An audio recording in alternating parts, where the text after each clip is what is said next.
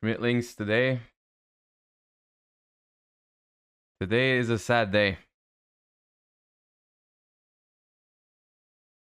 Good morning. Good morning on this sad Wednesday morning. Or good evening, wherever you are. Today we lost with heavy heart. With heavy heart. We take this huge loss today. I don't know what to say. 07. 07. Moment of silence. Yep. Joshua now has perfect information. 07. 07 to 2 Master. Thank you for the 4.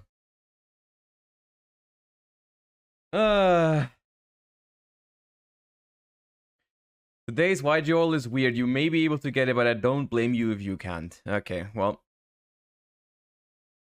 We might need a Rip Toad emote as well for the Master Duel days. But hey, that's sad. That is sad. We will talk about the entire Master Duel ban list in a bit. That's the first thing on the agenda after the warm-up. Well, we're not going to let it bring us down, huh? At least we still have Toad in the TCG. At least we still have Toad in the TCG. We can't really play it until the next ban list because freaking the other decks are stronger, but we still have it. But yes, indeed, today is the day. In case you've missed it, just in case anyone is wondering why we're sitting here like half of chat is just 07 Rip Ronins. Toad got banned in Master Duel. And we will talk about that entire ban list in a second. Paleo Frogs will soon be dead in every format. I mean, yeah. To be honest, the Toad ban, as much as I'm acting like I'm incredibly sad, the thing is, like, Paleo Frogs has been a fun deck anyways, right? It's only been a fun deck anyways. It's just sad to even lose the possibility to play it as a fun deck. That's what's, like, bothering me the most. But yeah, I mean, it is what it is. Hamoud, thank you for the 8 months. Good morning to you. Hope you're doing great. Thank you. But yeah, at this point, it just feels personal. But we have a lot of stuff to talk about. I still don't want to skip our warm-up. I don't feel like skipping our warm-up. The card guesser, I'm going to try it. I'm going to try it still. See how we're feeling today. If they show us Toad today, that's blasphemy, but we'll see. Let's hop right in. Let's get it over with so we can talk about this madness. This is not Adrius, it's the other one. It's Tiras.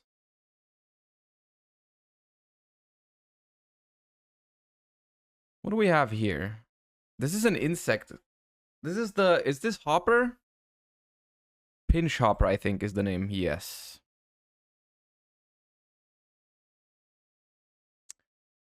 This looks like a, what is this? Could be Ice Barrier. It could be Ninja. I'm not sure what this is.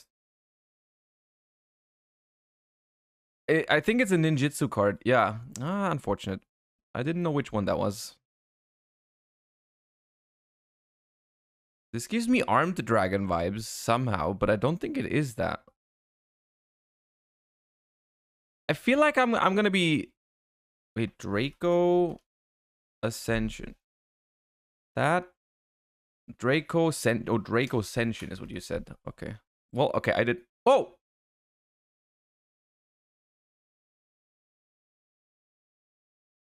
Drake Connection. Oh, he's been wrong, or she. I don't know. That's not very often. Scapegoat.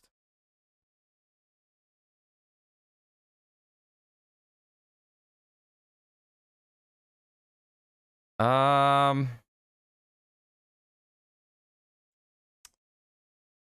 I don't know what this is. Enlightenment. Nope. Shogi? Joshua now has perfect information. One of the Shogis. Shogi Lance. Hey, yo, Dark Dragon, thank you for the Prime. Welcome to the stream. I have seen this thing. It's like Is this thing? It's not this thing. I swore. Overroot or underroot? Nope. Red Blossoms? Okay, that's the one. That's Reboot, is it not? Yeah.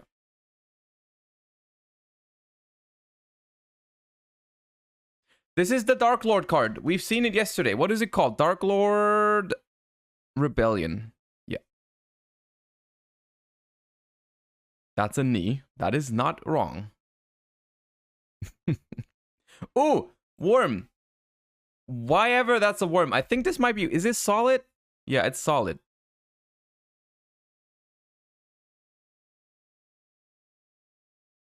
Oh, I've seen this before. Oh, we had this in Card Guesser. Oh, what is it? Corrupted Keys, that's right.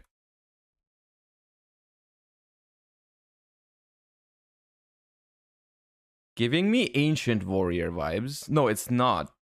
Oh, it's the guy from Rhoda, but... Back to the front? It might be that. It's the guy from Rhoda and then the guy, the medic. I think.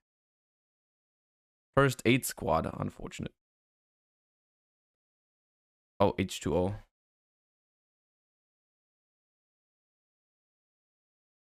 Wait, what? Oh, D2H? Okay, unfortunate.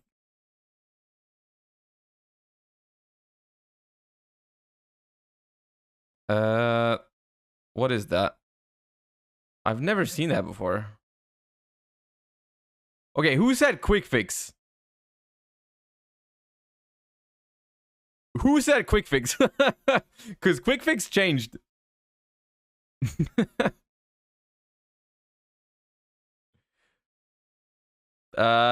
Wait, that's Ku Clock. We played that yesterday.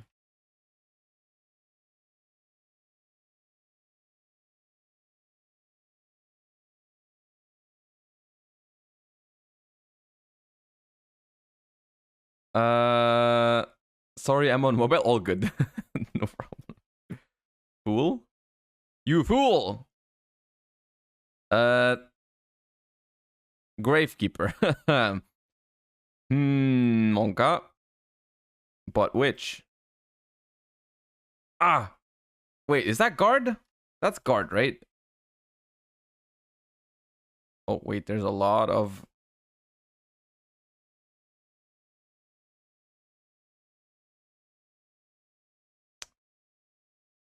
Gravekeepers. Guard. Yep.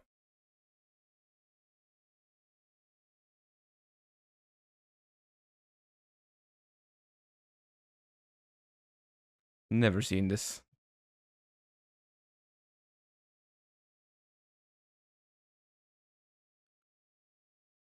Today is a bad round, which is fitting because today is a bad day. I don't blame myself today for being... What is this? I've never seen this before. Contract with Dawn. This one? Okay.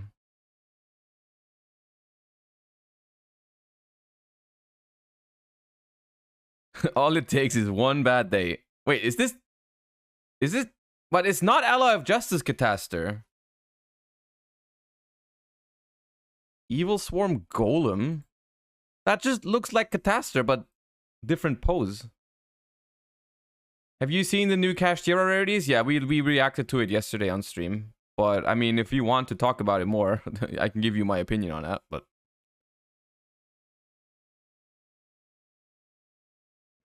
Go, go, go, Talisman.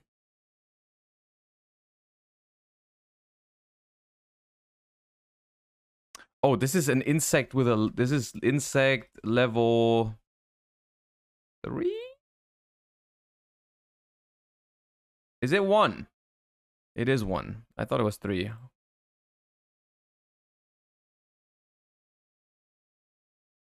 What do we have here?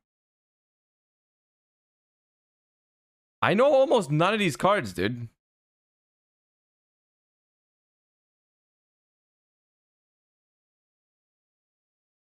Oh, this is tin can.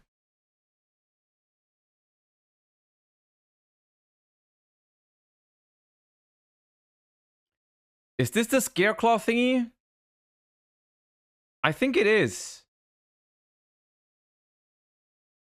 But which one? No? The Strudo spell? Is it called the Strudo?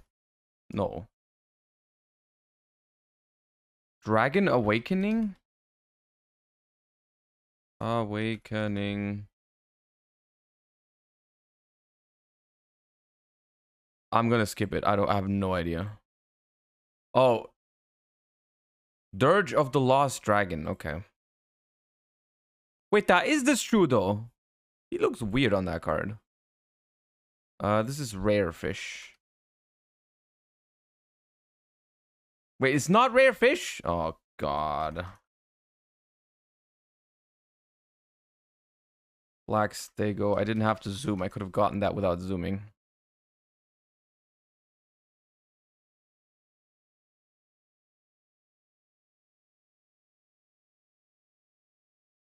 I feel like I should know this.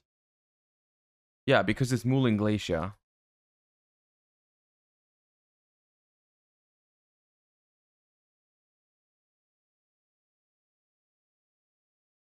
Please tell me it's... No, it's some Super Quantal.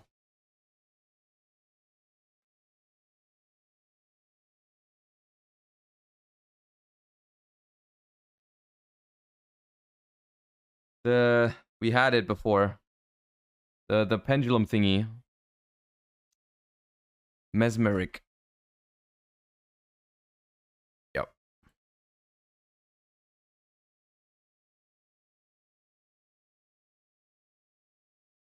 What is this? Another weather painter? No, witchcrafter. Okay. Jenny? Nope. Vittori. That's the one.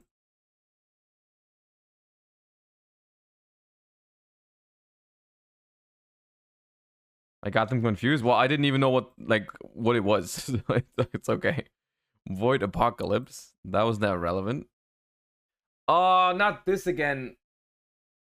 This is a Parshath field spell or Rose Dragon field spell, I feel like. I don't know exactly which one. White Clover? White Rose Garden? It's a rose. White Rose Cloister. Yeah.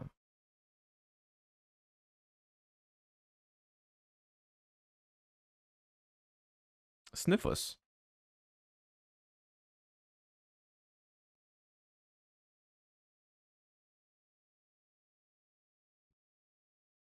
Is it Hayabusa? Yeah.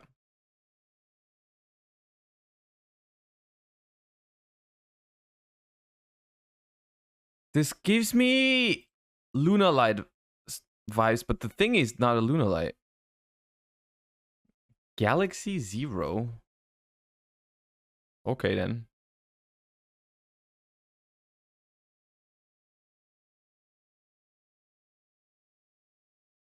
Exo Sister.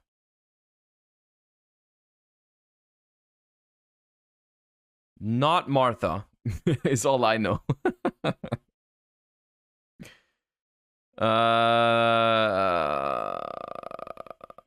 Oh, Link Spider. The hell?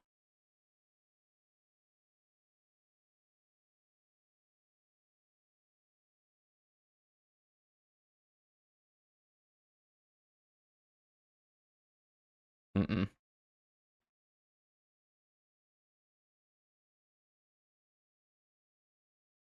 Joshua now has perfect information.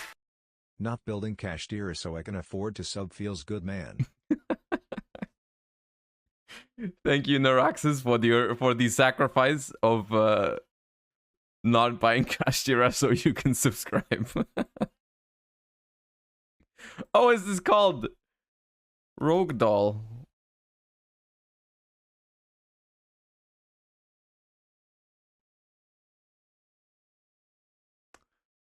I've seen this, I feel like. This is Wiretap.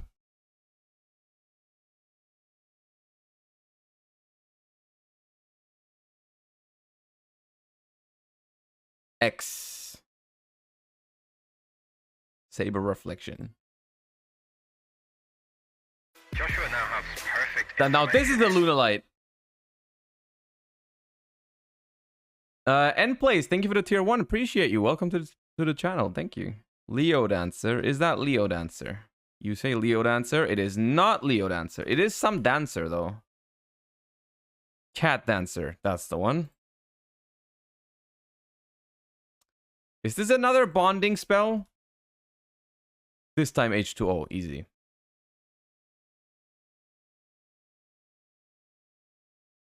Mirror Wall.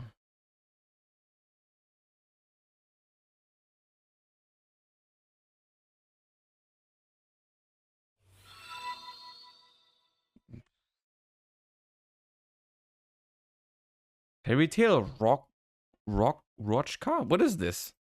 I've never seen this before. What does it do? Oh, this is an old turtle, but it's called Dawn something, I think. Gora, is it Gora turtle? No, it's not that. Is it Dawn turtle? Oh, I said that. You threw me off.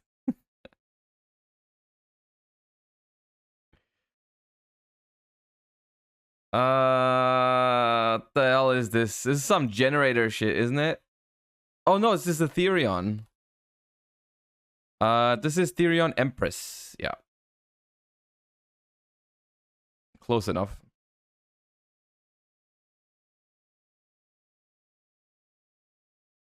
Is this Destruction Dragon? Yeah.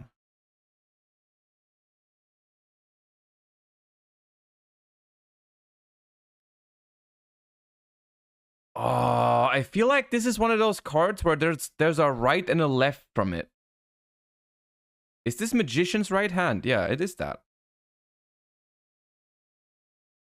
This is a trap hole card, I think. I'm pretty sure I've seen this.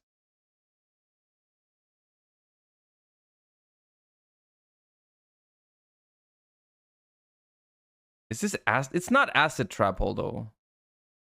Trap Hole of Spikes, that's the one.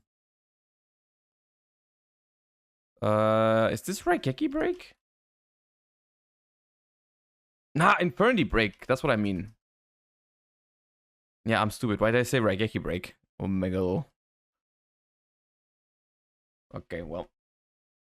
698 on this bad day that could not get any worse. I guess it's okay. Well.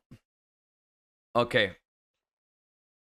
All right, enough with the warm up. Let's talk about what I woke up to this morning. I mean, hey. Imagine you open YG organization. Imagine you open YG organization, chat, and you see a thing called Master Duel February 6th Forbidden Limited List announced. And the freaking preview image is totally awesome.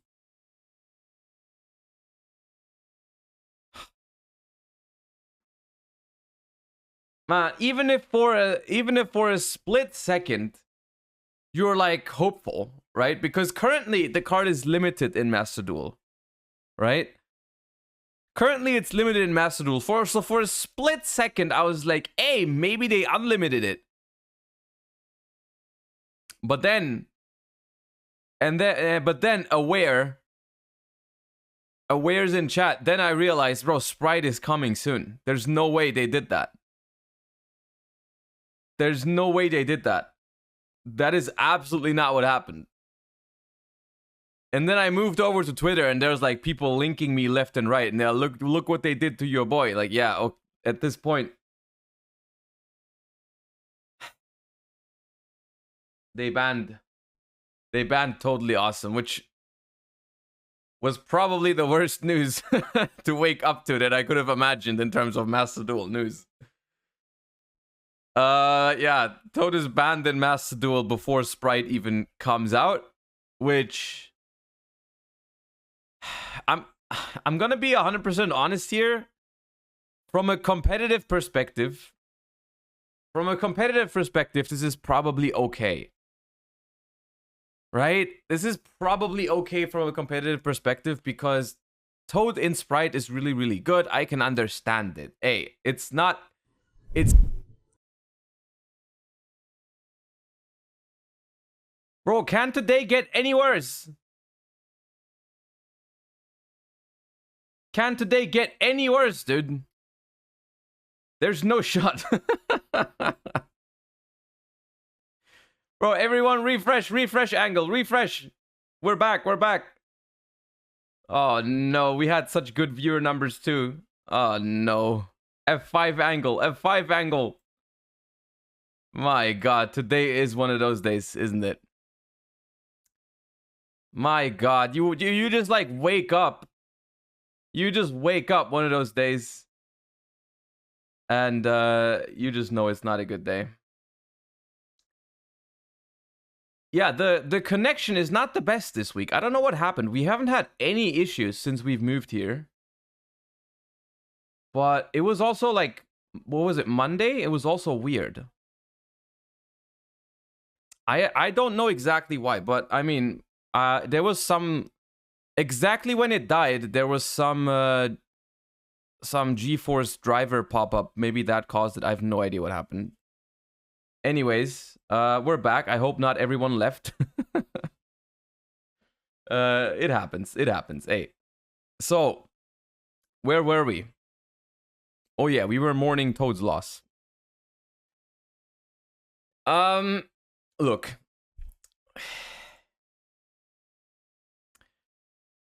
At least we still have Toad. At least we still have Toad in the TCG. For Master Duel, I'm sad about it. I think they could have let us have it.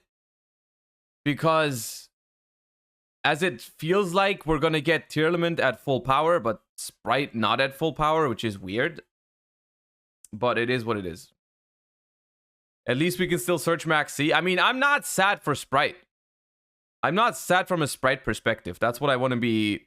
That's what I want to be clear about. I don't really care about Sprite having Toad or not. I'm more excited. I was more excited to, you know, every once in a while play Paleo in ranked, like what we did literally last week, right? It was just fun. It was fun. It was not a good deck. It was not a problem. I just wanted to be able to play freaking Paleo every once in a while. Cuz that was like one of my favorite decks. That was absolutely one of my favorite decks, so yeah. Well, but anyways, let's look through this entire ban list, not just let's not get caught up too much with the Toad ban. It's not that I don't get it, I'm still sad about it. But okay. Newly forbidden. Joshua now has perfect information. R.I.P. Toad. Couldn't have said it better, Chef Blanks. R.I.P. Toad. R.I.P. Toad. Thank you for the 3 months. Appreciate you. Union Carrier, which once again, they're making a... This one is a good move. This one is a good move, I think. I think Union Carrier has been proven to be a way too good of a card. Would have been good in Sprite as well with the Buster Lock. So these two hits really seem like... These two hits really feel like they are trying to stop the two most common ways to play Sprite in the OCG, which were... The first thing that they did was Toad, and then after Toad was banned, I think the next thing they did was Union Carrier into Buster Locked.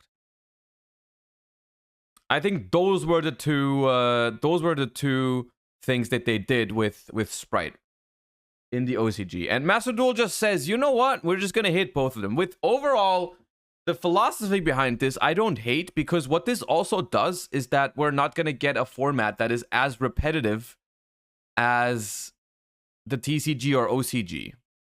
Because we're getting the Sprite engine at full power, but they're taking away some of the tools that have been used before with the engine, right? So we gotta play it with other stuff. Now, I will say, we're just gonna play it with Runic, and it's gonna be freaking insane. It's really good. But in general, I don't hate that approach, because that just means that we don't get the same repetitive formats over and over again with Master Duel, which is one of the concerns with being behind in the card pool. Is like, okay, we get the cards a couple months later, but so we're just going to play the same format with other cards, the same format just a couple months later.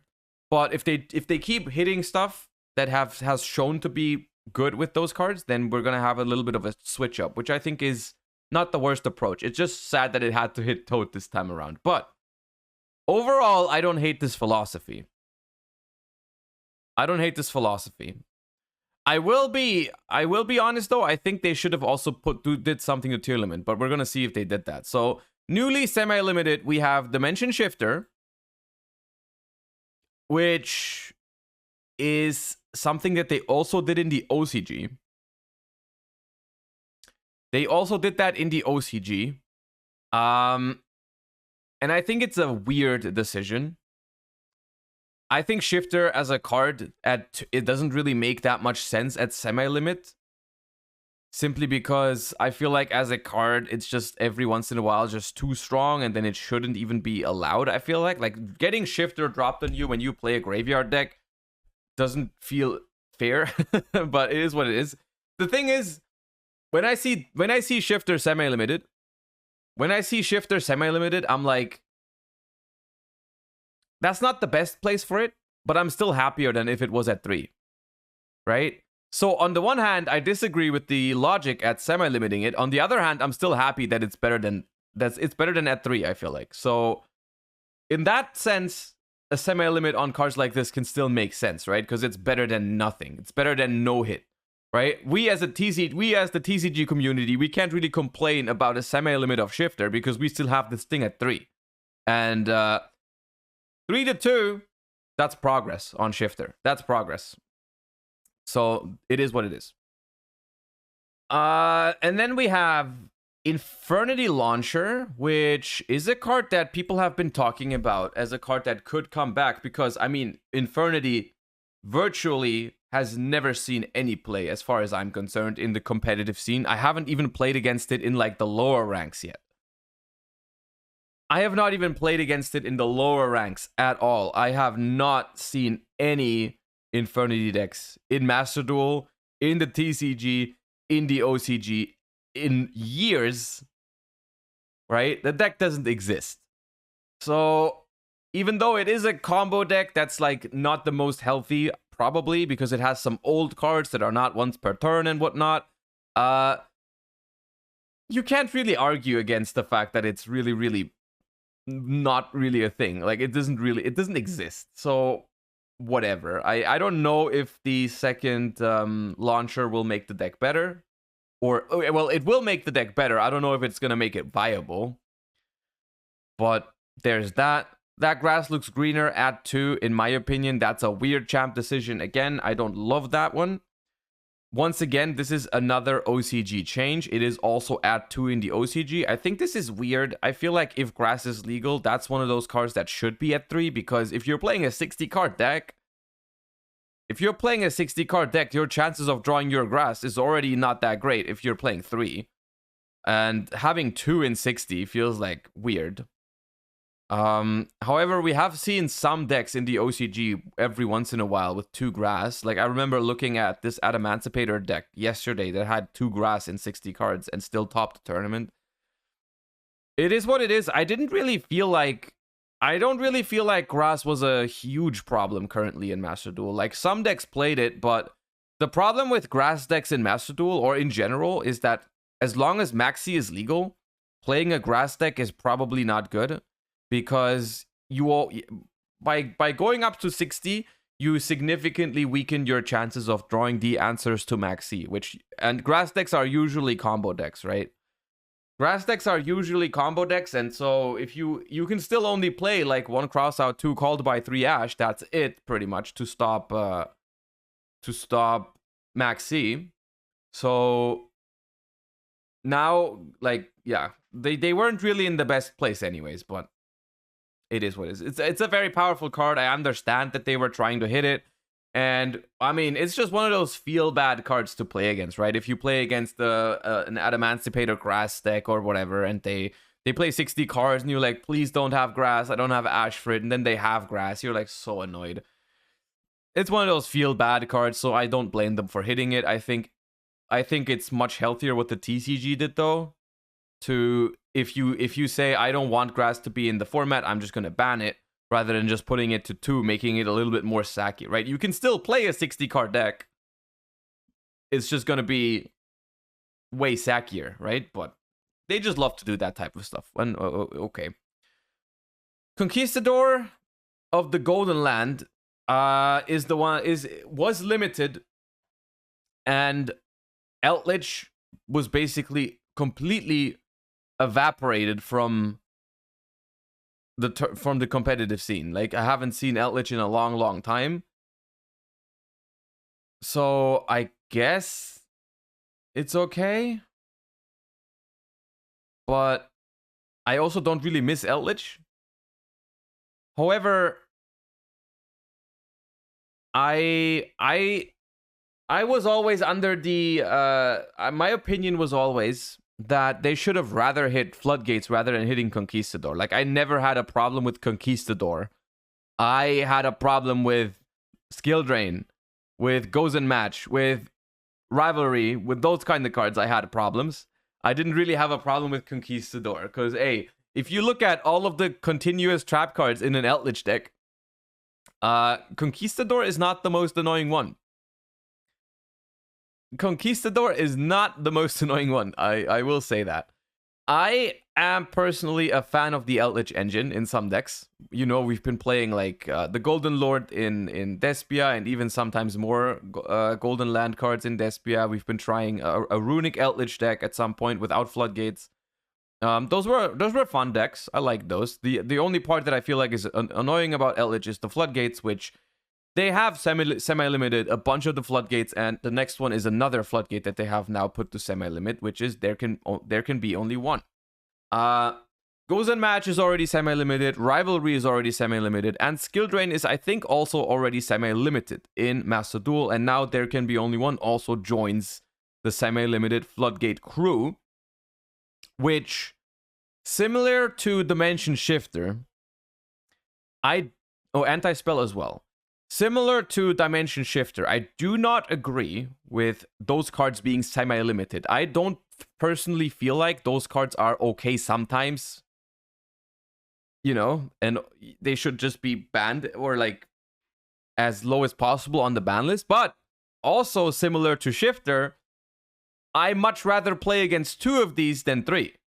So if you ask me, would you rather live in a world where all of these cards are at 3 or where all of them are at 2? I of course I'm going to tell you all of them are. I'd rather take them all at 2 than all at 3. Right? Like, I'd rather play against 2, there can be only 1, 2 Goes and 2 Rivalry, 2 Skill Drain, than 3 of each. Right? Also, there's a couple of decks. There's a couple of decks with these Floodgates where, like, not every Floodgate is good against every deck, right? Like, there can be only one, doesn't hit every single deck. Similar to Rivalry doesn't hit every single deck, and Gozen doesn't hit every single deck. So if you're playing against a deck where Rivalry is really good, but there can be only one is not very good, then you're only going to have 2 good Floodgates in your deck instead of 3, where, you know, which is good. I think all of them being semi-limited is not ideal, but better than at 3. So I mean, happy. I'm still happy about that change. I'm still happy about that change. The problem is when you pair 2 of those. Well, like, but pairing them is also a lot harder if they're all semi-limited, right? So I can get behind this. I don't mind it. Like, honestly, I'm just looking at it from a TCG perspective, right? I'm looking at it from a TCG perspective, and we have all of these at 3.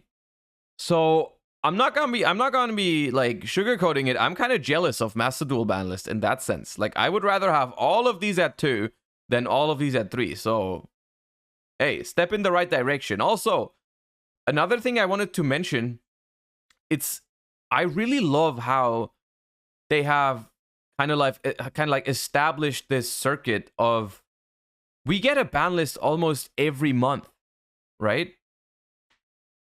In Master Duel. How long is the last ban list away? Like, that was a month? That's not that month. Not that long ago.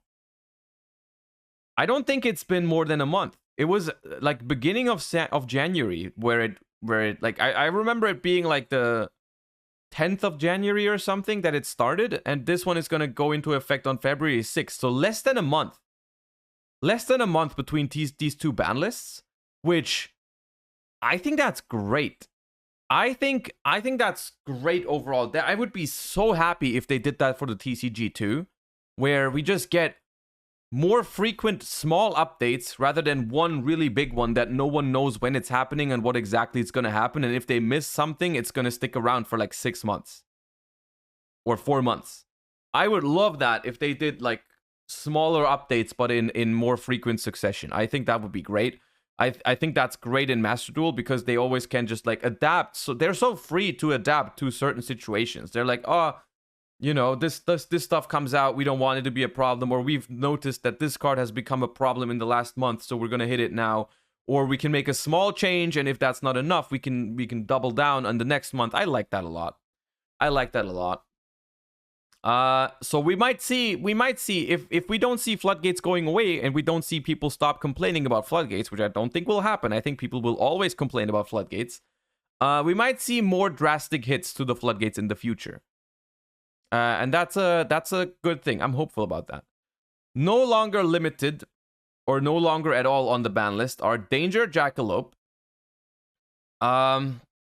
Which is a strong card, but it's also not seeing as much play, so like I can live with it. I'm not a huge fan of the Danger design. It's kind of problematic, but it's okay. If anything, this could be like a Danger Tierlist buff, right? Because we really haven't. Yeah, we've been playing Danger Tier in the beginning when it released. So if we get the first couple tier limit cards before the Ishizu cards, probably gonna be Danger Tier that we play. Although, I mean, Maxi is still a thing. Was this the last Danger on the ban list? I think it was. So every single Danger is now unlimited.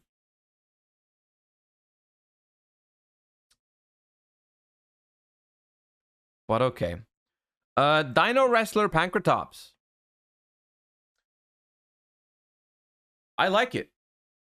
I like it. I've seen a lot of people say, like, Pankratops is so weird to see at unlimited. But, hey, I'm happy with it. I love Pankratops. I think Pankratops is an incredibly based card. Let me out those floodgates. Let me pop that skill drain real quick. I like Pankratops. Also, it's best of one, which Pankratops is a much worse card in best of one. You have to realize that. Like, this card in the TCG saw almost exclusively play in the side deck. Like, you almost never really played Pankratops in the main deck.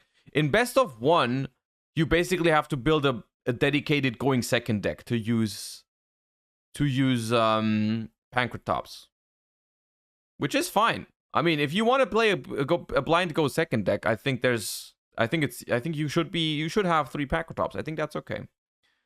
Double Iris Magician, fair enough. That deck didn't really do anything. Salamangreat Gazelle to 3. I am giga happy about this one. I love Salamangreat. Unfortunately, Salamangreat gets annihilated by so many things in Master Duel, like Maxi. So I think it needs all the help that it can get. I don't think the change from 2 Gazelle to 3 is like that big. It gives you a little buff in consistency, which is good. Salamangreat, I think, is now back to full power, basically. Like, I think all the Salamangreat cards are off the ban list now, which is very good, right? 2019, one of the best decks. In 2023, I think it's not among the best decks anymore. I don't really see Salamangreat making a huge comeback. It is worth noting that in a couple Challenger Cups, Salamangreat had a decent showing. I saw it pop up here and there in Top Cuts. I saw some people play it, so it's like not terrible. So who knows what it can do with a little bit of help. I'm down. And then we have Cursed Outland, which, once again, another buff to Eldritch, which I don't hate buffing Eldritch as long as you're keeping the floodgates in check. You know, Cursed Outland doesn't have to be... Cursed Outland doesn't have to be on the ban list because the problem cards are the floodgates, so I'm okay with it. Memories of Hope. Wait, what the hell is Memories of Hope? Memories of Hope.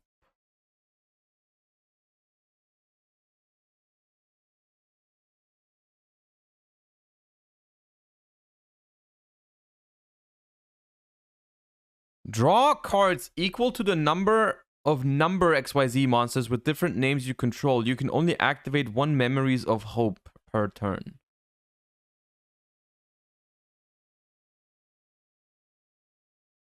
What was this at? Was this like limited? Or what was this? I don't even remember this being on the ban list. This was semi-limited? But did they even play that? Did they even... I've never seen someone activate this against me, I think.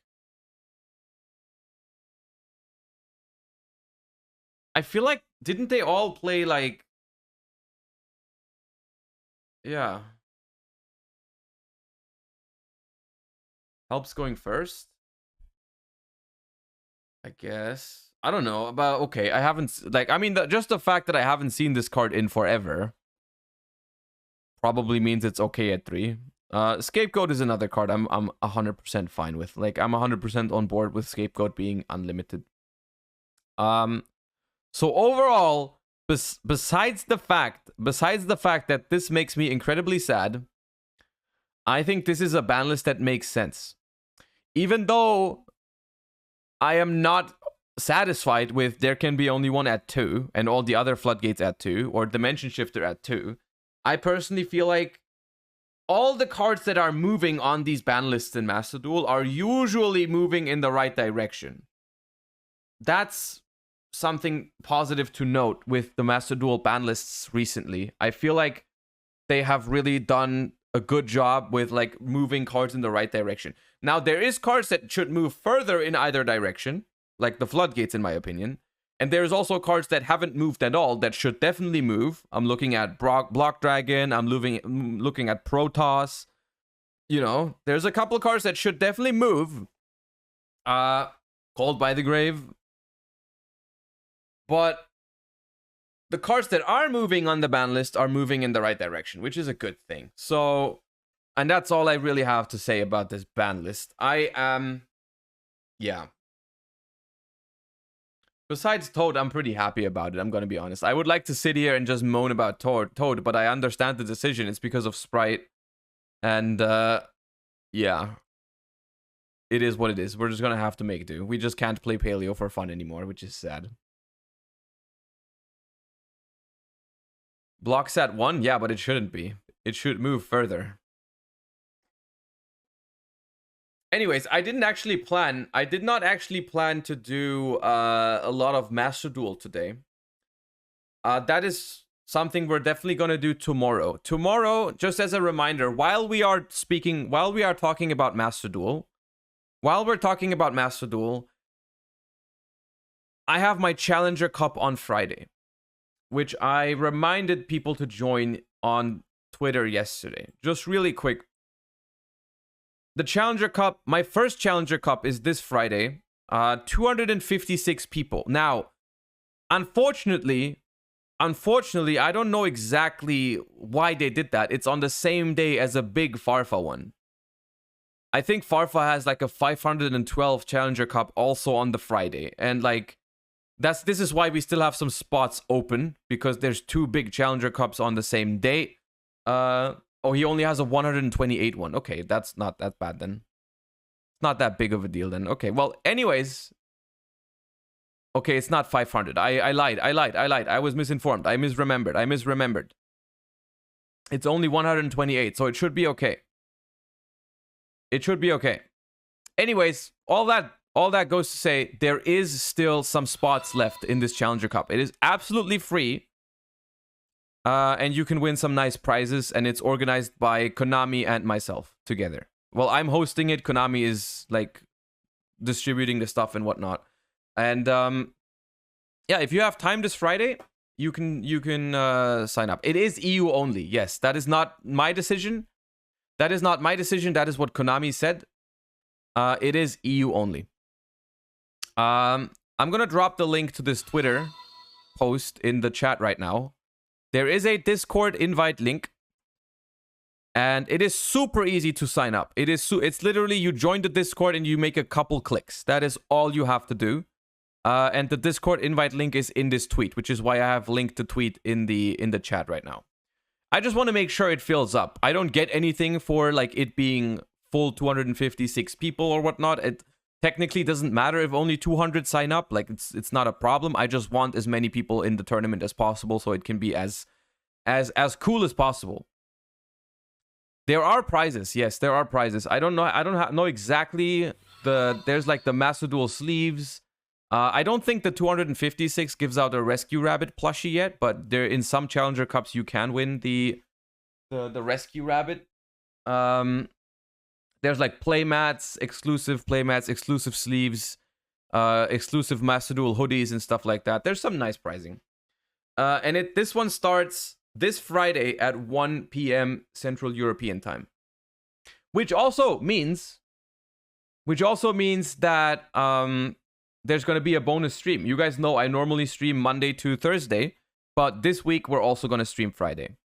This week we're also going to be live on Friday. So if anyone has time on Friday and if anyone wants to join the Challenger Cup, which is going to be streamed on this channel, you can just click this link on my Twitter post and join the Discord and sign up, and it's going to be nice.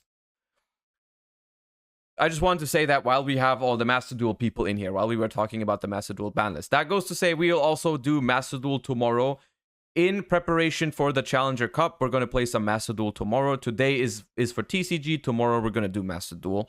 What is the Challenger Cup exactly? It's just a free tournament hosted by Konami together with content creators. That is for all people based in Europe, where you play a best of one Swiss tournament and then some top cut depending on how big the tournament is, and you win some prizes. That is all there is. That is all it is. Very simple but very cool. Just a bunch of tournaments where you can win some nice prizes. Yes. Casual YCS Japan. It's technically that, yeah, because it's best of one. Oh.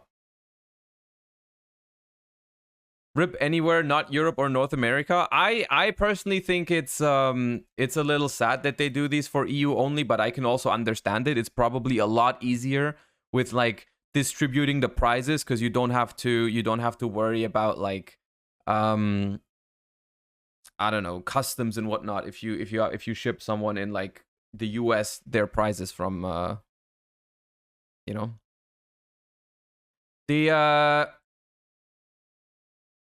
No, this one's going to be in English. The stream is going to be English.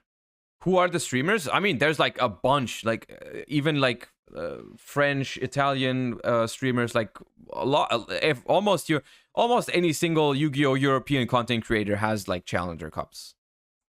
Like Farfa, Lithium, Vince, Zulu. There's like a bunch. Yeah. Anyways, I feel like we had to talk about this. Because I mean they banned my boy Toad this morning, so we had to talk about Master Duel a little bit. And then let us switch over the to the TCG.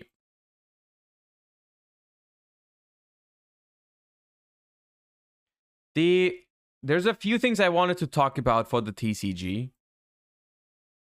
Mainly, I wanted to recap this real quick because we did it yesterday on stream. If you were here at the end of the stream, you already know these, but I figured there might be some people here in the beginning of the stream that weren't there at the end of yesterday. The Kashtira rarities were revealed, and it was like kind of a big deal yesterday. This was kind of a big deal yesterday.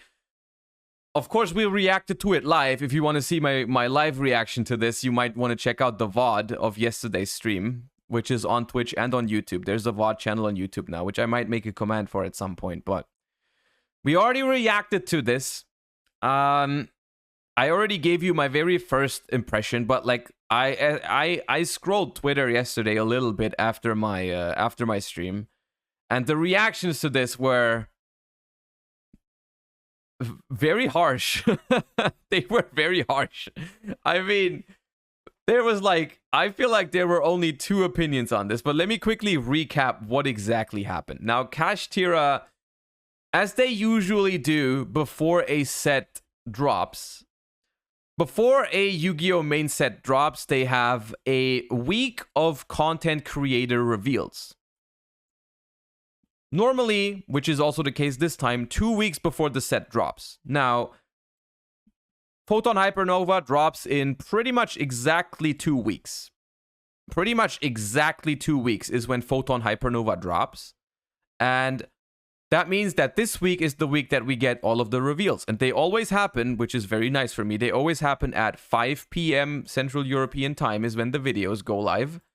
And that's where I usually end stream. So what we do, which kind of the ritual on the stream in these weeks, is we always stay a little bit longer and watch and react to the reveals together, which we also did that yesterday. And yesterday was the day that they revealed the Kashtira archetype from Photon Hypernova. Now, there wasn't anything new. There was no new card revealed. There was nothing spectacular because we knew all those cards already, of course, because the set's been out in the OCG for forever. But what they did reveal and what we did not know about, was the rarity distribution for these cards. And this is what they did. This is what they did. Secret rare, not one, not two, but 3 different Kashtira cards are secret rares. And not only are 3 different Kashtira cards secret rare, but they are also cards that you need at least 2 or 3 copies in your deck. For the planet, for the field spell, you definitely play 3. You definitely play 3 copies. Kashtira Theosis, which I believe is called Kashtira Papias in the OCG, if you are familiar with those terms, is also a staple 3 of. And Kashtira Arise Hard is in the pure Kashtira deck only a 2 of, only. But that's not going to help its price too much because this card is also going to see play in other decks. A lot of people play this card as a 1 of in the OCG because you can take your opponent's monster and overlay on top of it. Some people do that. So it's not only going to be Kashtira players that need these cards, but because Kashtira Arise Hard is also played in other decks, and the planet is also often played in other decks as it can search Fenrir and Tierlement's Kashtira. So basically, if you want to play pure Kashtira, you need 8 secret rares out of Photon Hypernova. And you also need... And they also made Kashtira Rise Hard an ultra rare and Tierlement's Kashtira an ultra rare. Now, Tierlement's Kashtira is not as big of a deal for pure Kashtira. I don't even know if they play this at all. I don't think they do. Or like, at least they don't play this in the builds that I've seen. Maybe one. Maybe one. I don't think pure Kashtira plays more than one of this. So this one is like mostly a deal. It's mostly a big deal for like Tierlement players. But I don't think this one is going to be particularly expensive, simply because the ultra rares don't tend to be that expensive if they're only being played as like 1 or 2 ofs in a couple of decks. I mean, look at Rhino Heart, right? That card is a staple 2 or 3 of in Tierlements, but it was never like that expensive. So I don't think this is a huge deal. Kashtira Rise Heart is an ultra rare that's probably not going to be that expensive as well, like 10 to 15 maybe. But even that, it's just like on top of all of that you already pay, like having to put another 30 bucks into Rise Hearts or whatever is also annoying. And then the only cards that are low rarity for Kashtira are literally Scareclaw Kashtira, which is at max a 1 of, Kashtira Overlap, which is awful, you don't play that card, and Kashtira Big Bang, which is a good card, but you only play one. So literally, you need 2 commons, 3 to 4 ultra rares, and 8 secrets from Photon Hypernova. Which is, hey, that's brutal. That's brutal. And you take into consideration that you still need 3 Fenrir and 3 Unicorn, which are already hella expensive. Fenrir is freaking like, what, 60? What's Fenrir? It's right, 60. And then Unicorn is also like 30 or something. Like, these things are incredibly expensive already. So if you want like a playset of Fenrir and a playset of Unicorn, that's already like $300. That's already $300 for those 6 cards. And then freaking you need 8 more secrets? Hey, I don't know, man. I don't know if it's worth it. Check Fenrir price. Okay, is that going to be like a bad surprise or what's happening? Okay, no, Fenrir is about 60, 55, 60. What I said, yeah. They are dropping. Look, I was going to say that. I don't know if people actually want to play this deck now. I literally have heard most of the people say that they're just not going to play it now. They're just not going to play it now. And you know why? Because it's not even the best deck. Like, you could say that that's a good thing, because at least you're not forced to play it if you want to win, right? Because Kashtira, I'm going to tell you, is a good deck. It is a good deck, but it's not the best deck. As long as Tierlament is as strong as it is, you don't have to play Kashtira to win. Like, it's not like a pay-to-win situation. Like, you can pay for it, but you're not going to necessarily win. And if you want to play an anti-meta shifter deck, if you're looking for an anti-meta shifter deck, you can also just play Flunder. I'm going to tell you, Flunder and Kashtira, I do think Kashtira is a little bit better, but for an anti-meta player, I don't think it's like, it justifies playing 10x the price. Like, a Flunder Reese deck is literally like $100. You need 200. You need Prosperity. You need Prosperity, and you need freaking, what's it called? Prosperity and Advent. Right? Those are the only expensive cards in Flunder, literally. And I feel like the reason why people play Flunder is not because they think it's the best deck, because let's be honest, no one thinks that. No one thinks that Flunder is the best deck. Everyone is aware of its problems, right? People play it regardless because it's like relatively easy to play, because it's relatively cheap, and because it has a fighting chance against the top meta deck, which is Tierlament. Right? I think those are pretty much combined the reasons why people play Flunder, right? It's cheap, it's easy to play, and it can beat Tierlaments, right? And Kashtira checks the same boxes except for the one that it's cheap. Like, Kashtira is relatively easy to play. Kashtira has a fighting chance against Tierlaments, but it's like over $1,000 now. Right? It's like, this deck is probably going to be $1,000 if people actually want to play it. And so I personally feel like I don't really see many people actually pick up this deck. I don't know if this is going to be a super stonks decision for them, because what actually could end up happening is that people just legit at this price point, people might just say, hey, fuck it, I'm not playing that. I'm not playing that. I don't want to. It's not good enough to justify that price point. And honestly, I'm on board with that. I agree. I don't think Kashtira is good enough to justify paying that price. I personally, even before, okay, I will be honest. If I thought that Kashtira was the best deck for YCS Lyon, right? I would play it. I would play it because I'm just as that competitive of a player. If I think it's the best deck, I'm going to play it. I'm going to find a way. I'm either going to actually pay the price, or I'm going to find people that hook me up with the cards. I usually don't have a problem with that. But I just don't think that. I just don't think it's the best deck, so I'm not going to play it.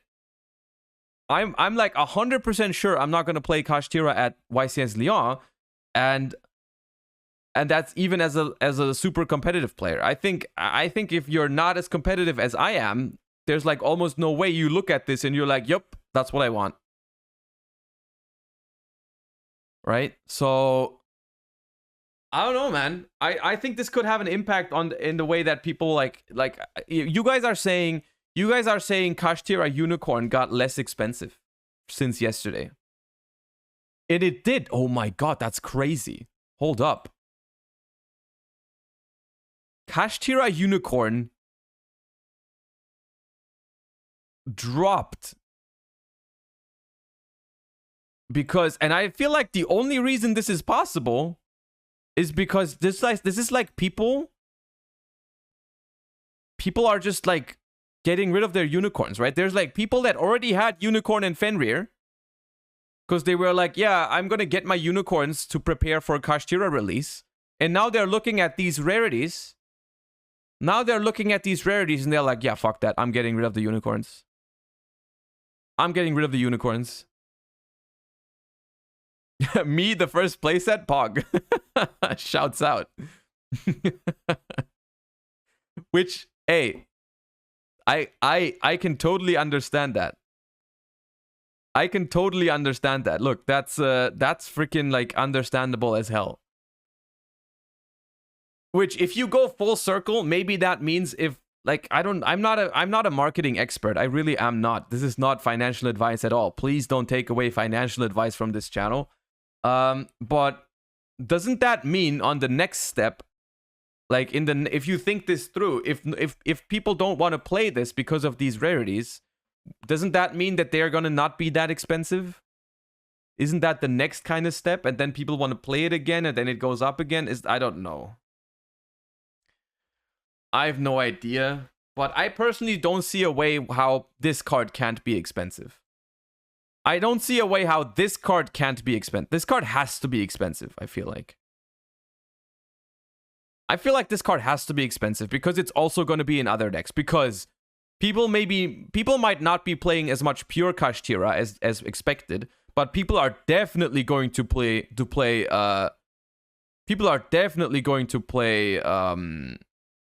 Kashtira tier. And that plays at least one copy of this. That's going to play at least one copy of this. So this card is, there's combined the people that need 3 for Kashtira and the people that need 1 or 2 for their Tierlament deck. This card is going to be good. Yeah, I mean, you can play 2, you can play 3. It's like the most I've seen is 1 usually, but you can definitely play more. The card is good. The card is good. Like, I wouldn't hate playing 2 or 3. The space is tight though in Tierlament because Tierlament could fill a 90 card deck with hella broken cards that probably should all be on the ban list. Let's be real here. Like, you could build a 90 card Tierlament deck with cards that with like literally all the good cards that should all probably be on the ban list, which is insane if you think about it. But why am I capped at 60? Yeah. I think this is extreme. I think this is extreme.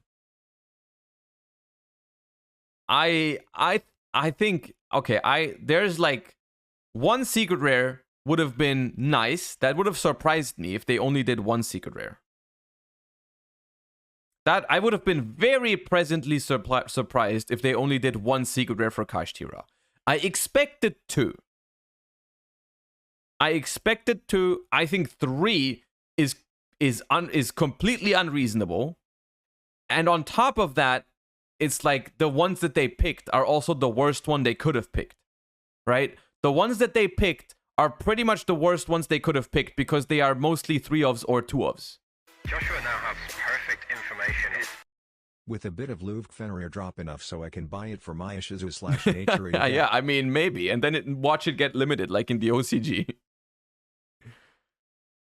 I think, yeah, because I mean, I'm looking at Tierlaments, and Tierlaments also has a couple of secret rares, right? Over the course of the 2 sets that it released, it has also, I think, 3 secrets, right? It has Perla Rhino, it has Kaleido Heart, and it has Rule Kalos. And of course, Perla Rhino was a hell of an expensive secret rare, $80 at its peak, or 80 euros even at its peak. We all know this. However, the other two are literally $5, right? Because you only play one copy of each, and you only play them in tier limit. They don't go into any other decks. This is why they are cheap secret rares, which is the perfect way to do it, right? This is the perfect way to do it, is use a card that they don't play that many copies of and only play it in that deck and make that a secret rare, right?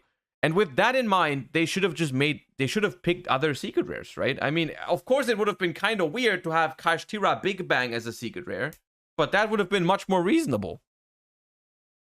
Okay, I mean, I understand that they make the planet secret. I was expecting that. That's fair. But why does this one have to be secret as well? That's just juicing at this point. But hey.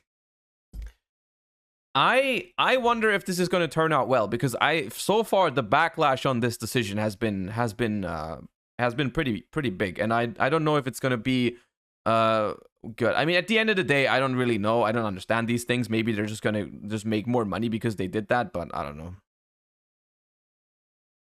Yeah, Papias, this one. Kashtira Theosis is the one that should have just been super or secret, super or ultra, I feel like, and then it would have been okay.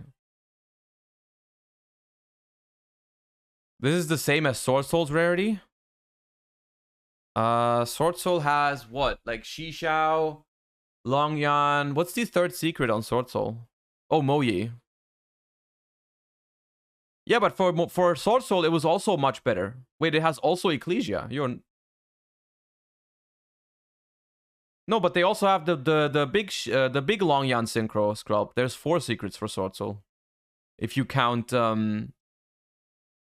No, I don't mean I mean the Shishao Longyan or whatever. That's the set after? Yeah, I mean, but okay, fair enough. Yeah. I feel like even if okay, let's hypothetically, let's say even if these cards are not that expensive, like what do you reckon is like the lowest possible price for Kashtira Theosis? Throw me a number here. Would you like best case scenario? 30, 20, 35? 30? Okay, 20 is a little bit of a stretch. I don't really know if this card could be a 20 euro card. Because I feel like as soon as it hits 20, people are going to decide like, oh, wait, it's not that bad. I want Kashtira now. And then they're just going to buy them. I don't really see that happening. Maybe for like a day. But like 30? I could see it being 30 after YCS Lyon. If Kashtira doesn't perform super well and a lot of people just don't want to build it because of the price point. I could see it going down somewhere to the 30 to 40 range. As a complete non-expert, I want to emphasize that. As a complete idiot, usually, when it comes to market prices, I would not be surprised if this could end up being a 30 to 40 card. When is YCS Lyon? See, that's the even worse thing about all of this. We haven't even talked about this. This set comes out 2 days before YCS Lyon. This set releases on February, I don't know the exact day, but it's the Thursday. It is the Thursday before YCS Lyon, the 9th. And Lyon, the venue opens Friday the 10th. And the tournament is Saturday and Sunday, the 11th and the 12th. And I think this is not even... Look, listen, hear me out. This is not even the only YCS that weekend. I think there's a YCS in Mexico, a 3v3, right? On the exact same weekend. Or am I wrong about that?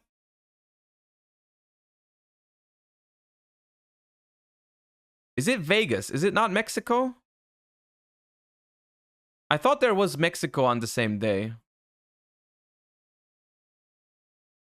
I think Vegas is the week after.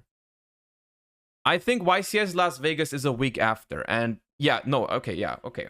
So literally 2 days after this releases, 2 days after this releases, there's a YCS in Europe and a YCS in Mexico, which, no matter what you think the best case is for these card prices, they're going to be more for these tournaments. So I literally am currently, and I'm going to be 100% honest here, in my tournament preparation for YCS Lyon, like, I am not sure how much I want to respect Kashtira.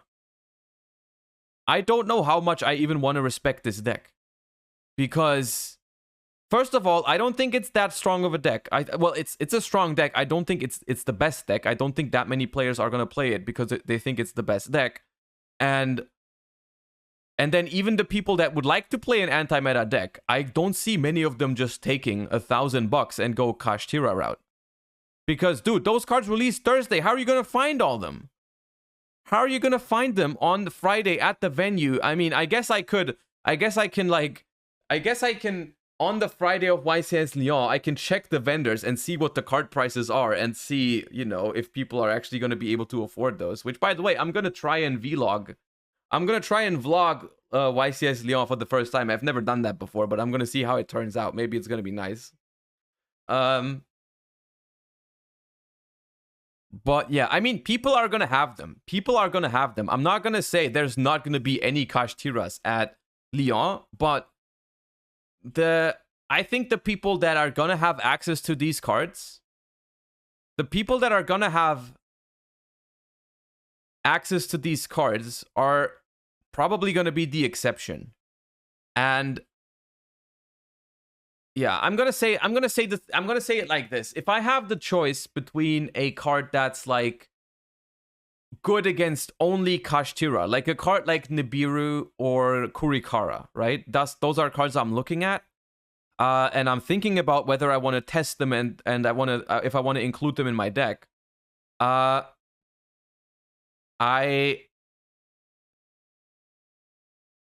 feel like I'm more inclined to play cards that are good against other decks as well, right? A card like Book of Eclipse I'm looking at, and I'm like, maybe I would rather play that card than Kurikara because that's good against Flunder too.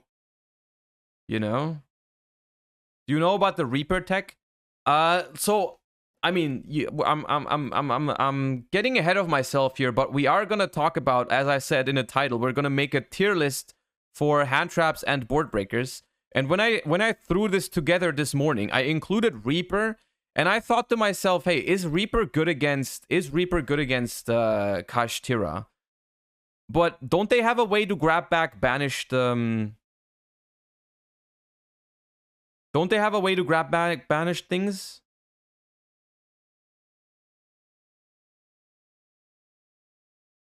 So what is the Reaper tech?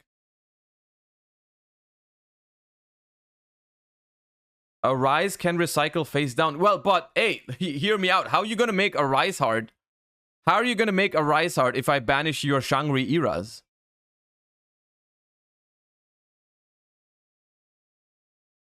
You just heart make it? Okay, but what if I banish your Arise hearts? But Papias is the one that when it's banished. Yeah, Papias adds. So what were you saying, Quantal? Why is it? What's the Reaper tech? What's the Reaper tech?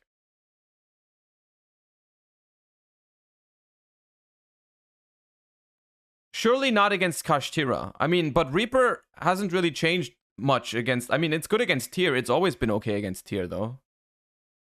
Right? Not for cash. Yeah, I mean, but for what else then? Just for tier?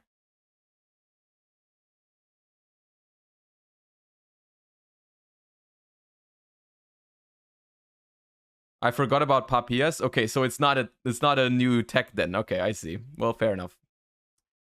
Fair enough. Yeah, I don't think it works, unfortunately, against Kashtira. I don't think it works at all. If it did work against Kashtira, I think Reaper would be a pretty good card. But we're going to talk about this. we're gonna talk about this. I haven't done these tier lists in a while, simply because the format hasn't changed much. But I do think there's a couple things worth talking about. So that is something that we're gonna do in a second. Is 2 separate tier lists for Handtraps post Photon Hypernova and Boardbreakers post Photon Hypernova. What's the reveal gonna be today, by the way, at 5 p.m.? What are they revealing today? I forgot. What archetype is it? Or what type of cards?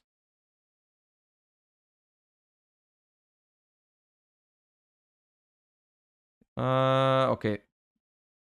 Let me check.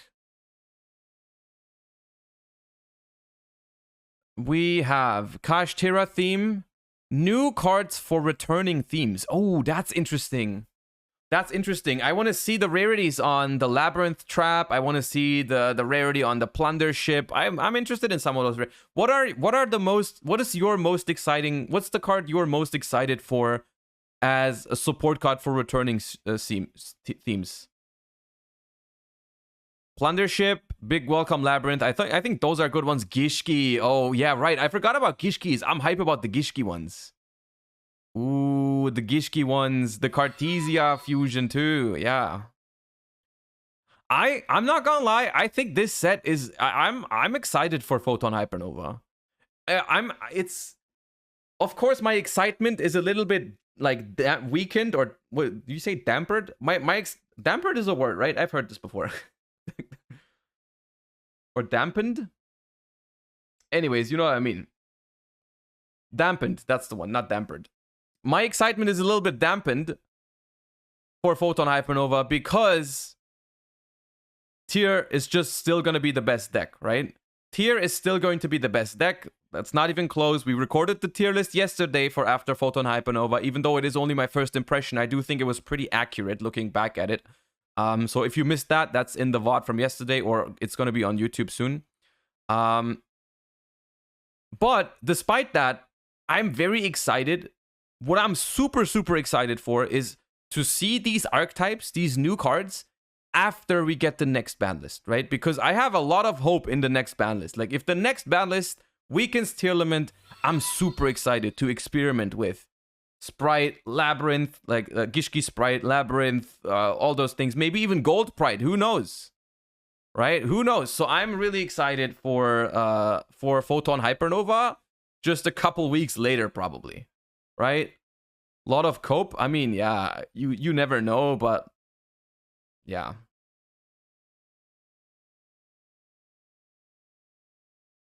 Even Branded. Hey, Branded. I'm super excited for Branded in an environment where you can actually play that deck. I like that. So I think Photon Hypernova is a pretty cool set. Also, we can it looks like we can check off a lot of our predictions today because we predicted a lot of these returning support cards in our secret rare slots. We predicted Grand Guignol, Tri-Brigade Bucephalos, Eevee Gishki Nere Manas, and Plundership Yord as secret rares. So we're gonna see if that was correct today, probably.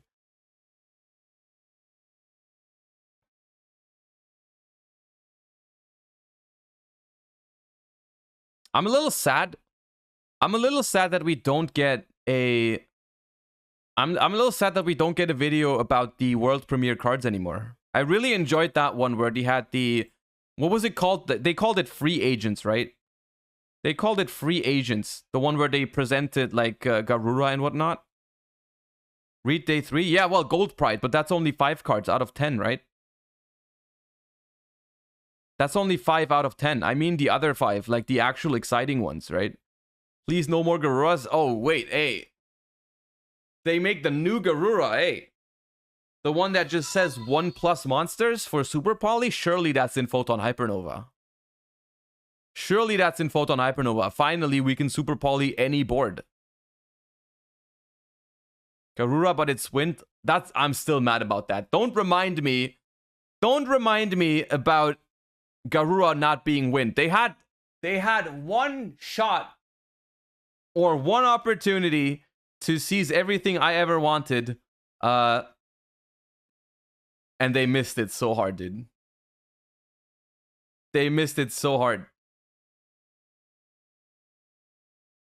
Bro, that's the only way I would have been okay with Garura if it was a wind monster. It's even a bird. It's even a freaking bird. It just would have made sense. It could have been a wind monster. Look at Garura and tell me that doesn't do piercing? No, it makes perfect sense that it does double damage. It has 2 heads. It has 2 heads, you 2-head. It does have 2 head, right? Please. Yeah, it has 2 heads.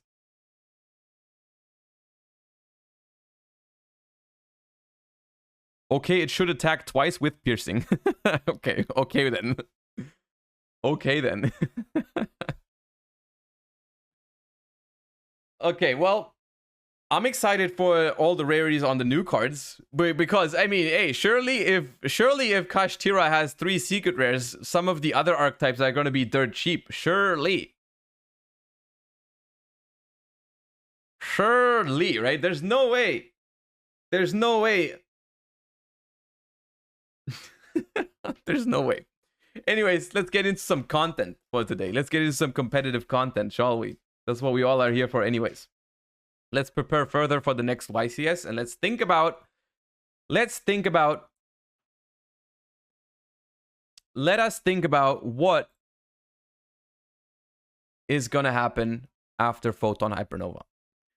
Now, I have 2 options here for you, chat. I have 2 options here. We're gonna do both today. We're gonna do both, but you're gonna get a Handtrap tier list and you're gonna get a Boardbreaker tier list. As usual, when the format changes, we do these. Which one you want first? I'm gonna let you decide. I'm gonna make a what is it called? A poll.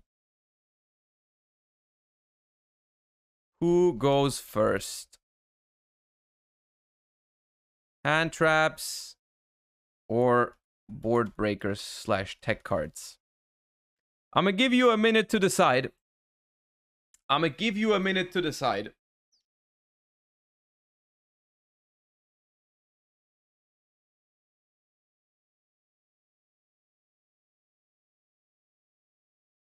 In the meantime, we can already say hello to YouTube. This is going to be a YouTube video, or the first of 2 YouTube videos where we talk about hand traps and board breakers for the format after Photon Hypernova. It looks like hand traps are winning. So hello YouTube, welcome to the Handtrap Tierlist video. Apparently, Twitch chat is voting right now in the background on what they want to hear first. Don't worry, you're going to get to see both of those videos. It's just a matter of what we record first. Looks like people are more interested in the situation of hand traps right now. As it seems like.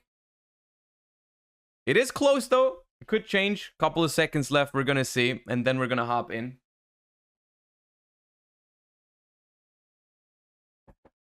All right, hand traps. Hand traps, say no more. Hi, future me. Yeah, exactly. That's how it works. Hello, YouTube. Welcome to a hand trap discussion video on basically the situation of hand traps post Photon Hypernova, and if you want to play hand traps, which ones you want to play. I've done it a little bit differently as I've done it in the past, even though the last one is quite a few weeks or months ago, because there hasn't been that much changing with tier 0. I haven't really felt inclined to make an updated version of this with how it's been going in the format. But now with Photon Hypernova, we do actually have a strong deck entering the format with Kashtira and some changes to the other decks. So I felt like it was time to reevaluate some of these hand traps. We're going to look at them in the following categories, which I've also changed up a bit because I feel like it makes sense this way. We're going to evaluate them by, we're going to say the S tier is cards that are strong enough that you can definitely main them and they're going to perform really well. The A tier is for cards that are solid and good enough to play in the main deck, depending on certain variables, right? Whether you want like extra hand traps or whatnot. They're not your first go-to choice, but they're okay to main deck. The B tier is for cards that are definitely strong in the format, but not good enough against enough decks so that you can like main deck them, but you can definitely play them in your side deck, or you probably should play some of them in your side deck. And the C tier is like cards that are like definitely not good enough to main deck, most likely, but are definitely like considerable if you want to side them, right? They're like Maybe there's better options, but you can definitely think about it. And then I've added 2 tiers down here, one in the experimental tier, which I'm not even sure if there's any hand traps that I would like to put in here, but they're like hand traps that you could experiment with if you want to. But maybe it works, maybe it doesn't. And then mediocre is the ones that I don't recommend playing. Now, what I have done this time, because I have noticed with these in the past, is that sometimes we end up talking about weird hand traps for way too long that are not relevant. I have stripped it down to just the most relevant ones, in my opinion. And as we do it with the meta tier list, I'm going to give you guys the opportunity to comment in the YouTube comment section a hand trap that I maybe missed, right? That I didn't deem impactful enough. Maybe I missed something. I'm going to let you know what I think about it in the YouTube comments as always. Just to keep the video simple and to the point. And if I missed anything, feel free to ask away. I'm going to be referring to the meta game that I talked about in my meta tier list, which we recorded already. And when this video comes out, it should already be up on YouTube. So there's going to be a link to that in the description down below if you want to know what I think about the format in general, right? Which decks are going to be good. Without further ado, let's get into it. Hand traps in general in this upcoming format are in an okay position. They're good against some of the decks, but they are also in a kind of a weird spot for the most part, because some of the decks in the next format are not that weak to hand traps. And yeah, they're not bad, but they're not insane, let's say, against a couple of decks. But Ash Blossom is a card that I feel like there's almost never going to be a format where Ash Blossom doesn't go at least here. I am hesitant to put it higher than that. I'm hesitant to put it higher than that because it feels like a very solid card in every matchup, but it doesn't feel amazing against Tearlaments and the Kashtira, right? It's like, it's okay against Kashtira because it just stops one of their effects, right? It stops one of their effects, but if they just have the right extender, which they have a lot of different extenders, then it doesn't really do anything, right? Like if you end up ashing the Fenrir and they already have the monster that they wanted to add, or they have another copy of the field spell, then it's not very good. Ashing Unicorn is always mediocre, I think. Ashing Unicorn is always mediocre because that's just going to trigger and look at your extra deck, which is not very good. And ashing Papias is okay, but only if they didn't start with Unicorn, so that's not great. Ashing the field spell doesn't feel awesome because if they already have a starter monster, then it doesn't help. It's just very vulnerable. It's not a bad card because at worst it's going to trade 1-for-1, but you don't really want to trade 1-for-1 against a deck that has so many strong 1-card combos, right? And then against Tearlament, as always, it can be good on a mill 5 in the graveyard. It can be good on Sharon. It's solid against Tier, I think, overall, especially on Sharon. I think people heavily underestimate the impact that Ash on Sharon has because it takes away the mill 3, it takes away the discard, and it takes away the level 4 on the board for the moment. So Ash Blossom's definitely okay against Tier. It's strong against Flunder. It's definitely strong against Flunder. But overall, I think it's at the top of the okay to main deck category, right? Your deck might want to play Ash Blossom, but your deck also might want to go for like not a hand trap in this spot at all. Maybe it wants to play a Boardbreaker instead because that's better on average. Let me talk about Bestials first before I talk about like the budget Bestials like Skullmeister, DD Crow, and Bell. I've combined all the Bestials into one this time. Last time I split them up into the different ones because, I mean, to be fair, Magnamut is significantly stronger than the other ones, but as it's shown in the last format, most of the Bestials are being played as one package, right? So they kind of are all their own thing.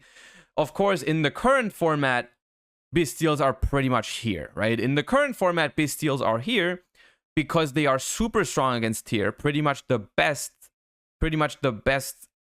cards you can have in your deck against Tearlaments, both going first and second. They are amazing. And they are also good against the arguably second best right now, which is Sprite. They are good against Sprite. The only downside to Bestials is that they are not good against Flunder. That is the only downside in the current format before Hypernova. The only downside to Bestials is that they're not good against Sprite. They're even good against almost any of the rogue decks, right? Almost any of the rogue decks, barring like Madolches or maybe Sword Soul, but even there, you'll find spots for it. Like an Ashuna. Banishing an Ashuna with a Magnamode is still a very, very good interaction. Okay, yeah, Naturia, fair enough. But for the most part, most of the decks that you see, the Bestials are going to be good against. Let it even just be beat sticks, right? Against Flunder, you don't even use these. Against Sprite, you don't even use these as like interruptions. You just use them to bait out their stuff. You just go battle phase, attack over Elf, attack over Toad, force them to negate, force the smashes. It's really good. Now, what changes after Photon Hypernova? What changes after Photon Hypernova? And there's a couple things. I will say Bestials are getting weaker in Photon Hypernova. They are getting weaker for multiple reasons. The first reason is Kashtira entering the metagame. We've talked about Kashtira before. When you watch this video, you should at least have like an idea of what Kashtira is. If not, I'm gonna have intro videos to that as well, so you might want to check that out. But Kashtira entering the metagame is just another deck that invalidates Bestials, right? Not only Flunder, but also Kashtira are now matchups where Bestials are very, very bad. And by very, very bad, I mean like very, very bad most of the time. But that's not all. That is not all, because there's also another card which we're also going to talk about in a separate video, and that's Triple Tactics Tasking. Triple Tactics Tasking is a card that basically the new version of Talents that's going to be popular. I don't know if everyone's going to play it. I don't know if it's going to be a staple yet, but it's definitely a strong card to consider that heavily punishes the Bestials. It heavily punishes the Bestials because it just lets Tearlament search Instant Fusion to their hand. And that is because the Bestials are, of course, hand traps that stay on the board after you've used them, which fulfills the condition of Triple Tactics Tasking to add the card to your hand instead of setting it and not being able to use it. And this is a big downside for Bestials, and this is why I, at least from observing the OCG, I've seen the number of Bestials go down a lot. In the main deck, at least. People are still side decking them, but I could definitely see a development where people either move the Bestials to the side deck, or they play a lower count of Bestials, right? They play a lower count of Bestials because, hey, if I have a Magnamute, that's probably still worth it, right?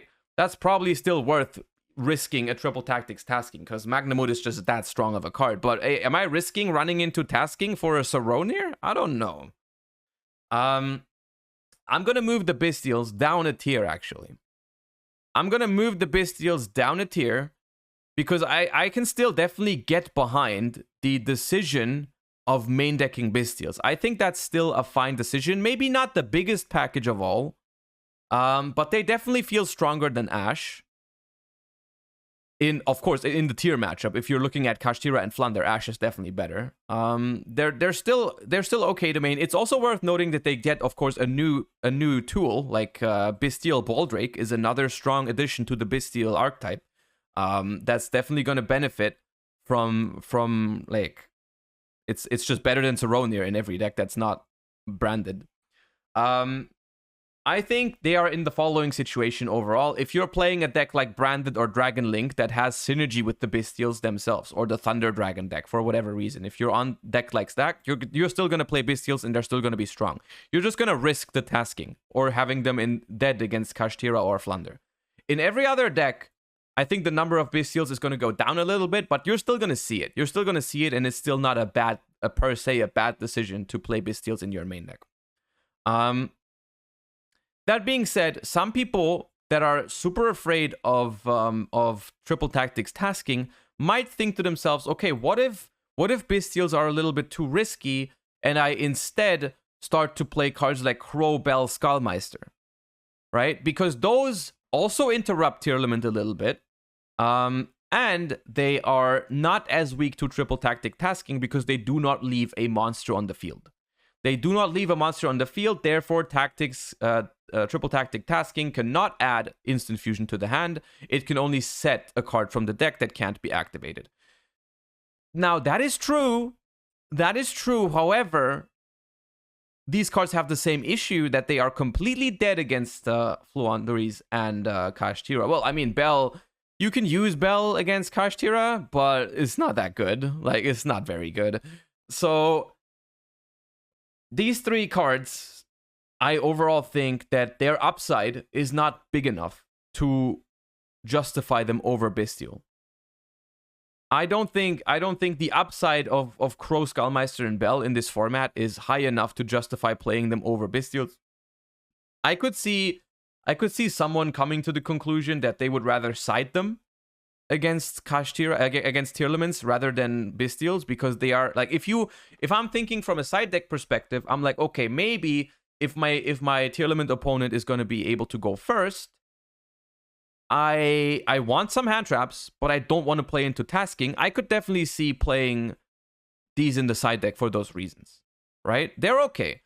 I think the order that I put them in is precisely the order. If your deck cares about the Ishizu shufflers, you want Bell. Which Bell might actually be okay to main, even for the reason of the shufflers, and because it can hit Kashtira Birth in the grind games. I'm like, okay, maybe Bell is alright. In the main deck at the very bottom of the category. If your deck is weak to the Ishizu shufflers, you could main deck Bell, but for the most part, I'd say those are side deck cards at max because they only hit Tierlements and they are only better than Bestials in the case of triple tactic tasking. And there's that. Ghost Reaper and Winter Cherries, we actually talked about this just a couple minutes ago on Twitch, whether this card has its merit or not. I think this card is... I'm going to throw it into experimental, as it usually ends up in that category. It's like, it's okay against Tierlements, I think. It is definitely okay against Tierlements. The problem is it doesn't work against Kashtira, unfortunately, because they have ways to recycle their banished monsters. No matter what you banish, they have ways to recycle their banished monsters, which I'm not a huge fan of. So otherwise, this card would actually be quite interesting, right? If you could just banish their Shangri era and it would be gone, that would be very interesting, right? Because they would be stuck with a Rise Heart in their extra deck that they have to basically heart make with 3 level 7s, but it's hard to recycle the Shangri era. Or you just hit the Arise Heart and then you don't care that much about the Shangri era. But the fact that there's like a bunch of ways to recycle their banished stuff, like they can attach banished cards with a Rise Heart to get them back into rotation, and they can add it back with Kashtira Theosis, which is the new name of the card.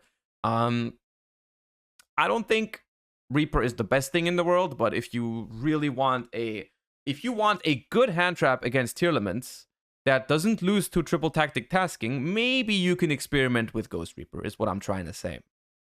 Drolan Lockbird is a card that I have been asked a lot about. It was actually surprising to me how many people asked me about Drolan Lockbird in this upcoming format, because I don't really see why you would want to play Drolan Lockbird. Like, this card is mediocre against Tierlements at best. This card is, I think it's mediocre against Kashtira too. And the only real deck that you can realistically hit with this card is Fluandereeze.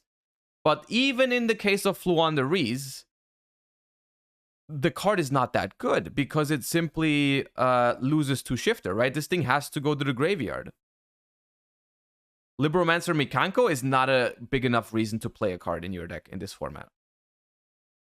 So, like, even if you face Kashtira or Flunder, where the card is like, okay, you're gonna be like, hey, I hope they don't have Shifter. I hope they don't have Shifter. So I don't like Droll. I'm gonna put it here. I really don't think so. Unless the metagame ends up like super, super diverse, which is not gonna be the case. It's just not gonna be the case. People are gonna play Tierlement, Flunder, Kashtira, and maybe a little bit of Sprite at big tournaments. And let me tell you, Droll is not exciting against any of those decks. And even against the deck that it's supposed to be really good against, which is Flunder, it still loses to Shifter. So I don't like Droll. Gamma is a card that can never be lower than this. I personally don't think Gamma is a main deck card in any deck right now. I don't think there is a reason to main deck Gamma in anything. In the side deck, I could see it. I don't know specifically which deck would want it, though. It's like, it's weird against Kashtira. It's weird against Kashtira because, yes, you negate their monster, but you also clear their field for them. You clear their field for them, and that means they can just special summon another. Like, if they summon Unicorn, you negate it, they can still special Fenrir and use it, which is not great. Against Tierlements, it's notoriously not that good because it destroys. Like, if you negate Kid Kalos, they get to mill 5. It's not great. It leaves a monster on the field for tasking, so I don't love this card. It's good against Sprite, but that's about it. I'm gonna put this at the bottom of okay to side. Like, you can side it. I wouldn't hate it completely, but you need good reason to need that to want to play this card. Hiding Sea. Hiding Sea is a card that I have pulled up here. I include this because it's a new card. It's a new card from Photon Hypernova, so let's quickly talk about it. And it is most certainly a hand trap. When your opponent special summons a monster, except during the damage step, you can special summon this card from your hand in face down defense position, and if you do, change it to face up defense position during the end phase of this turn. You can only use this effect of Hiding Sea once per turn. If this card is flipped face up during the end phase, destroy all special summoned monsters on the field. So the way it works is you just special summon this card at some point during your opponent's combo in face down defense position, and if they don't have a way to deal with the face down monster, it's gonna flip face up in the end phase and gonna destroy all the monsters that they made. Which, now, people are saying this card is a meme. I don't think this card is a meme. I don't think this card is good in the next format, to be certain. I think there is. So the way I'm gonna rate this card is right now it's not good. It doesn't beat any of the decks right now. Kashtira can somewhat lose to that because specifically Fenrir cannot banish cards cannot banish face down cards, but it also doesn't destroy Shangri-Ira because Shangri-Ira can protect itself, so it's like it's mediocre. What I will say about this card though is that this is a card that I could see have potential in the future, where like there might be at some point a top tier deck that for some reason just cannot handle face down monsters, right? It just somehow can't handle face down monsters, so this card can actually be a problem. Right now, though, I don't see it. Right now, I don't see Hiding Sea being a big deal. Now, Chaos Hunter. Chaos Hunter is a card. It is most certainly a card. Now, this card is only good against Kashtira. This card is only good against Kashtira. It's not good against anything else. But against Kashtira, the card isn't bad because you're just going to special summon it. We're going to stop them from banishing, which stops a bunch of their interactions, stops Diablosis, Fenrir, Unicorn, Rise Hard. It stops a lot of the things that they do. But I do think that against Kashtira, there's probably better cards. There's probably better cards against Kashtira, and you can't really cite it in other matchups. Overall, I still don't think it's terrible to consider it. Like, it can be okay, especially if you're playing like Ishizu tier. If you're playing Ishizu tier and you play like a large number of Agido and Kelbeck, like if you go second and you open Chaos Hunter plus Kelbeck or Agido, the game is over, pretty much. The game is pretty much just over if you open Chaos Hunter plus Agido or Kelbeck, which is, you know, something. You can cite it in the Ishizu mirror. I mean, you could cite it in the Ishizu mirror to discard Modora or Keldo to interrupt them. Yeah, maybe, but it's like a little bit of a gamble side deck card, I feel like, but it's not terrible. It's definitely not mediocre or bad in the matchups that it goes in. It's like it's playable. Okay, we reached the effect negation portion, where we're gonna choose our first card that I'm convinced is a very strong main deck card. I think if you're going into the next format and you want to specifically play like one hand trap in your deck, probably Imperm is the choice, because Imperm is good against Flunder, good against Kashtira, good against Tier, and by good I mean like solid. It's not like game-breakingly strong, but it's a good hand trap in all the three matchups, even in every rogue matchup. It doesn't get hit by Called by the Grave, Triple Tactics Talent, Triple Tactic Tasking. It's good as a 6th card, right? If you don't draw a hand trap in the first 5, they make a board. You draw Imperm as a 6th card. That can help you out. Overall, I think by far the best hand trap in this list, and definitely belongs in the strong in the main deck category. You know, against Tierlements, it hits. Against Tierlements, you'd simply hit Kid Kalos. Against Kashtira, you can hit one of the starter cards, but you can also maybe hit Diablosis, maybe, or you can keep it. If you're playing tier, you could just keep it to negate the Arise Heart, which is the Macrocosmos effect. So maybe that's fine. It's just a good hand trap. Yeah, it's just a very solid hand trap. Effect Veiler. Effect Veiler goes here, maybe. It's basically Imperm, but a lot worse because it doesn't have those advantages, right? It's like it doesn't have those advantages because it doesn't work as a 6th card. It plays into Talons, it plays into Tasking, even though it doesn't leave a monster on the board, but they can still activate the Tasking. It loses to Shifter. Yeah, it's just a little bit worse. It's just not even a little bit. It's a decent bit worse than Impermanence. Which is why I'm going to throw it in here. It's definitely okay to play it, but only if you already play Impermanence, basically, right? If you already play Impermanence and you just want more cards that are kind of like Imperm, even though a little bit worse, but you just want more of it, you can consider Effect Veiler. Another card that you can consider is Mourner. Mourner is actually not much worse, or maybe even better than Effect Veiler in the upcoming format, because Mourner has one distinct advantage, and that is that it does work under Shifter. Mourner works under Shifter, which is why some people in the OCG have been playing this. Also, it does some damage, I guess, in some matchups, which is relevant sometimes. But, of course, this one is much weaker against Flunder, but yeah. I think both Mourner and Veiler are almost the same power level. If you expect more Kashtira, you probably want to prefer Mourner. If you expect more Flunder, you want to prefer Veiler. That's pretty simple. Against Tier, they both do pretty much the same thing. You're just trying to hit the Kid Kalos. The cool thing about Mourner, though, is if you hit the Kid Kalos and it then goes to the graveyard, you inflict damage. At least. And that's it for the monster negation hand traps. And then we have Lancea, which is another card that I think is okay to side. The cool thing about Lancea is that it's basically a little bit weaker version of Chaos Hunter against Kashtira, but it does hit Flunder too, right? It hits Flunder too. So if you're looking for a card in the side deck that hits both Flunder and Kashtira, and you're looking for a hand trap specifically, you don't have that many options because most hand traps are actually either good against Flunder or against Kashtira.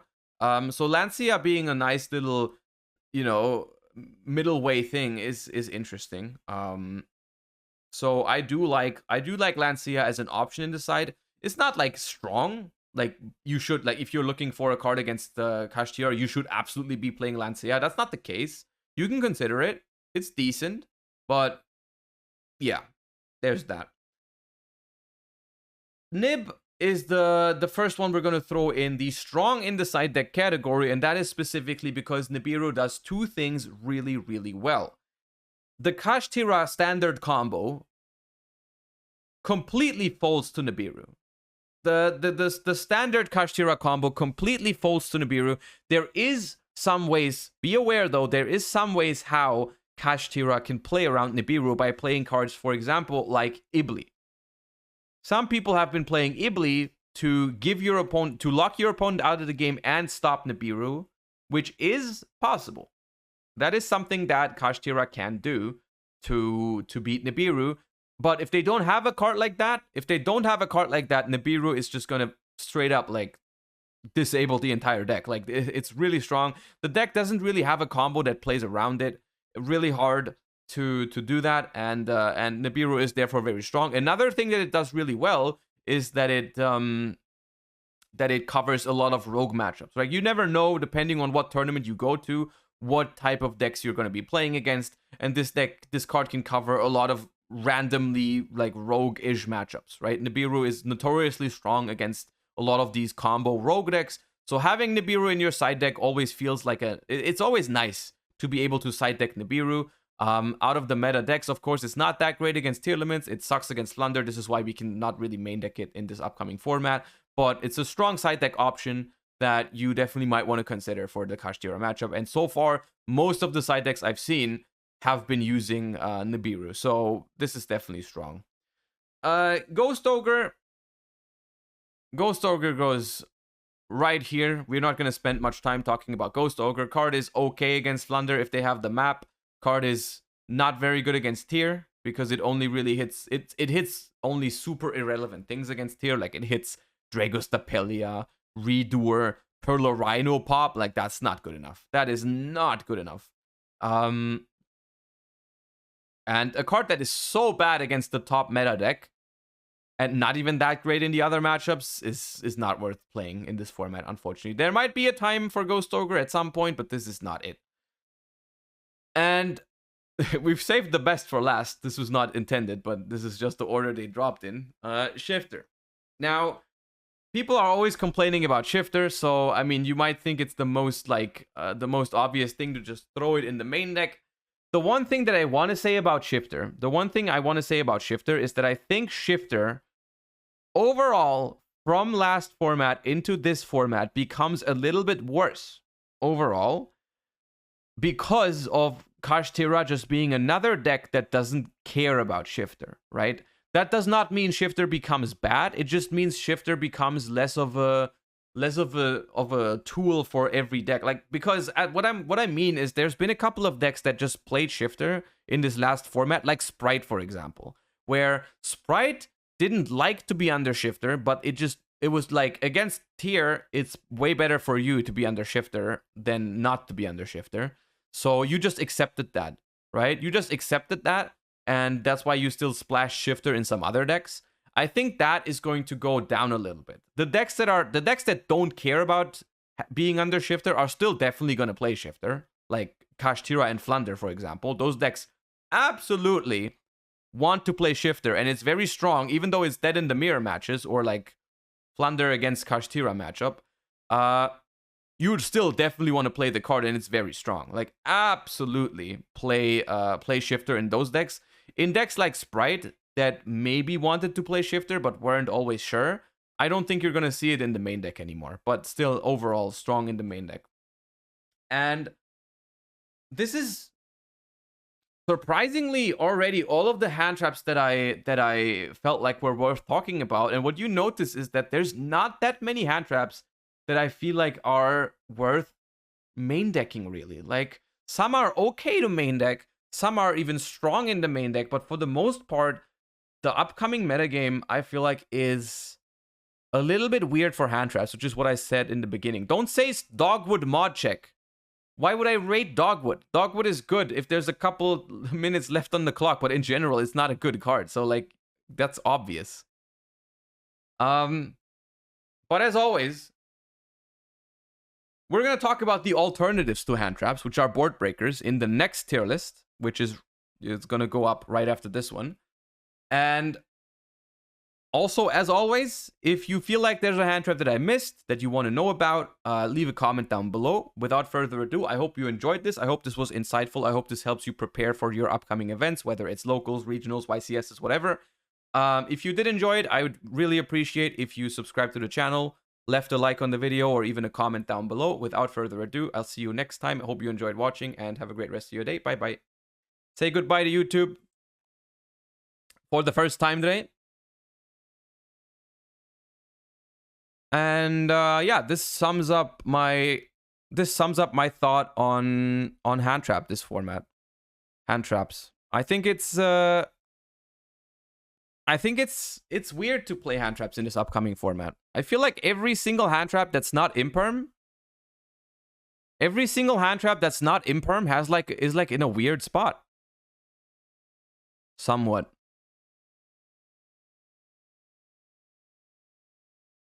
I don't know. You missed the best hand trap for sure. What is it? What did I miss? Tell me.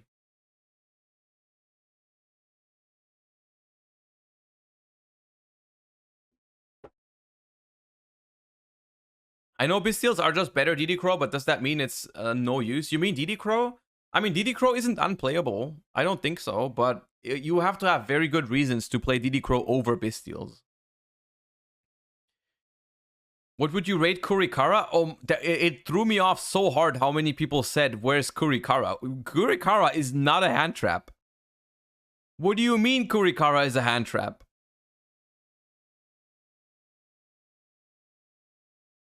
How much you think Kashtira costs? I have no idea. I think it's unlikely that the deck will be under 600 or 700. And that's just for the engine. That's not even considering like the other stuff you need, like prosperities and whatnot.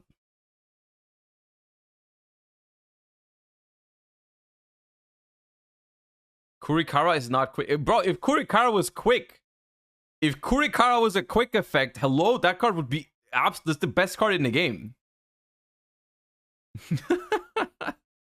Bro, Kurikara is a quick effect. What? That's the best card in every single deck in the like that beats every deck.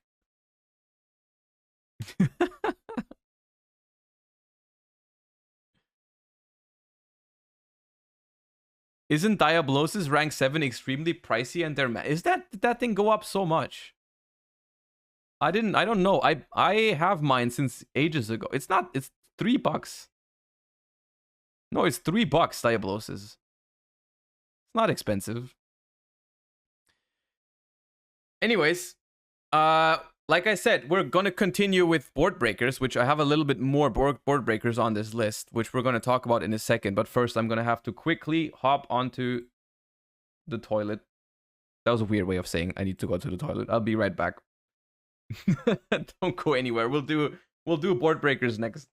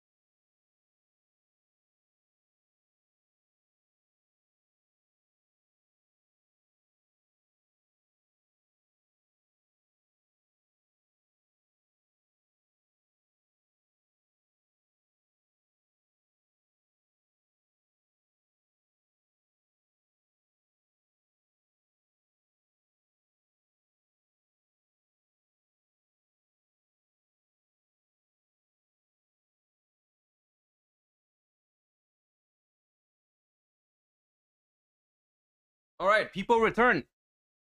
People return. Oh. Also, before we continue, I need to say thank you to Greet to Lead and Domi Woe, who subscribed with Prime during the recording. I always have the notifications turned off during recording, but I see you guys. Thank you. Appreciate you guys supporting the channel. Glad you're enjoying the content. Thank you for spending your primes. All right.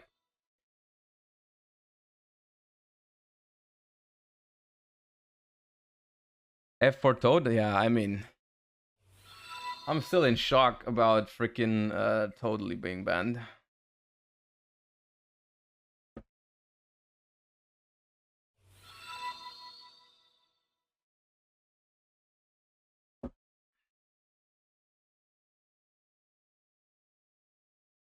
Okay. Who banned Toad? It was banned in Master Duel. It was banned in Master Duel. I don't want to talk about it too much, but I can drop you the link to the ban list if you missed it real quick. Phanto Rex, thank you so much for the Prime. Appreciate you. Thank you so much. Okay.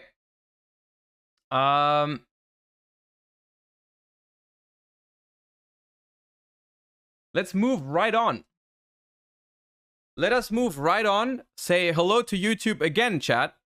Say hello to YouTube again, chat, because this is the second part of the tier list videos. The tier list Thursday action continues. No one tell them. No one narc. No narcs. No narcs, chat. No narcs. Tier list Thursday or tier list Tuesday, whatever you want. It is a tier list day where we're at. We're gonna do board breakers and tech cards. And as you've noticed, if you've seen the Handtrap discussion video that I already put up, I was not too fond of that many hand traps. Like, many of the hand traps are in weird spots. That's partially due to the reason that Kashtira and Flunder work very differently than Tierlament, so it's really hard to have hand traps that are good against both. And then triple tactics tasking is a thing and whatnot, so monster hand traps are in a tough spot. Monster hand traps are in a tough spot after Photon Hypernova, in my opinion. And this is why we're going to talk about a bunch of these board breakers / power spells / whatever you want to call it. Tech cards, non-engine. They have many names. You know what I mean. We're going to talk about the most relevant ones. As always, of course, I have not included every single spell card that can help you break a board. So if you missed any of the board breakers in this video and you want to know my opinion on it, leave a comment down below as always, and I'll let you know what I think about it. Enough talking. Same tiers as with the hand traps, self-explanatory, I hope. And we're gonna get right in. Dark Ruler No More. Dark Ruler No More is a powerful card that is not seeing a lot of play in the TCG right now before Photon Hypernova, simply because it is not the best choice against Tierlament. This is not the best choice against Tierlament simply because the Tierlament deck has a lot of different layers of interruption. It's not just about the monsters on the board. It also has trap cards. It has the grave shufflers. It has hand traps. It's not a very strong main deck option. It's okay against Flunder. However, one of the problems of Dark Ruler against Flunder is that if you Dark Ruler, you can never win on that turn. And the Flunder deck is notorious for having a very strong comeback turn with all the resource recycling. So Dark Ruler is okay against Flunder, but only if you can really stabilize after. And you also have to play around the Flunder field spell and the Flunder trap card as well. So I think this card is an okay card overall. It is worth noting that with triple tactics tasking, which is a card that we're going to talk about in a second, there is some merit to playing a one-off Dark Ruler No More. But as its own standalone card, I think this card is only okay. This card is only okay. It is, however, in my opinion, a lot better than Forbidden Droplet. Now, it feels very weird. But it needs to be said. Forbidden Droplet goes here in this upcoming format. Droplet is not a good card right now. And this is mainly because for basically the same reasons as Dark Ruler. Negating stuff on the field isn't that great. Now, Droplet has some advantages over Dark Ruler and then some downsides compared to Dark Ruler. The biggest problem, though, is that the Kashtira Arisard, which is a card I'm going to refer to here, which is the boss monster of the Kashtira archetype, says that every card that's sent to the graveyard is banished instead, which that would be the prime target to negate for a lot of decks for Droplet. But let me tell you, you can't do that.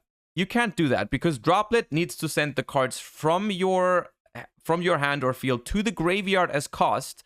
You cannot negate Kashtira Arisard with Droplet. So combine all those things, not that good against Kashtira, not that good against Tier.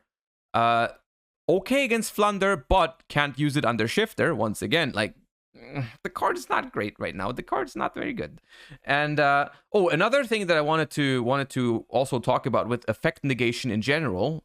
Another card that a lot of decks are going to be worried about in this upcoming format is the other Kashtira XYZ. They usually end on both of these.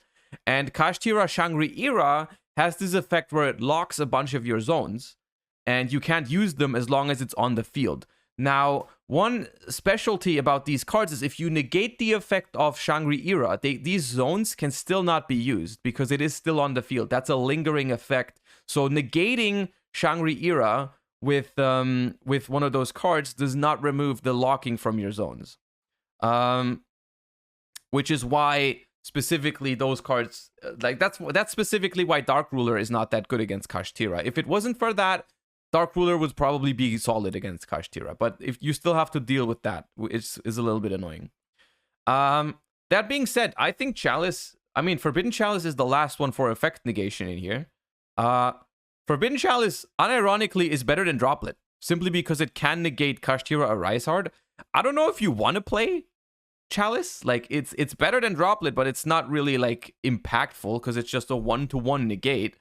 But you can experiment with it. I'm not going to stop you. I'm not going to stop you from using Chalice. It's not the worst card in the world. It's like, okay, going first, a little bit of an interrupt. It's worse than Imperm by a lot. But if you're already playing Imperm, maybe you want to add Chalice on top. I don't hate it. Does the attack gain matter? Most likely not. But yeah, as a super budget option, it's all right. But I don't think... I personally don't plan on using it. I don't personally plan on using it, but I can't really call it awful. Because it's just like effect negation isn't in a bad spot this format. If it's not specifically Droplet, they're not in a horrible spot. So that's that. Raigeki and Darkhole.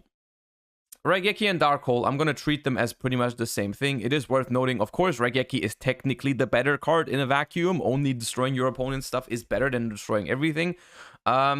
But we've already talked about it in the Handtrap discussion, where we talked about it when we mentioned Nibiru, is that some Kashtira players will play cards like Ibli to lock the opponent and to not get Nibiru'd. In a scenario like that, Darkhole would be better than Raigeki. So technically, both of those cards are all right. They are okay against Kashtira. Well, they're good against Kashtira. They're definitely solid. They're solid against Flunder too. The one problem that you have to be aware of is that Kashtira Shangri-Ira has this effect where it can protect itself by detaching a material. It can protect itself from destruction, which is why we're going to talk about some other ways of getting rid of the cards that doesn't destroy them. But if you don't have a problem with Kashtira Shangri-Ira locking your zones, then Darkhole and Raigeki are solid options for sure against the Kashtira deck. Against Tier, of course, these cards suck. Against Flunder, these cards are good. It's worth noting that, of course, these cards don't win you the game immediately against Flunder, because they still usually have the field spell that you have to pay attention to, and they have the Dreaming Town to summon after you Darkhole the board. But these cards are solid. These cards are solid straight down the middle. If you want just another card that's good against Kashtira and Flunder, you can consider Raigeki or Darkhole. Lightning Storm, however, is another card that I'm hesitant to call Lightning Storm mediocre or bad, because it is Lightning Storm. Like, it is Lightning Storm. The card is good. I just don't really see a matchup where I would want to side this card in this current environment, because it's not that good against Tier, but it's also not bad. It's not that good against Flunder, but it's also not bad. But the only deck it sucks against is Kashtira, because they summon a bunch of their monsters in defense position. Against Kashtira, this card is not good, and they usually don't have back row. So Lightning Storm's not good, and it doesn't help against Ibli, so it's not very good. It's good against Labyrinth, but look, hey, we're not gonna be preparing our side deck for Labyrinth. Look, Labyrinth needs to be handled by the cards you already want to put in your deck, but Lightning Storm does not go into your deck because of Labyrinth. And if we're talking cards like that, like we could consider cards like Evenly a lot better. So I'm not gonna put it in the mediocre or bad. Like maybe you have your reasons to experiment with Lightning Storm because like maybe your deck really needs to get rid of Sulliak. You don't care about any of the other disruption that tier puts up. You really just want to get rid of Sulliak. Then maybe this is the thing you want to have. It's not a terrible card in those matchups, but I overall think that Lightning Storm is actually not that strong in this current format. I'm not going to put it in the strong or okay section. If you have your reasons to pick Lightning Storm over the other cards, then go ahead and experiment with it. But I personally, from a current standpoint, I don't really recommend it in the current format. Now, Evenly on the other hand is a card that I think we can agree that it is a strong side deck card. Now, Evenly has a couple of downsides, which is why it might not even go into this tier, but rather like at the top of this tier.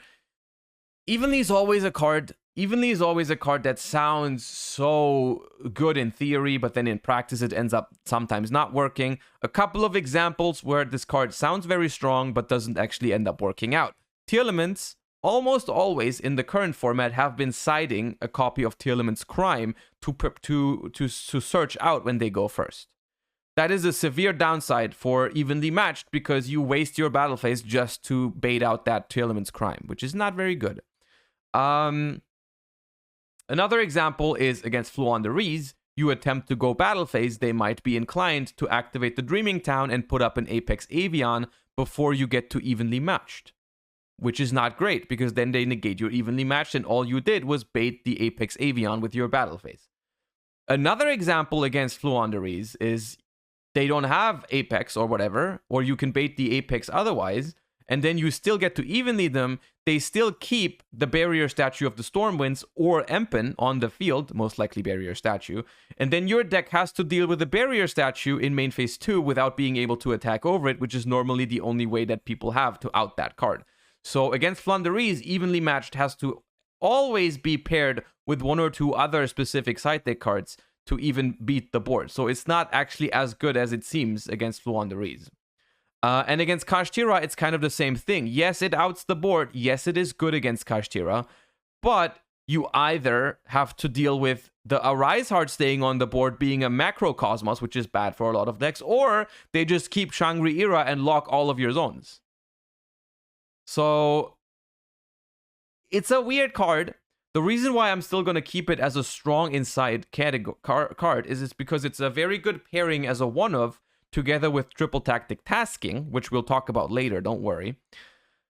And it's one of the better cards to have it in multiples, like paired with other cards, right? If you pair an Evenly Matched together with another Boardbreaker card or another side deck card, it's very, very good. It's almost always going to solve all of your problems if it's paired up with another card, which is why I think it's worth considering in combination. Because for most matchups, you're going to side multiple cards, right? Like, for example, against Tearlament, if you have another card that can bait the Crime, the Evenly suddenly becomes really strong.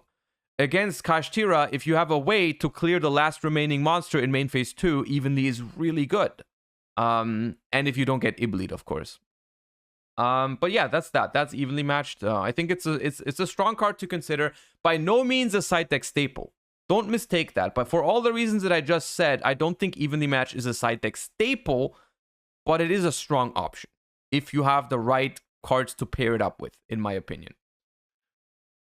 Now, there's another category of cards that basically pops up completely fresh in this new format. I mean, I've played Concealing Light in my Sprite deck in Frankfurt, but it's not really been a big deal so far. Cards that flip your opponent's board face down. Now, why specifically are people choosing to play these cards in the OCG right now? Or like when this format was a thing in the OCG, Book of Eclipse, Book of Lunar Eclipse to an extent, and Swords of Concealing Light were relatively popular cards in that metagame. The reason for that is that all of these cards have one thing in common, and that is that they are good against Kashtira, Flunder, and Tearlaments. Which is very, very nice because coincidentally, like I said, the Kashtira Shangri-Ira can't be destroyed by card effects, which makes Raigeki and Darkhold not so good. And also, these are terrible against tier limits because all of their stuff triggers, right? Booking gets around that. Booking the stuff gets around all of this, right? Booking the tier limit cards not only gets rid of like their effects, but it also gets rid of the Saliak in the back row, right? The Saliak only works if they have a face-up monster, right? This also stops the Shangri-Ira from locking your zones. Booking the cards unlocks your zones. Now you might be wondering, okay, I understand now why booking the entire field is solid next format, but which is the best one out of these three? I think the best one, and this is actually an okay main deck card, is Book of Eclipse. The one that's like only okay is Swords of Concealing Light, because, and I'm going to tell you why Sword of Concealing Light might be a little bit worse than Book of Eclipse, and that is because this card can be stopped by Arise Heart. Oops, I messed up the tab. Arise Heart has the other effect. It's not only a macrocosmos, it also is a quick effect banish a card on the field, right? And if they set this up with 3 materials, which they might do that to play around cards like Concealing Light, then they can just get rid of it because it's a continuous spell. It will not resolve if it's removed from the field before it fully resolved. So that's a downside to this card. Another downside is that quick play means you can use it in the draw phase, which is before Shangri-Ira summons out another monster, right? Before they summon out another monster, you can book all their stuff, which is nice. Like, quick play definitely matters in this case. There's one downside to Book of Eclipse, which is very hidden, because Book of Eclipse has the part of Book of Eclipse where it flips everything face up in the end phase, and they draw cards for it, means that the card can actually be ashed. The card can actually be ashed, which is funny, kind of weird. Like, it's a weird interaction, but don't forget, if you have Ash in Kashtira, you can actually Ash Blossom Book of Eclipse. Anti-spell is also why quick plays are better. Now this is like an issue where like Book of Lunar Eclipse is technically the same card as Book of Eclipse, right? It can't be ashed, right? Because Book of Lunar Eclipse is simply discard a card and then book 2 monsters on the field. Against Kashtira, you're just gonna book the Arise Heart and the Shangri-Ira in the standby phase and in the draw phase, and that's really strong. Of course, having to discard is a downside. However, if you're playing a deck like Ishizu tier, you could hypothetically turn that into an upside by discarding like the Mill 5, right? I mean, look, imagine a world where you play against Flunder, they summon Empen Barrier statue, and you just go Book of Lunar Eclipse, discard Kelbeck in your draw phase. That's a good world to live in, I'm telling you that much. So there is a couple of distinct reasons why Book of Lunar Eclipse could be the choice over Book of Eclipse. But that's basically to each individual's decision, right? You could play either or. Also, if you go first and you have Book of Eclipse in your hand, it is worth noting that it will book your own stuff if you use it defensively.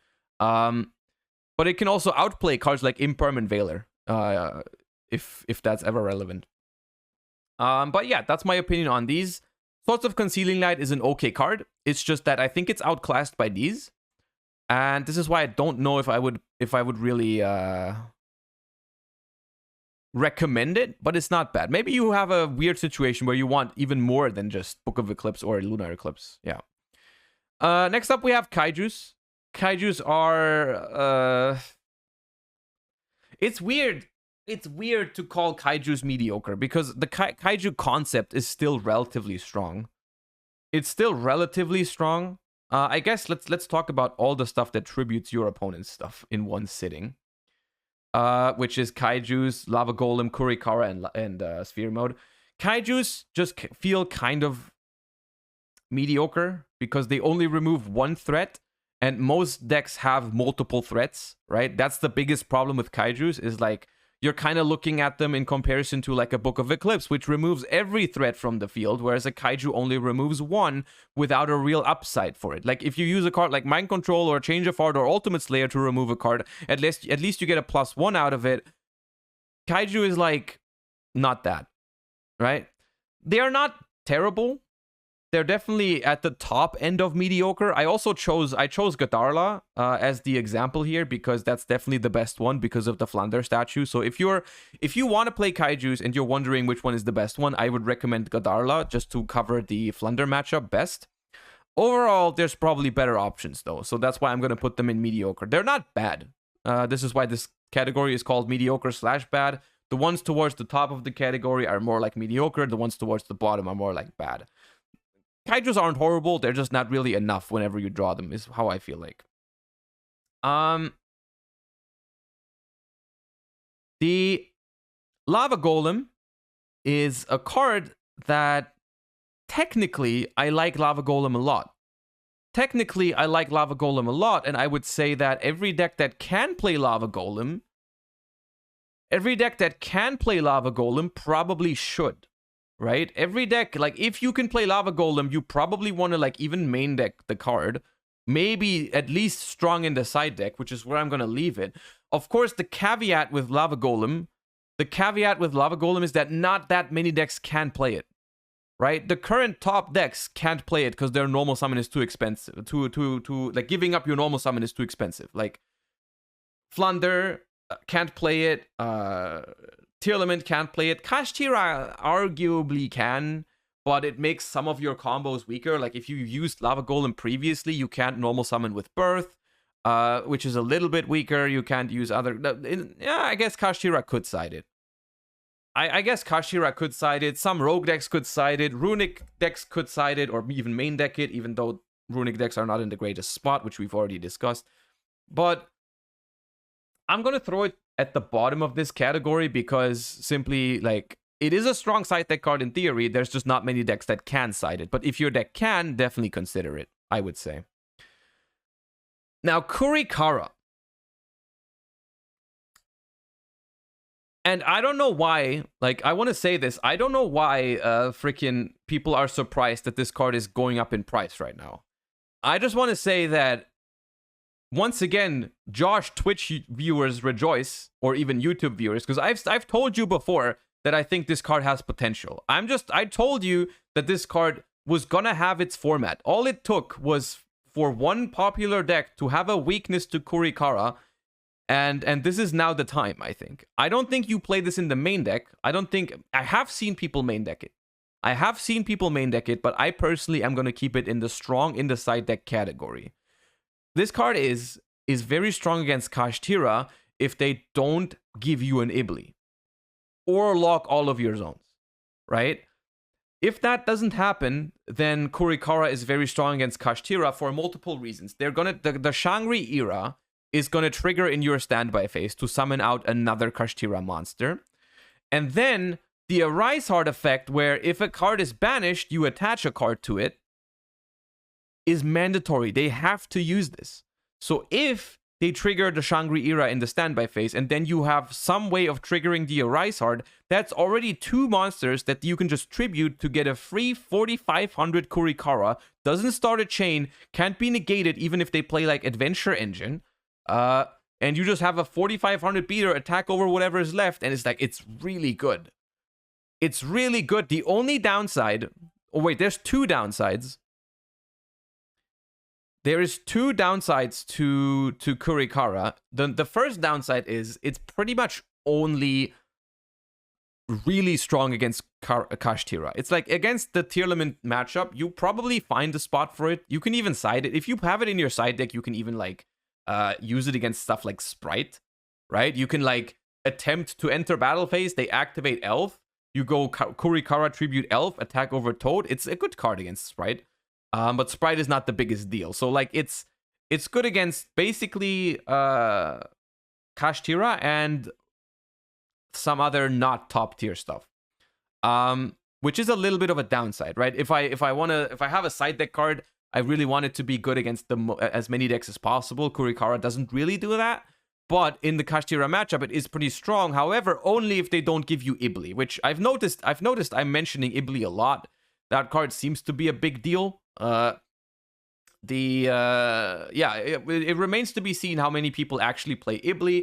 If Ibli is a thing, you might fare better with cards like Book of Eclipse, Dark Hole, and even some other options. If Ibli is not that common, I think you are just better off playing cards like Kurikara or Nibiru against Kashtira specifically.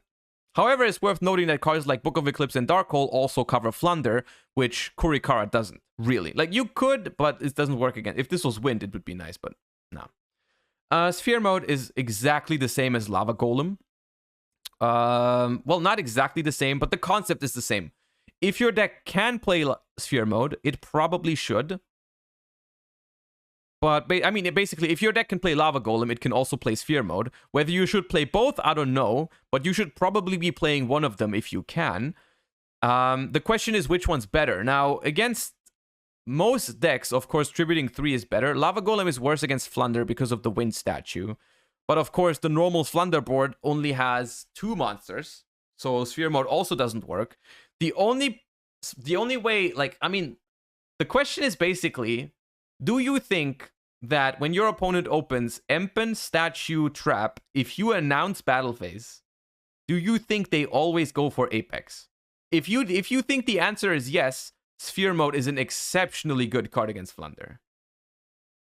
If they always summon Apex if you do this, then Sphere Mode is an exceptional card because it baits out the Trap card and then you tribute all they have. So if your deck can play under Sphere Mode, and you think it's always going to work like that against Flunder, then, hey, go for it. Play Sphere Mode. That's awesome. That's very good. That's much better than Lava Golem. Against Kashtira, they're both equally good, I would say. Like, I mean, technically Sphere Mode is stronger because they usually end on at least 3 monsters, so you can just Sphere Mode them instead of Lava Golem them. So I would overall say probably Sphere Mode is a better card, whereas Lava Golem is like a little bit less risky because it's not going to be dead as often. It's harder to play around Lava Golem than Sphere Mode, essentially. And that's enough for the cards that tribute your opponent's shit. This is that category. Now let's move on to the category of monsters that destroy your opponent's shit, which the face of that category is Pankratops. The face of that category is Pankratops, which we're going to talk about first. Thank you. We're going to talk about Pankratops first. Now, unfortunately, the boy Pankratops is kind of mediocre right now. Pankratops is kind of mediocre right now simply because most decks are not really vulnerable to it. Right? The only matchup where I see Pankratops being somewhat okay is Kashtira, where you can just special pank pop the Arise Heart. Right? Special pank pop Arise Heart, that's aight. That's aight. But it's not very good against Tier because whatever you're gonna pop against Tier is just gonna like it's just gonna trigger. It's not good. And you can't special it against barrier statues, so that's not great. Now, Pankratops' new little bit more broken brother, Fenrir, on the other hand, is absolutely a good card. I might even go as far as putting it in the strong in the main deck category. Now, Fenrir does not really walk away with any game on its own. Like, it doesn't really win any game on its own. But it's a really good card if paired with any other, like, board breaker card, right? It's really nice to pair Fenrir with anything that's, like, remotely good. Its biggest advantage over Pankratops is that you can main deck it.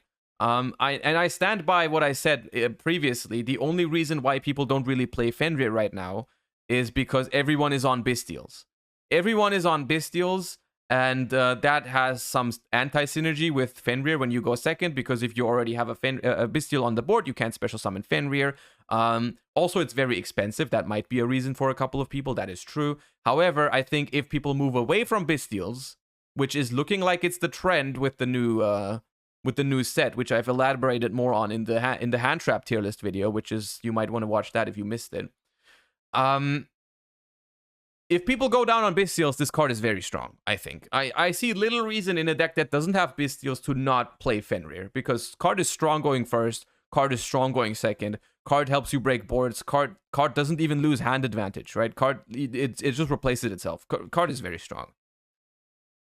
Alpha is one of those cards where I love Alpha, I really like Alpha as a card. I just have never been really able to use it, so it seems like slightly not strong enough. But hey, I love my boy Alpha. I'm just gonna put him in experimental. If you want to experiment with Alpha, go ahead. I'm not stopping you. I'm not stopping you. I love Alpha. I think it's a very cool card. It's a very well designed card, which maybe makes it a little bit too fair, but it is cool. It's okay and try. There's a couple decks where it's okay. It's just like the problem with it is that it's probably gonna be worse than most of these other cards. Like for almost any given deck, you're probably gonna find a better option than Alpha. But if you have a specific reason to experiment with it, then go for it. Like I said, I'm not stopping you. Please go ahead and make Alpha good. I beg you. I like this card a lot. Super Poly. Super Poly is... Of course, it's a broken card. Of course, it's a broken card. I'm just quickly checking. I don't know off the top of my head. Oh, my bad. Off the top of my head, I'm not sure what you're gonna Super Poly against Kashtira. If they end on Diablosis and a Rise Heart, you can Super Poly that. The problem is you're gonna have a bunch of zones locked already. Right?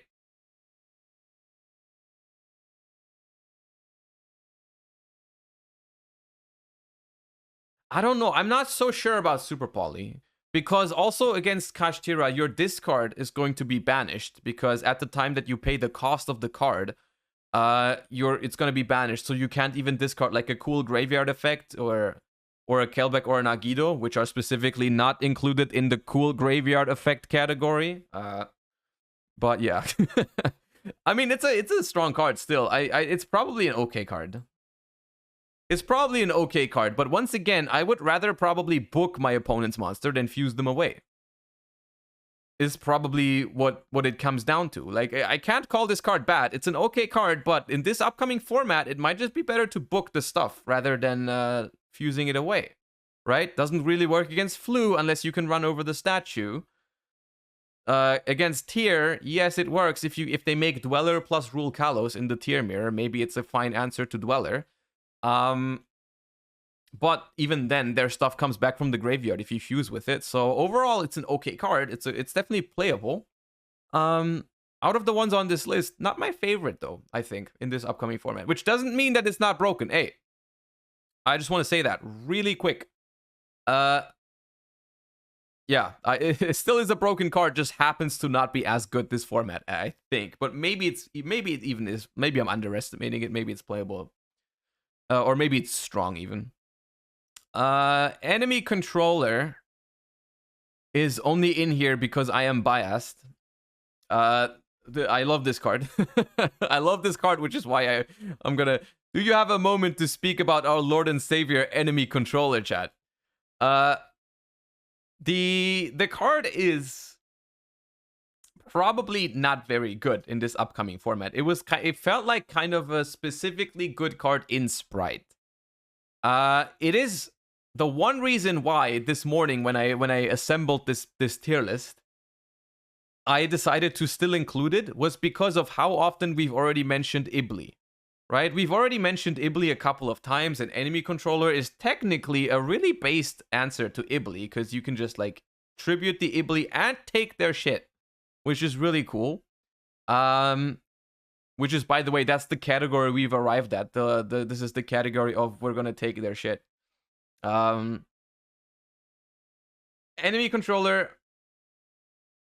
Look, I'm biased and you can't do anything to stop me, so I'm going to put it in experimental. Once again, if you want to experiment with this card, it has some cool interactions like dodging Saliak, tributing Ibli.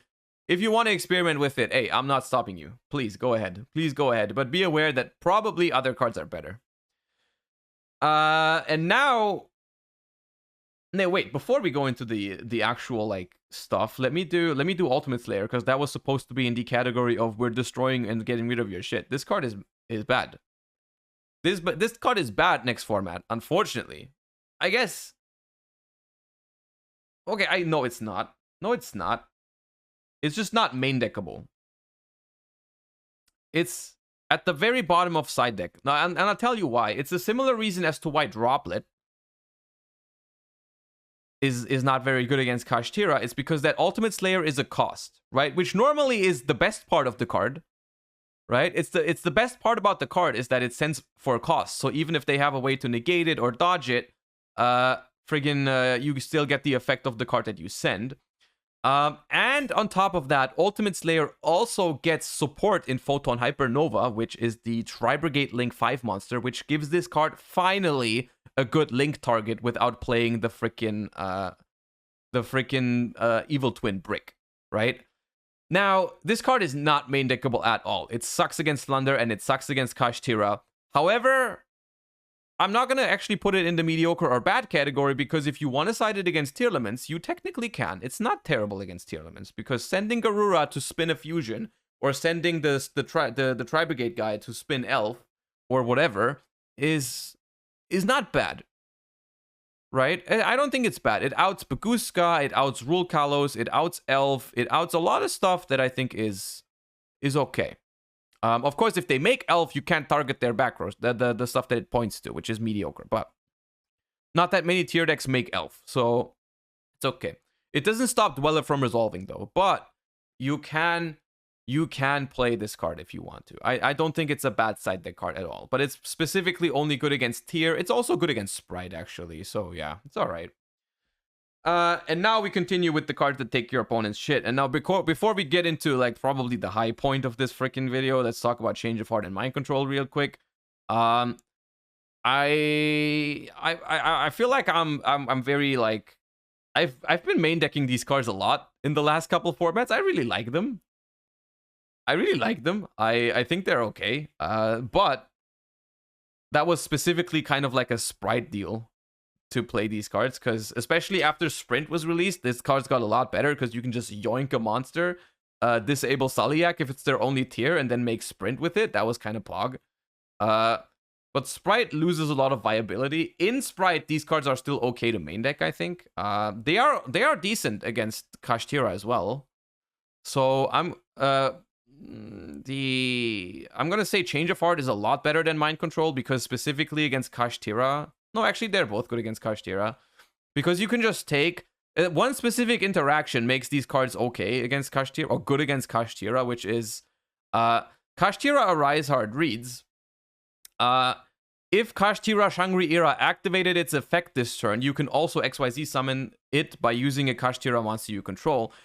And this doesn't refer that you have to have activated Kashtira Shangri-Ira. This also includes your opponent. So if your opponent uses Shangri-Ira in the standby phase, you can simply Mind Control or Change of Heart one of their Kashtira monsters and make your own Arise Heart on top of it. Of course, you have to play an Arise Heart in your extra deck, but you can like just get rid of their monster and you get your own Kashtira Arise Heart, which is cool.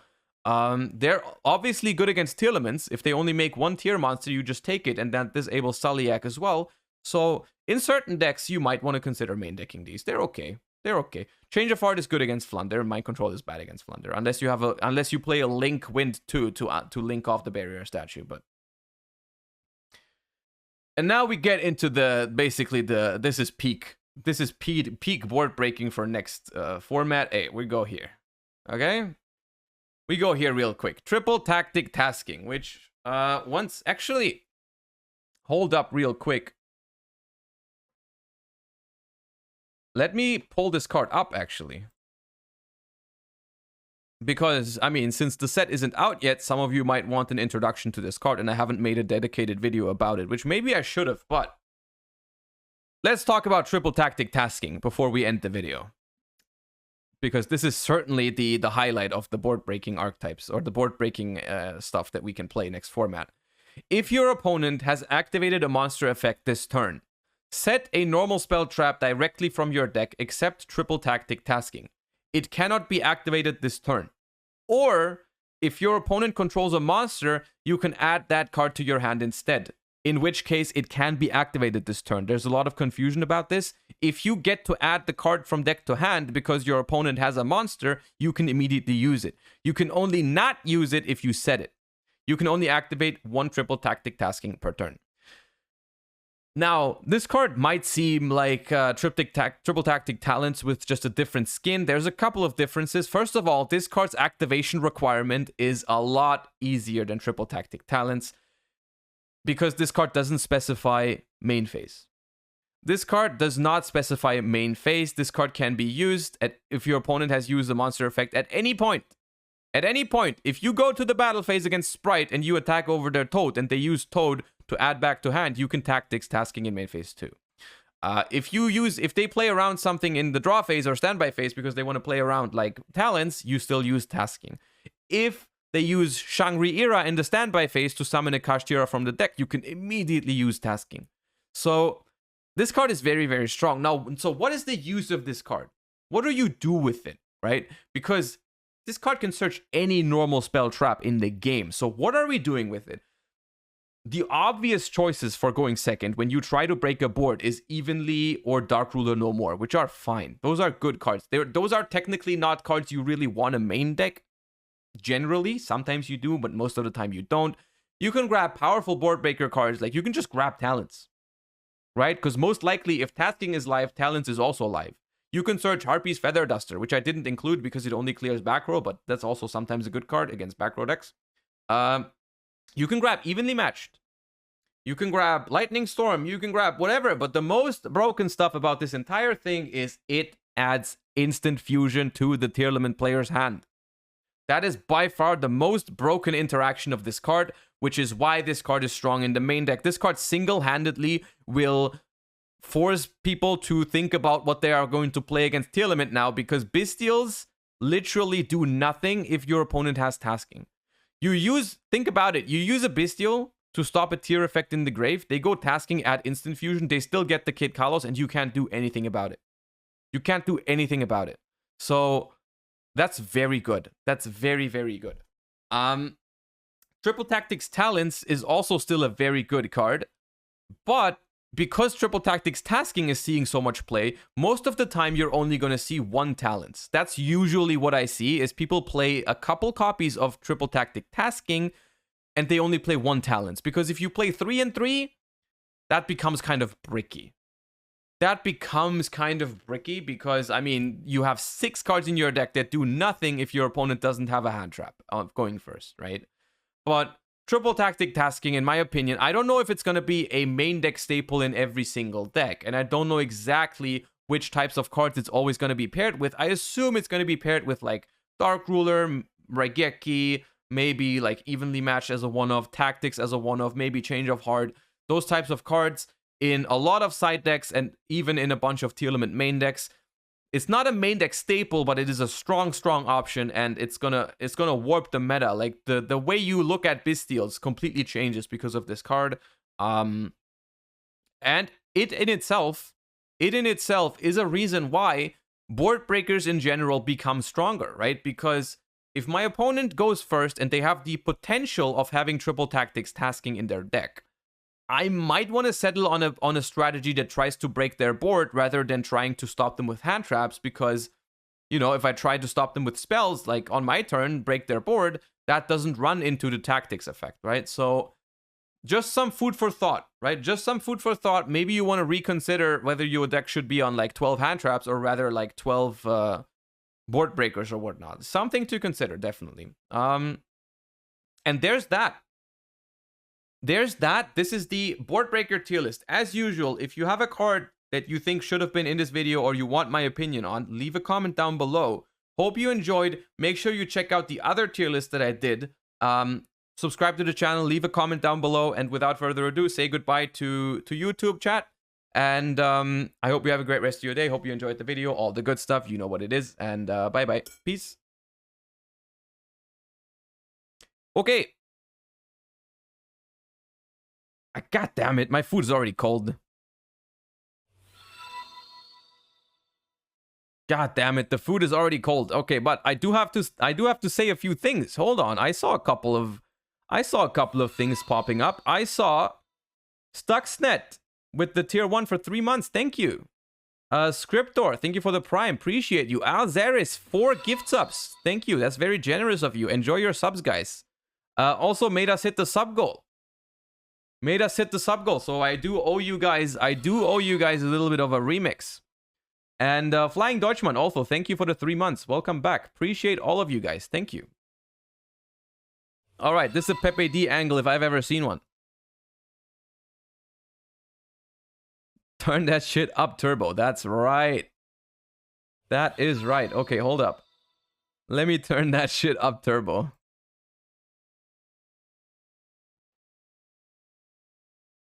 Wait, where is it? Oh, it's not in this. Okay, hold up.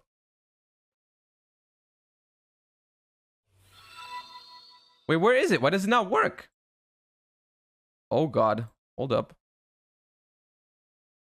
Ah, okay, there we go. Joshua Schmidt. Monka S. Joshua Schmidt. There we go. Joshua. There we go. Thank you so much. The support on the recent streams. I know I keep repeating myself, but the support on the recent streams has been amazing again. I'm glad you guys are enjoying and supporting the stream as much as you are. I appreciate every single one of you being here, watching, and even if you're just following, not subscribed, I really appreciate all of you. Joshua now has perfect information. His beast is taking down Joshua's gun. Perfect. It all comes down to this. Joshua Schmidt goes for it. Left with almost no cards. This is over. Unfortunately, my food is already... It's almost cold. It's almost cold. But it's fine. But now it's food means React Andy time. Food means React Andy time. So... we have a couple of options. There is a new, there's a new MBT video. There is the option to look at the spreadsheet and see if there's any interesting deck profiles, but I don't know if I personally don't know if I'm super interested in Joshua now has the, what's it called? Josh Igotoad. That threw me off. No, I don't want to watch MBT. React Andy to Jesse's video? I've already seen Jesse's video.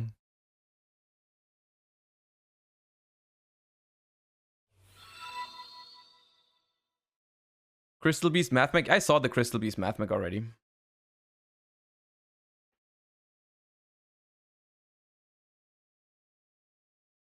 There was another video, because as you know, in my Discord server, I have a channel where you guys can suggest stuff to react to. There was this was suggested, which I'm not opposed to. History of Japanese TCGs number 10, Yu-Gi-Oh! Creation. Not opposed to that. Based? Okay. It has been decided. It's so interesting? Okay, that sounds good. Alright, let me see.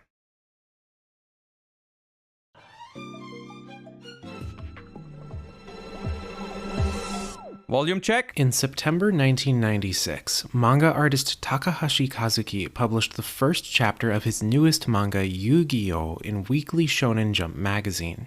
Takahashi's concept for the series was simple. Every week the cast played a different game, with the physically weak protagonist Muto Yugi magically transforming into his second self to become a master gamer and defeat that week's antagonist before punishing them for their crimes, whether they were a high school bully, an abusive teacher, or an escaped convict. While the premise was successful enough with Takahashi's target audience, it took until November for the series to really take off. Takahashi adapted the Western trading card game Magic the Gathering into the Game of the Week for Yu-Gi-Oh's 9th chapter, creating a game called Magic and Wizards that played fast and loose with its rules to portray something that would be exciting to see illustrated.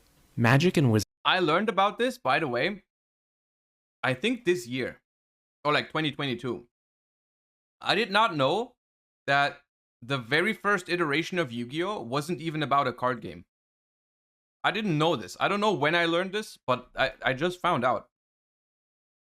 Wizards was a fairly simple game, scaled up to a level that would be engaging for Shonen Jump's young target audience. Rather than the 20 life of Magic, both players began with 2,000 life points, and monsters had attack and defense power on a similar 1,000-point scale. The core of the game was the turn-to-turn point exchanges between monsters. Instead of having tapped and untapped positions, monsters could be I learned from Actman, there's no way anyone has ever said that. in attack or defense mode. If two attack mode monsters battled, the difference in attack points was subtracted from the losing player's life points, and the defeated monster was destroyed.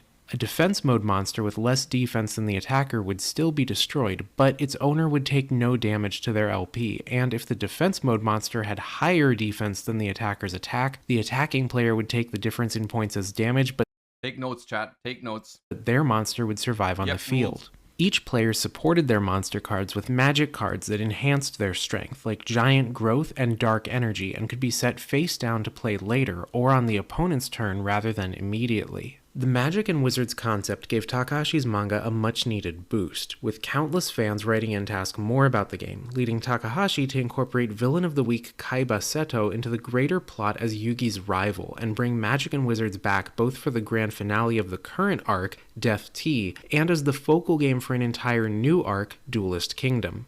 Duelist Kingdom introduced both field magic effects that could power up monsters of the right attribute, and trap cards that had to be set face down to use in response to the opponent's attack or card effect. These ideas showed considerable inspiration from the real-world TCG Monster Collection, and Takahashi used the opportunity to expand on his fictional game with cards like the defense-blocking Stop Defense and Alluring Eyeshadow, magic and trap destroyers like the Reaper of the Cards, D-Spell, and Harpy's Feather Duster, attack nullifiers, monsters created through fusing other monsters together, and cards that stole effects like Grave Robber and Doppelganger. Cool.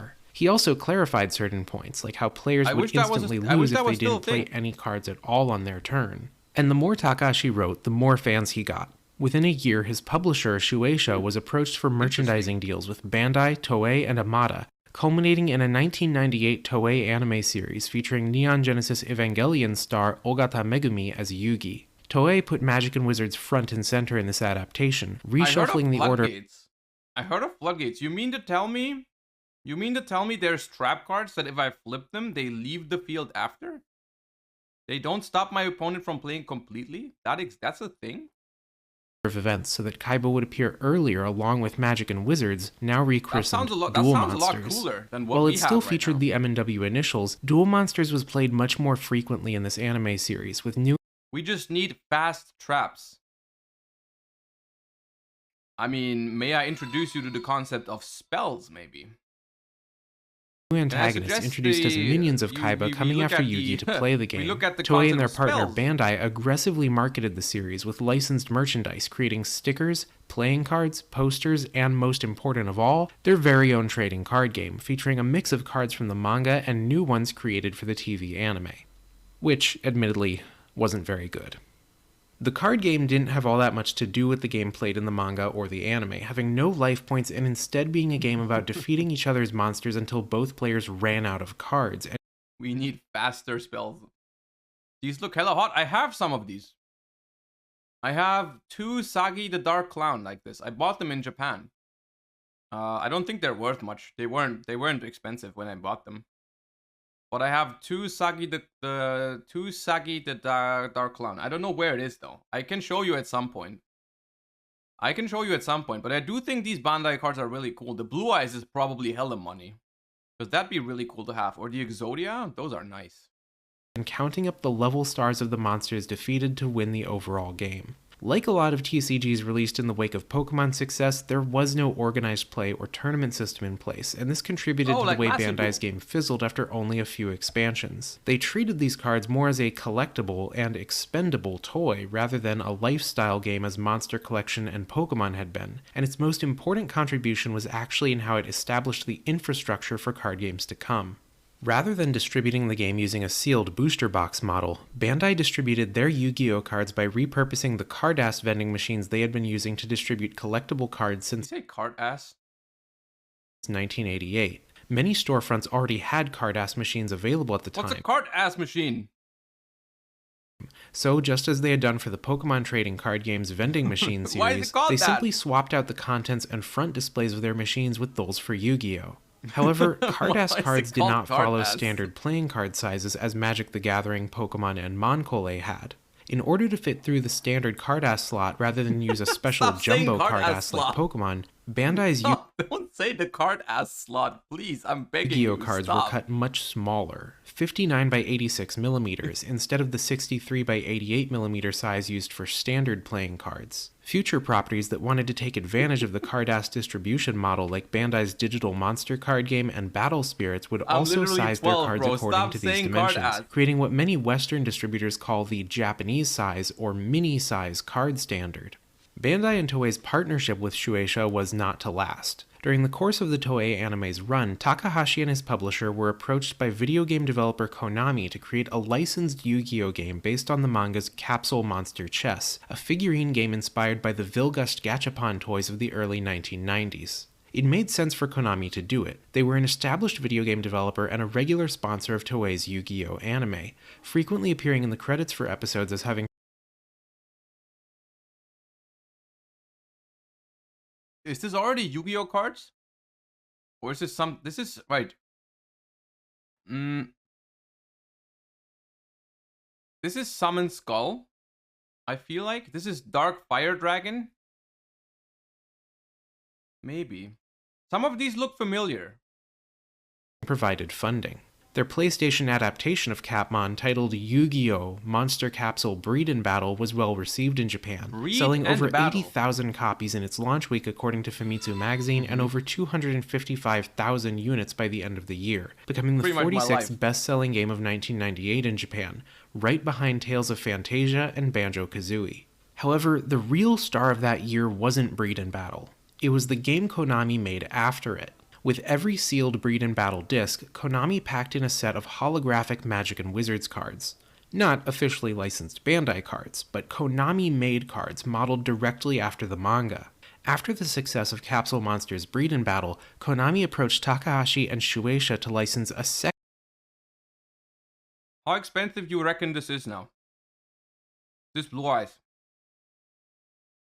second game adapting the trading card game and the ongoing Duelist Kingdom arc of the manga, this time for the Game Boy, which, thanks to the then recent success of Pokemon Red, Green, and Blue, had much greater market penetration with Yu-Gi-Oh's elementary school target demographic than the PlayStation did. Well, stop They saying card ass, breed, and penetration. called their adaptation Yu-Gi-Oh! Duel Monsters, and What it is opened wrong? 2 weeks before Christmas at number 1 with 683,948 units sold, beating out the launches of Crash Bandicoot 3, the Pokemon trading card game for Game Boy Color, Mario Party, and Atelier Ellie. That's By the impressive. end of the year, Yu-Gi-Oh! Duel Monsters was the 7th best-selling game of 1998 at 973,800 copies, outdoing The Legend of Zelda Ocarina of Time, What? Pokemon Stadium, and Xenogears, What? and coming in just behind Parasite Eve. At the end of 1999, it had sold over 1.5 million copies, putting it in the top 40 best-selling Game Boy games of all time.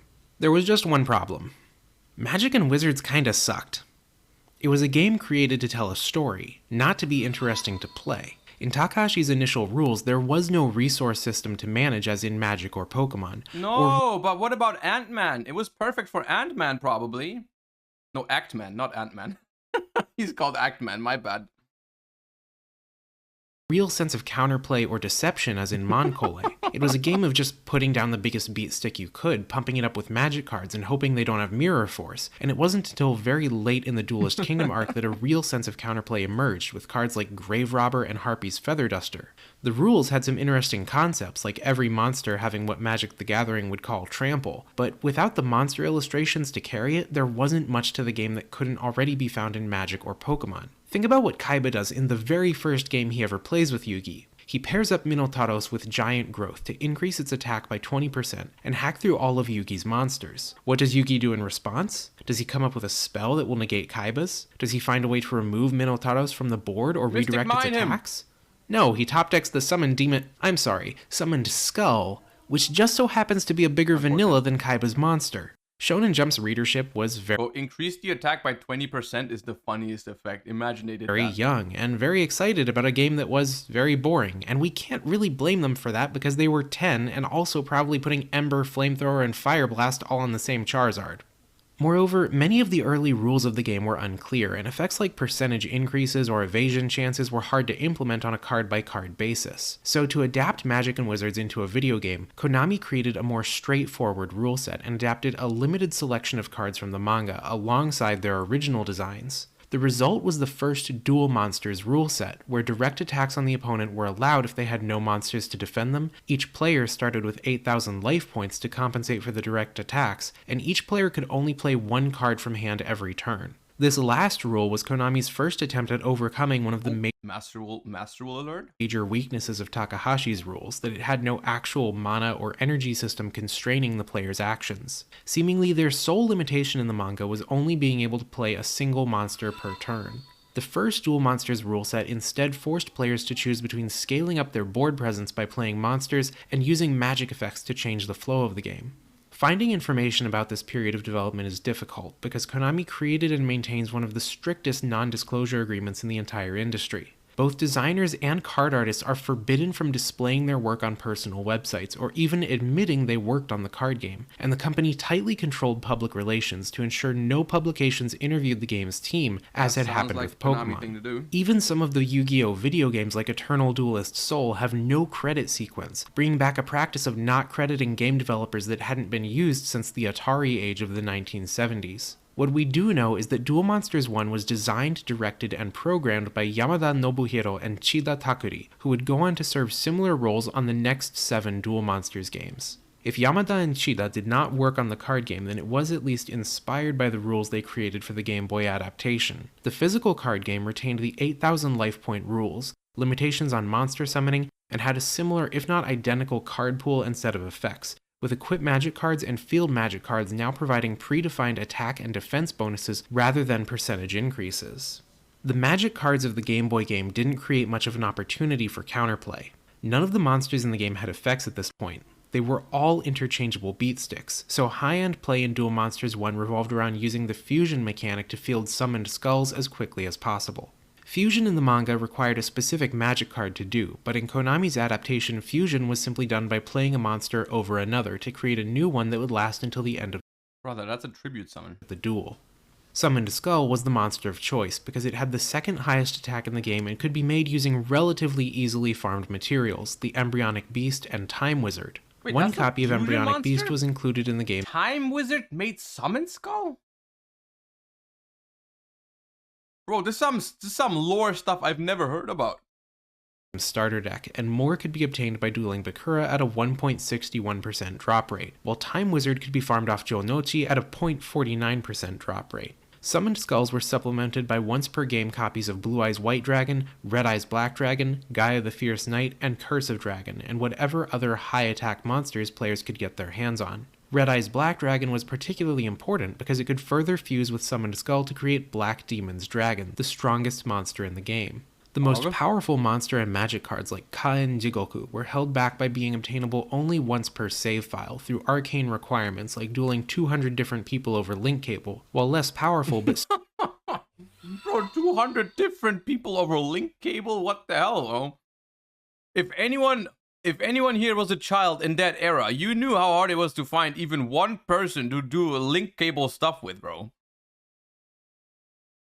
still game-changing cards like Swords of Revealing. I had a link cable and I traded. I had a couple of friends to trade Pokemon with, but 200? Are you kidding me? There ain't no 200 people with a link cable. It required farming incredibly low random drop rates from computer opponents. Unlike in the manga itself, this first implementation of Yu-Gi-Oh! Had no limits on how many duplicates of a card could be in a deck, so without these restrictions, it would be possible 35 upstarts, 5 pieces. To build a deck of 20 Kaien Jigoku and 20 Millennium Shields to burn the opponent to death with. The readily accessible magic cards weren't particularly interactive either. You had Raigeki to clear the opponent's board, Dark Hole because Raigeki could only be obtained twice, Dragon Capture Jar to remove the opponent's high-tier dragons, Stop Defense to force an opponent to take battle damage, and an assortment of equip and field magic cards that provided minor boosts to attack and defense to create tiebreakers between otherwise evenly matched monsters. Evenly matched! Cards couldn't be set for later use like in the manga, so there were no trap cards, no effects that interrupted or preemptively countered magic and traps, and thus next to no interaction.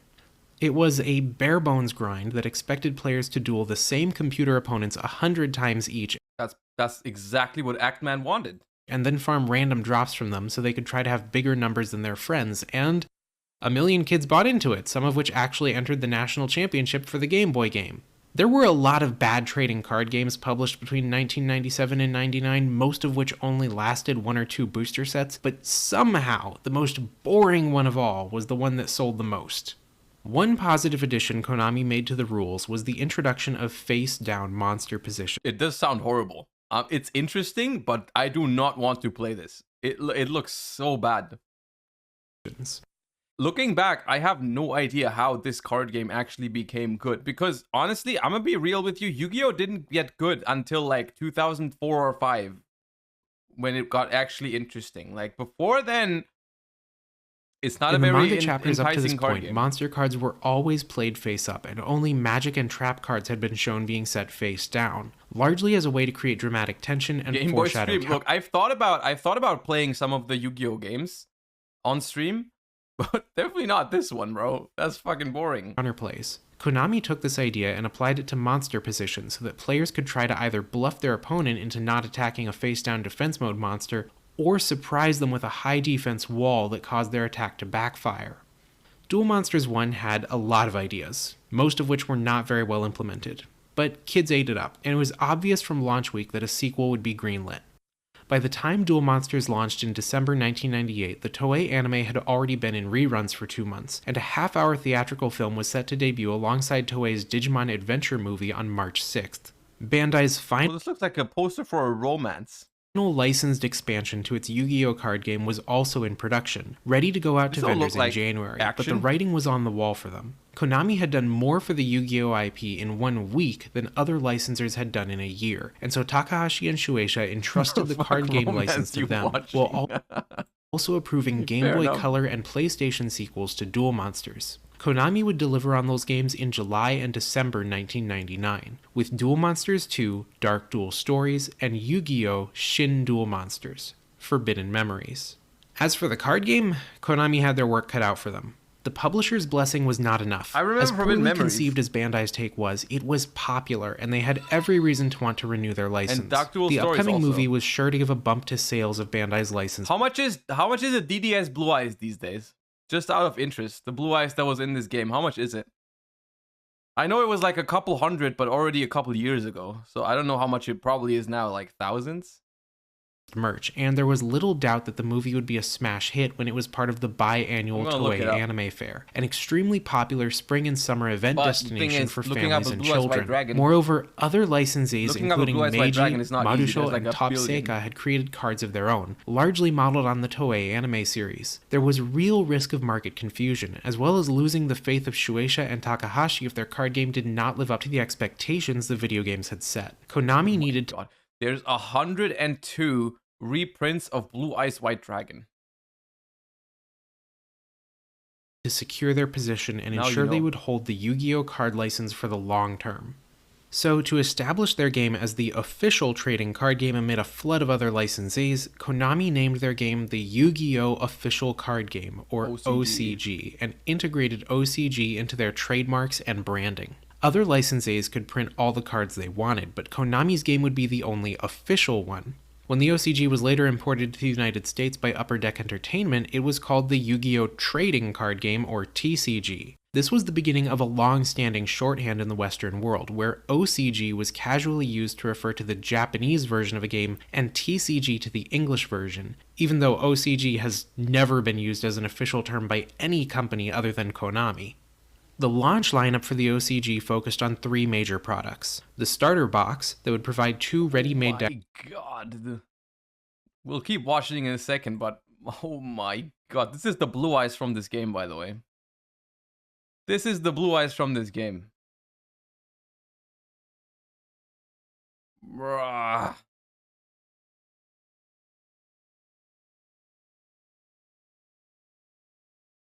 Rare old Bandai vintage card. Oh, this is the one we saw earlier. This is not actually that one. That's also cool. So this one is 69. Nice. And then the other ones are like, if it's completely... Oh my God, this one's completely fucked. And it's still 600. Well,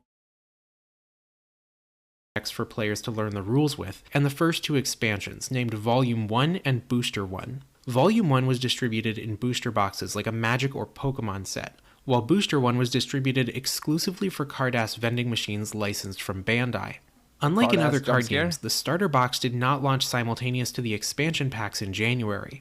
Rather, the starter box would launch on March 6th, the same day as the premiere of Toei's Yu-Gi-Oh! Theatrical film, and would even be sold in the theaters as kids were coming out of the movie. The starter box itself focused on the manga, featuring Takahashi's Duelist Kingdom art on the cover rather than Toei's anime art, and coming with a set of 6 star chips to reinforce the manga connection. Starter boxes were sent out to regular card shops 2 weeks later after the fair had ended, and it was later reprinted in December 1999 and November 2000, before being used as the basis for the Yugi and Kaiba starter decks in the localized English TCG.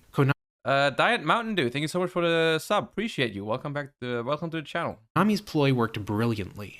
Having successfully transitioned the established Green eyes Yugi. Oh yeah, he has green eyes here. He usually doesn't, right? He also has purple hair in this one for some reason. Yu-Gi-Oh audience to their brand, the resulting demand for the cards made it possible for them to release. Okay, chat. Which one did you have? Which one?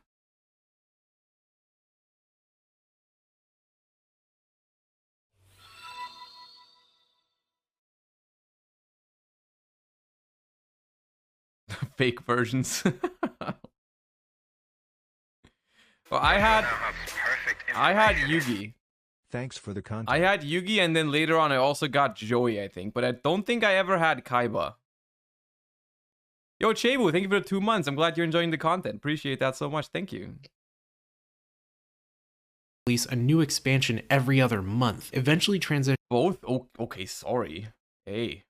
transitioning to monthly releases, something even Pokemon hadn't achieved. Part of that success came from applying the video game's Duel Monsters branding to the card game, and another was in the way it simultaneously targeted multiple demographics. By stocking the game in Symbol of Peace Diode, thank you for giving us another perfect information moment. Appreciate that. card-ass machines, Konami coded it as something for children to enjoy, and presented the game with descriptive effects like raise a water monster's attack and defense by 300 points, complete with an exclamation point on the end. At the same time, they went after the core base of TCG players using the Volume series product line and created... Now this is, I mean, honestly, this is getting a little bit too fancy. They should not do this. This makes the game too complicated, right?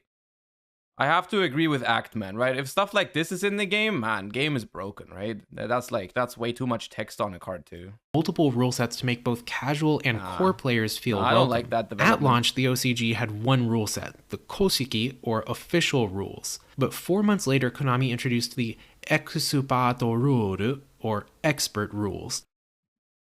Okay. In the Duel Monsters official guidebook. The primary difference between them was that in expert rules, duelists could not simply play powerful monsters from their hand freely. Monsters with 5 or more level stars required tributes to play, with 5 and 6 star monsters requiring 1 tribute, while 7 and up required 2. In addition to these, expert rules allowed players to set as many magic or trap cards face down each turn as they wanted, while under official rules they could only play 1 magic and 1 trap card each turn. And in the official rules, all trap cards stayed on the field after activation, unless their text specifically... Hey, that's current Yu-Gi-Oh! They knew! Foreshadowing! That's foreshadowing. Traps stay on the field. Pog. Said to destroy them after use. This resulted in some early cards like Pitfall being worded differently in their first Japanese prints, specifying to destroy the card after it finished resolving. Both rule sets enforced a minimum 40 card deck size with no upper limit and up to 3 copies of any card in a deck, an idea carried over from... Do you guys know the story why they actually, or like why it's rumored why they put an upper limit to deck size? You probably know that, right? Everyone knows that story. It's actually that happened in Germany. That was German nationals where 2 dudes just showed up with a 2,222 card deck. Wait, I can quickly show you an image for the people that haven't seen that before.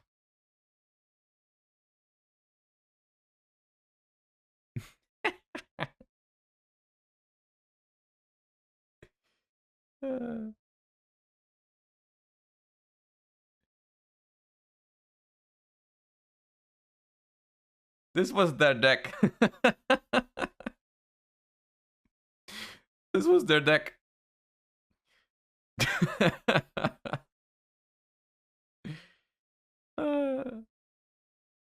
Best deck in the game.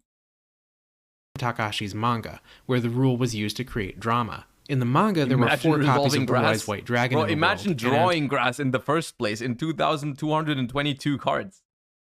How do you shuffle that? Bro, how do you put that on the table? Antagonist Kaiba Seto ripped up the one belonging to Yugi's grandpa so that the card could never be used against him. The official rules were intended to closely replicate the manga and create an approachable card game that even beginners could play with little to no explanation, while the expert rules were intended for advanced players and the core TCG audience supporting card shops. This matched up with Konami's product line, so that the Vending Machine Booster series catered to the official rules and the sealed box model of the Volume series appealed to expert rule players.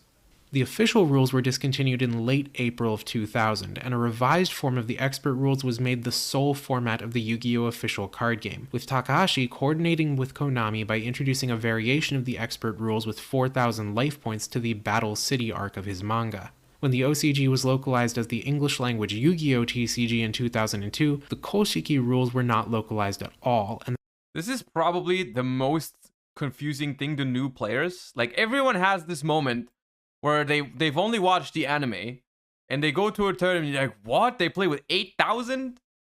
the revised expert rules were made the only format. Don't lie, I've had that So what moment. was playing under the official rules like? Well, according to the duelists that lived through that period, not very fun.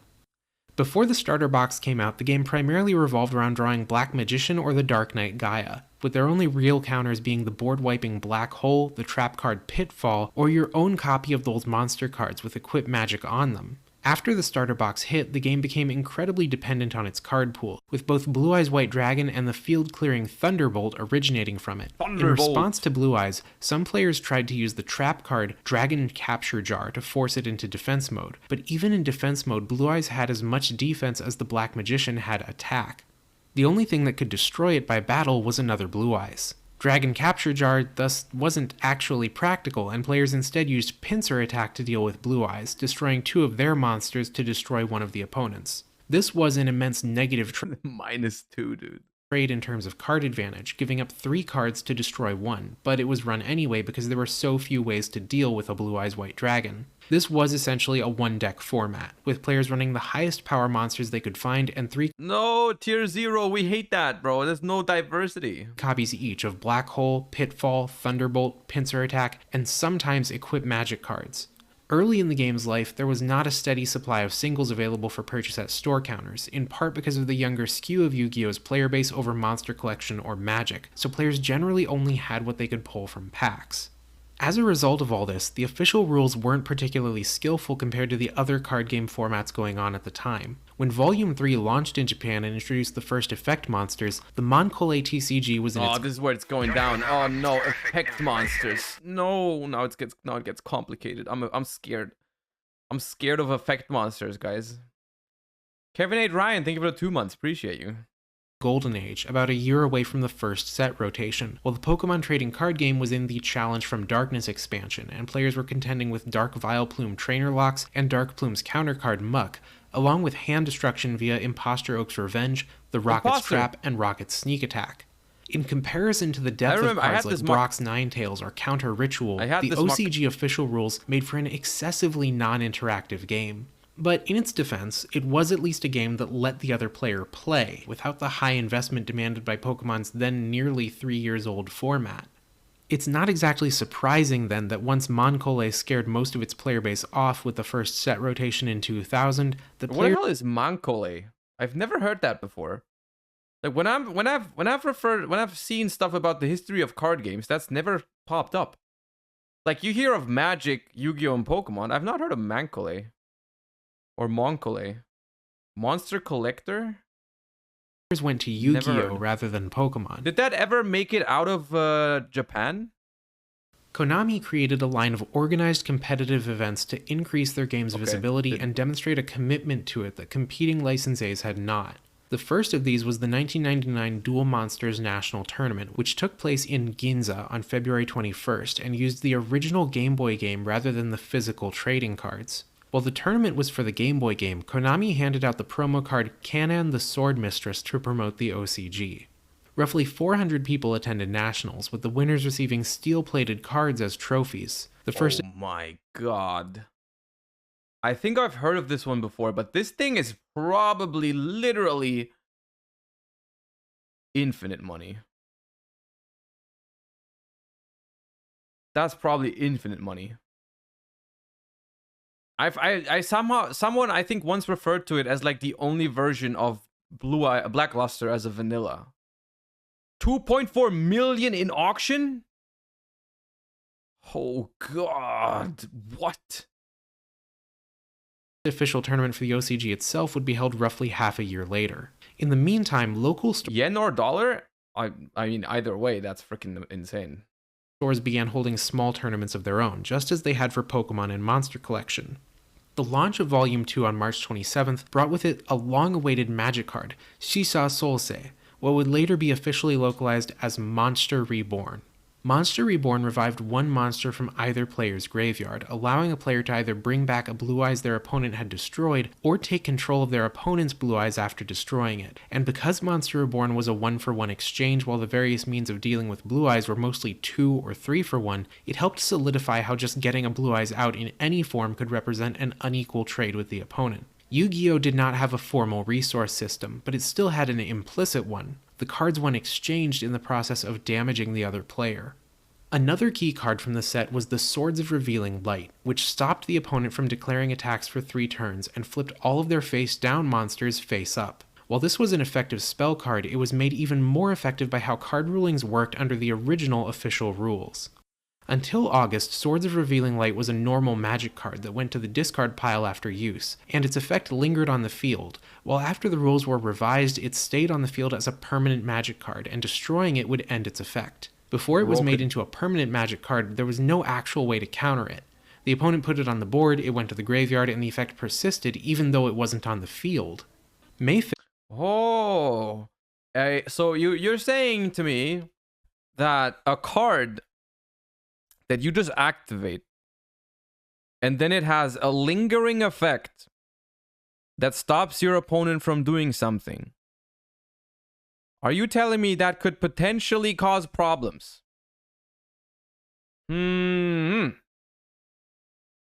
That could potentially cause problems, you say. I could have never imagined that. Hey, I'm gonna be honest. Look, I've never encountered. Can you think of another example like this? Of an effect that once it resolves, it has a lingering effect on the game that stops a player from doing something? I can't think of any other example. I'm very luckily they realized this with Swords of Revealing Light. Luckily, they realized this with Swords of Revealing Light and never made this mistake again. Clueless. Surely, they've never done this mistake again because they learned their lesson with Swords of Revealing Light. Yeah, thank God. 5th was a turning point for the OCG. On this day, Konami officially... I can bring my card-ass machine so we can go all night. No, I don't want to breed and battle later with your card-ass machine. But thank you for the $7. Officially unveiled the expert rules as an alternative format, both in the Duel Monsters guidebook and in the rule cards packed in with the vending machine packs found in the Booster Series product line. The expert rules were officially adopted for the OCG's National Championship and gradually became the primary format for the card game. The introduction of tributes, where monsters had to be sacrificed to normally summon high-level monsters, effectively added the monoscrew of Magic the Gathering into Yu-Gi-Oh! Now it was possible to draw a hand of nothing but 5-star or higher monsters and not be able to play anything at all. Typical Monarch player. Players had to carefully ration their ratio of low-level to high-level monsters according to a curve, so that they would be able to consistently play 4-star and lower monsters on the first turn and then sacrifice them for high-level ones 1 to 2 turns later. This coincided with Konami's first formal ban list for the game, published on July 8th and adopted for Nationals in August. This list limited 3 cards to being 1 per deck: Thunderbolt, Black Hole, and Pitfall. Under the earlier official rules, these cards were the only real counters to Blue Eyes, but... That is a very fun trivia question. I'm actually sad that I know this now, because that'd be a fun thing to ask someone. Is like, what are the cards that were in the very first Yu-Gi-Oh! Ban list? With Blue Eyes White Dragon now effectively dead in the format for being a 2 tribute monster, these cards were overly punishing to the rest of the game. The expert rules were One of these cards is not like the others. a shocking shift for Yu-Gi-Oh's fledgling competitive community. Many cards that were underplayed or nearly useless under the Koshiki rules became deck staples in the expert era, and vice versa. For example, Curse of Dragon from Volume 2 suddenly became one of the most powerful cards in the Japanese metagame because it was a single tribute monster with 2000 attack power, while the Dark Knight Gaia virtually disappeared for being a 2 tribute monster with only 2300 attack points. Next to Blue Eyes and Black Magician, Gaia wasn't even worth considering. Decks were now primarily made up of low-level monsters. Here's one you might not know. What's the first card that was actually banned, not just limited? I genuinely don't know that. I genuinely don't know that. I would have guessed Chaos Emperor, but I'm not sure about that because I feel like Chaos Emperor was like relatively late. Could be Yada.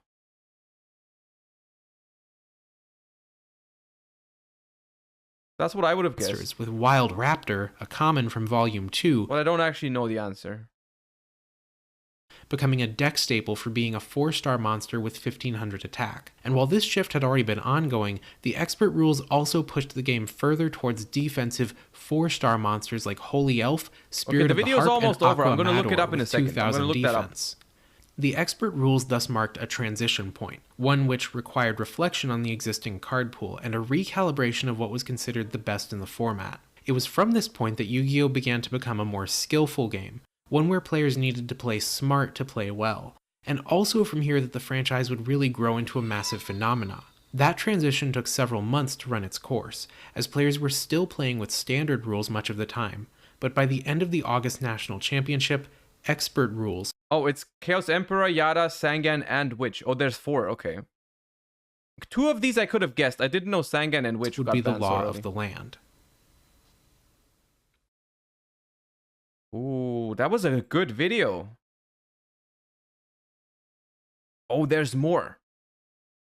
There's more. But we're going to keep that one for tomorrow, I think. Or do you want more now?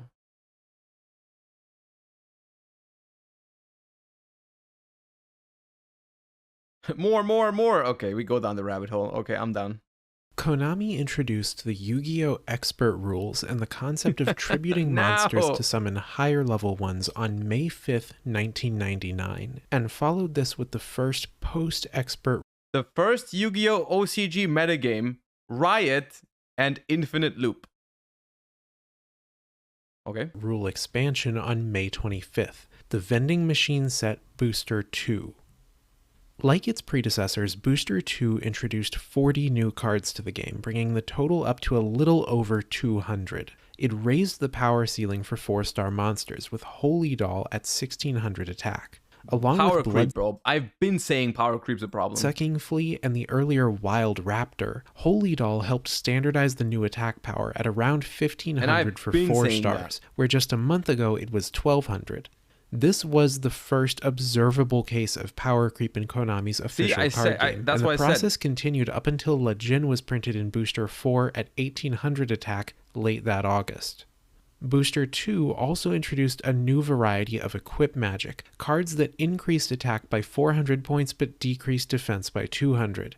Rather than being based on a monster's race like the earlier Equip Magics, these new ones drew from the attributes in the top right corner of a card, which were more general and thus had higher compatibility. It was easier to build an entire deck of light monsters than it was to build a deck of beast warriors alone. At the time, there were almost 20 races in Yu-Gi-Oh!, but only 6 attributes. Trying to use these new Equip Magic cards successfully resulted in the birth of Japan's first real deck type beyond just the good stuff strategies of the previous months: Equipment Beatdown. The goal was to build a deck of as few attributes as possible, using the new 400-point equipment to overcome the opponent with sheer offense. Equipment Beatdown mainly sounds like a very cool format. Manifested in the form of light Summon attribute monster, make beatdown, bigger than because your Holy opponent, Elf, you cannot Harp win Spirit, anymore. Holy Doll, and Blue Eyes White Dragon all shared the same attribute, and thus could all be used with Elf's Light. Holy Doll in particular went up to 2000 attack, matching Curse of Dragon while not requiring any tributes. Busted. The other deck players tried to do equipment beatdown with was Earth Attribute with Awakening, which had access to Bloodsucking Flea, Wild Raptor, and Bean Soldier, but this had a lower maximum cap of Bean 1900 Soldier. attack, and its strongest tribute available was Dark Knight Gaia. While Blue Eyes White Dragon was now a very slow card, with all of its counters limited to 1 and effectively no draw or search support in the format, it was also virtually unstoppable once equipped with Elf's Light, because there was no way to destroy it by battle except with another Blue Eyes. These parameters resulted in good stuff decks being phased out of the metagame, while light attribute equipment beatdown took over. Yo, Blue Eye is literally the first floodgate. You just put it on the table. If they don't have an out, game's over. Not without some caveats. Just 2 days after Booster 2 hit Card-Ass Machines, Volume 3 hit store shelves. This is the only meta the Act Man approves of. I mean, literally, this is all that he was able to comprehend. As soon as they entered effect monsters, it was gone. And Volume 3 introduced the first effect monsters, including monsters with flip effects. Now people effects leave that resolved Act Man, when a people face-down leave defense effect position monster was flipped face up, either by being attacked or by voluntarily turning face up 1 turn or more after it had been set. The most devastating of these was Man-Eater Bug, which had just 450 attack and 600. Does it almost feel like nothing changed at all? Thank you, Capitan Morel. Appreciate that. Defense, But the but instantly valuable destroyed input. a monster when flipped. This created ambiguity. Before Volume 3, a set monster was either the opponent stalling when they didn't have something of higher attack than you, or it was a 2000 defense wall. Now, a set monster could be a This set ruined Yu-Gi-Oh! flip effect, a wall, or a bluff. A Blue Eyes might attack into a set monster only to be destroyed when it turned out to be Man-Eater Bug. And because the Blue Eyes required 2 tributes, that was effectively a trade of 3 cards for 1, a negative exchanging card advantage for you.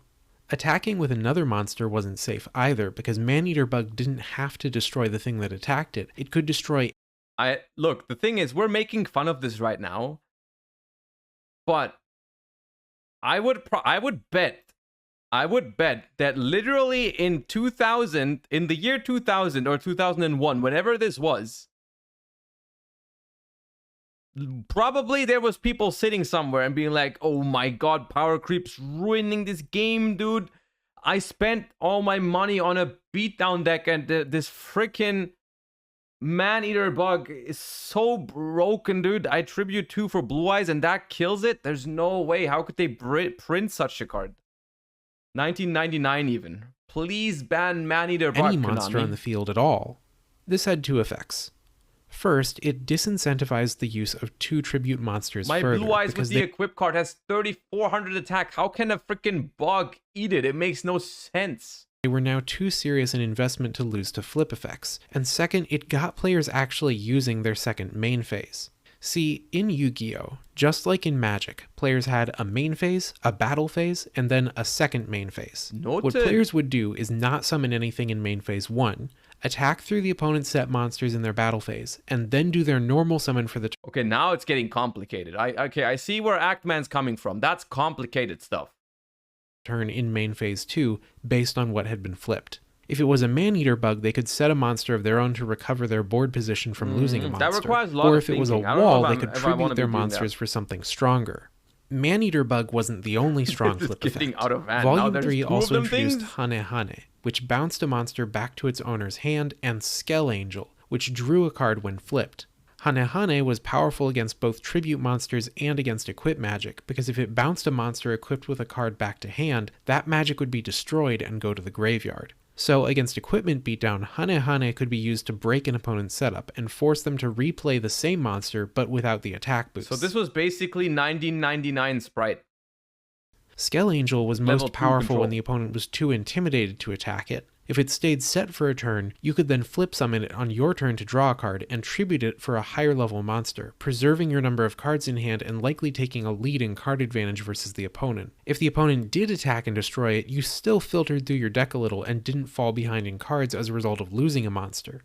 These flip effects made Swords of Revealing Light all the more important, as it turned the opponent's cards face up on the turn it was played. Their flip effects would activate, but if you played the swords while you had no monsters in play, the opponent would still be forced to resolve all the flip effects. If they had both broken, dude. Hane and Maneater bug out, they would have to destroy one of them and return the other to their hand. But even more important than flip effects was the introduction of Yu-Gi-Oh's first real draw power, a magic card that would make Skell Angel blush. Okay, that one's actually broken. Go-Yoku Natsubo, Pot of Greed.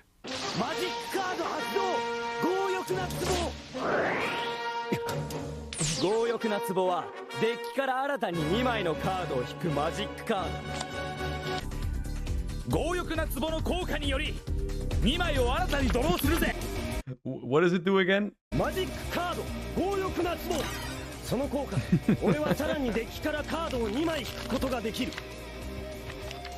Pot of Greed was a mistake, and it was obvious it was a mistake from day one because it was the same mistake made with Bill 3 years ago and Ancestral Recall 3 years before that. It was a common in Volume 3, and as soon as it was printed, every deck needed 3 copies of it. If you weren't running Pot of Greed, you weren't going through your deck as quickly as your opponent, and therefore you were going to draw the cards you needed more slowly and on average less often. I mean, it's just... I mean, the explanation is true, but the more obvious explanation is like the card doesn't have a drawback. Like, there's no reason not to play it. Because your opponent would have their game plan ready to go and your face firmly planted in the dirt. It was generic. This reminded me, what I just said reminded me of that a couple weeks ago. We haven't even looked at that on stream, but there was a tournament without a ban list in the OCG, like literally without a ban list. And there was one guy, I think the guy that won just didn't play Pot of Greed. Draw that could be played in every deck, and every deck was made worse by not having it. Volume 3 also introduced Stop Defense. He was also playing tier limits, which was toned down from its manga counterpart to only forcing one of the opponent's monsters into attack position. Similar to Swords of Revealing Light, this was useful for forcing flip effects to trigger while you had no monsters in play, but it was also useful for forcing 2000 defense wall monsters into attack position to be destroyed by Holy Doll. Finally, this expansion also printed an ultra rare card, Left Leg of the Forbidden One. Many players... Wait, only one of them? What do you do with just one of them? Why'd they only print the left leg? Were confused by this card, but those that followed the manga, the Toei anime, or were familiar with Bandai's Yu-Gi-Oh card game realized what was coming. Imagine you don't follow the manga and you're a kid and you open a pack and you pull this leg and there's nothing else. Just pull the leg with no explanation. You're like, yo, here you go. Let me put this leg on the board with 200 attack. Yep, leg. The first alternate win condition based around Exodia. Exodia was a series of 5 cards originally used by Yugi at the climax of the Death Tea arc to instantly win his final match with Kaiba. If the player had all 5 in hand, they would instantly win the game. Exodia was not the first alternate win condition in trading card games in general. Exodia, this is Josh lore, by the way. Exodia is my first deck I brought to locals as a kid. I had an Exodia Magic the deck. Gathering had already introduced multiple alternate win conditions in 1994, including using cards that discarded from the opponent's deck to deck them out, or building up 10 poison counters on their side of the field. And I did win a game with it, yeah. It was not even that bad of an Exodia deck, because I had like Sangan and Emissary of the Afterlife, which is like the dude with like 1600, and if it dies, you both get to, I think both players get to add a vanilla from deck to hand or something. And I did win a game with it. Instantly win the game. But Exodia... And, which is probably even funnier, I drew a game in the mirror match. Because we were both playing Exodia, and they attacked my Emissary of the Afterlife, and we both added the 5th piece. Which I don't think any of you have that type of story from their first ever Yu-Gi-Oh! Locals. Hey. It was something introduced gradually through multiple media. No shot, and that his did first happen. piece That being did included happen. in Volume 3 was a source of hype for duelists. With cards like Pot of Greed and Skell Angel to dig through the deck, the basic concept of a draw-focused Exodia deck that aimed to consistently get all 5 pieces in hand was already building up in players' minds. June 1999 brought with it the first limited edition set, a series of 3 packs named after Yugi, Kaiba, and Jonotsi from the manga. Every pack contained 3 Jonotsi is Joey. cards, and players had to mail in a special stamp found in Weekly Shonen Jump magazine to receive the pack by mail order. These cards were all originally secret cards in the first Duel Monsters Game Boy game, and most of them were unimportant to the OCG, but the Yugi pack in particular contained the Millennium Shield, a level 5 monster with 3000 defense and 0 attack.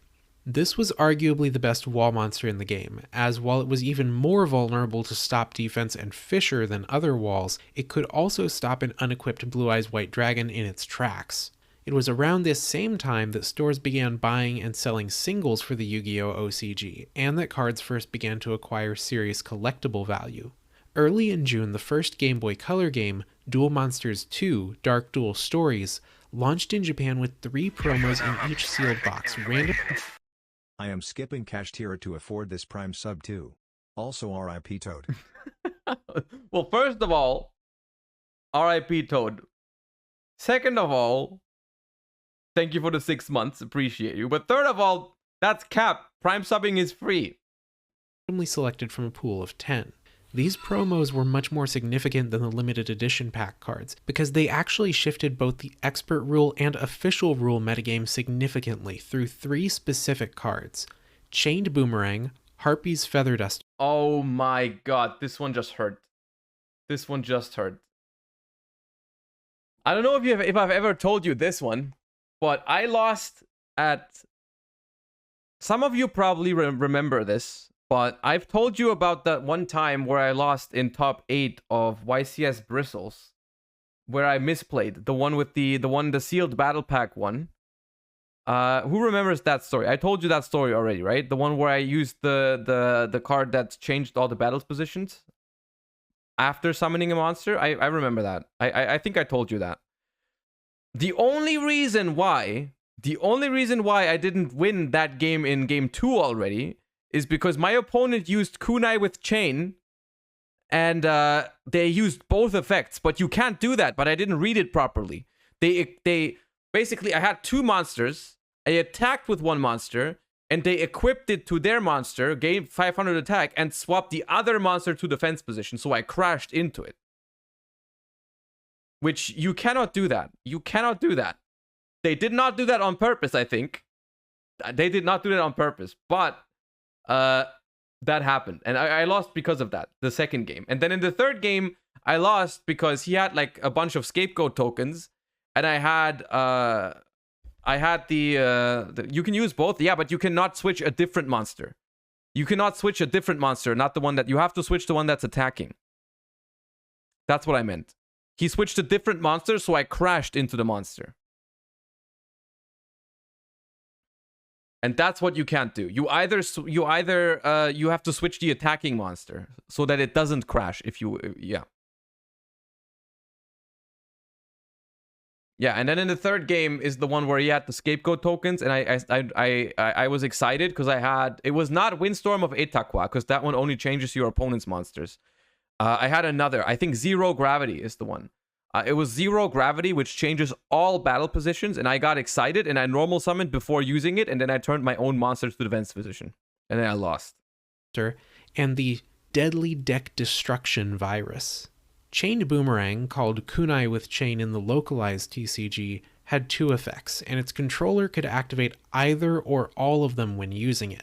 The first effect turned an opponent's monster to defense position when it declared an attack, while the second equipped the boomerang to its controller's monster and gave it 500 attack. The attacking monster goes to defense position, not this another made it monster. a better equipped magic than any of the previous ones, as it wasn't attribute specific, gave 100 more attack with no loss in defense, and could stop an opponent's attack outright. The only real trade-off was that it was a trap card, not a magic card, and so had to sit on the field for a turn before it could be used. But it was otherwise strictly better than all previous equipment. It was accompanied by actual equipped magic cards If there is one Yu-Gi-Oh! Prize card that I could own, not for value purposes, but just for owning it, it would be a Shonen Jump Crush card. I think that's the coolest, most iconic prize card there's ever been. randomly inserted into I don't the know game what box. yours would be. There's a lot of cool ones, like Cyberstein is also insane, but Crush card, to me, is the most iconic one. Not in terms of it's worth the most, because normally, of course, you would just pick the one that's like the most money, but I don't know if it's the most expensive one, but for me, Crush card is the coolest and most iconic one. Gold Sarcophagus is also incredibly cool. that granted 700 attack with no downside to a monster of a specific attribute or type. Well, I'm picking Crush So Card not any only day were of the these week. promos good, they were actually power creeping cards that had been released just 2 months ago. Meanwhile, the deck destruction virus, called Crush Card Virus internationally, was a trap card that required its controller to sacrifice a dark attribute monster with 1,000 or less attack to destroy all of the opponent's monsters with 1,500 or more attack on the field. I want the giant hand you showed at TV Total. I have no idea whose giant hand that And was. in their hand for 3 turns. This means that the deck destruction virus allowed its controller to check the opponent's hand, every card they drew, and their face down cards.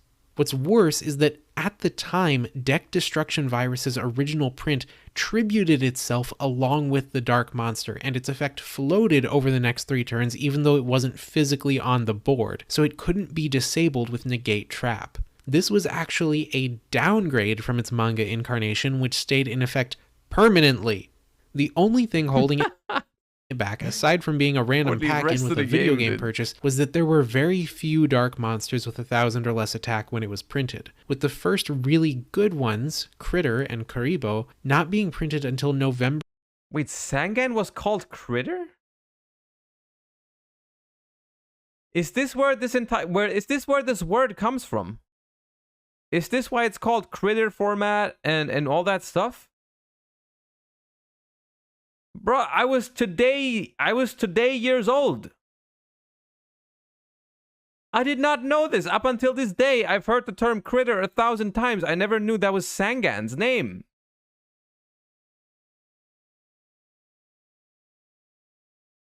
Well, you never stop learning, chat. 99 and January 2000. Harpy's Feather Duster was actually the worst of the new cards, in part because unlike the virus, it hadn't changed at all. Its manga effect was kept word for word. Destroy all of the opponent's magic and trap cards.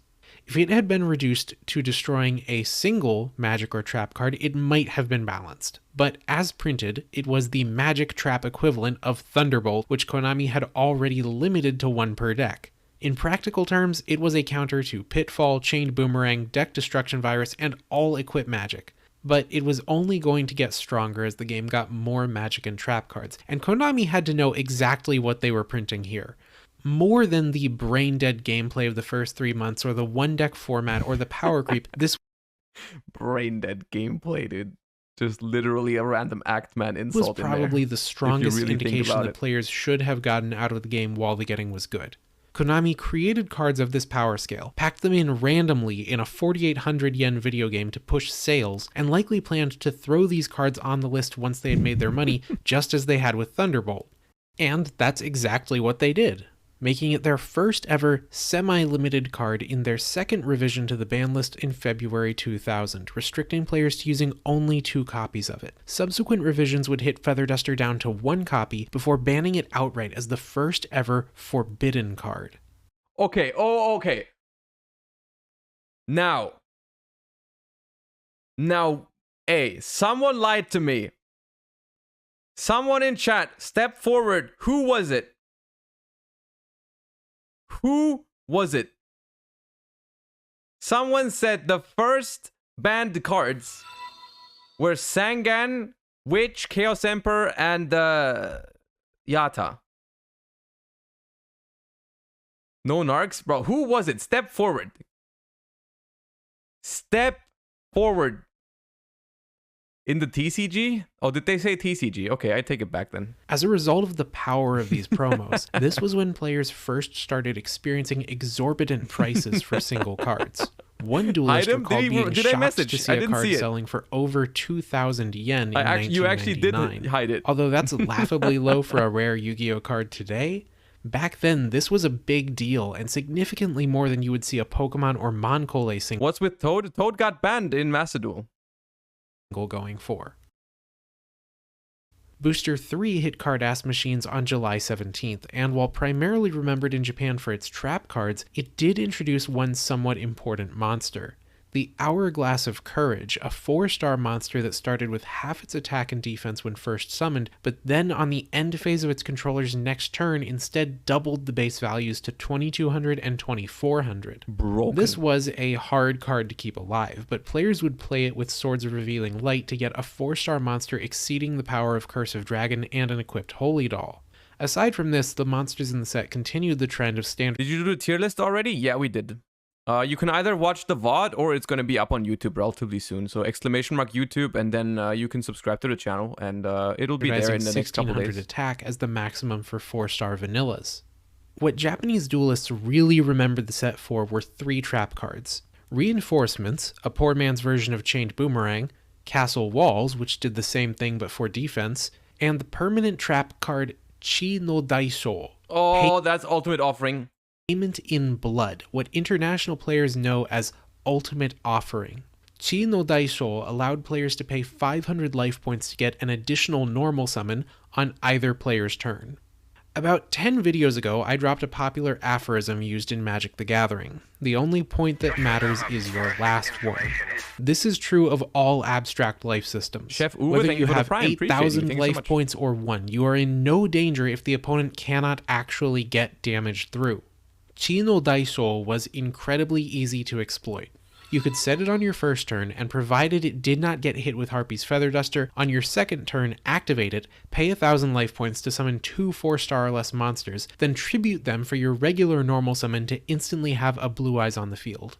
That's taking 2. 4 cards out of your hand to do that, but it didn't matter because you had Pot of Greed anyway. And because Chi no Daisho was a permanent trap, it stayed on the field indefinitely, meaning you could keep using it every turn as much as you wanted so long as you could pay the price. Additionally, because the card had somewhat ambiguous wording in its first print, it also caused misunderstandings at the local level, where players thought they could summon 5-star or greater monsters, and in many cases they were even allowed to do so because shop tournament organizers didn't know any better. Volume 4 launched on July 22nd, introducing 50 new cards to the OCG, and only 3 of them mattered. The Summoned Demon, Mask of Darkness, and Saint Magician. The Summoned Demon mattered because it was a single tribute monster with 2500 attack, making it as strong as the 2 tribute Black Magician. Literally invalidating Dark Magician, by the way. They did Dark Magician dirty with this one. And only surpassed by the Blue Eyes White Dragon. It could match these Can you sign my playmat at Lyon? I can. cards point for point with Chained Boomerang or Reinforcements, but it didn't necessarily need to, because having such a strong single tribute monster dramatically sped up the game. It replaced Curse of Dragon as the strongest single tribute monster, creeping the power scale from 2000 to 2500, and breaking through 2000 defense walls in a way that an unequipped Curse of Dragon could not. Because it effectively took the same number of cards from your hand to get a demon out compared to equipping a Holy Doll, and for 500 more points, this was the end of Light and Earth attribute beatdown. These decks gradually gave way to a new form of good stuff deck focused on Demon beatdown.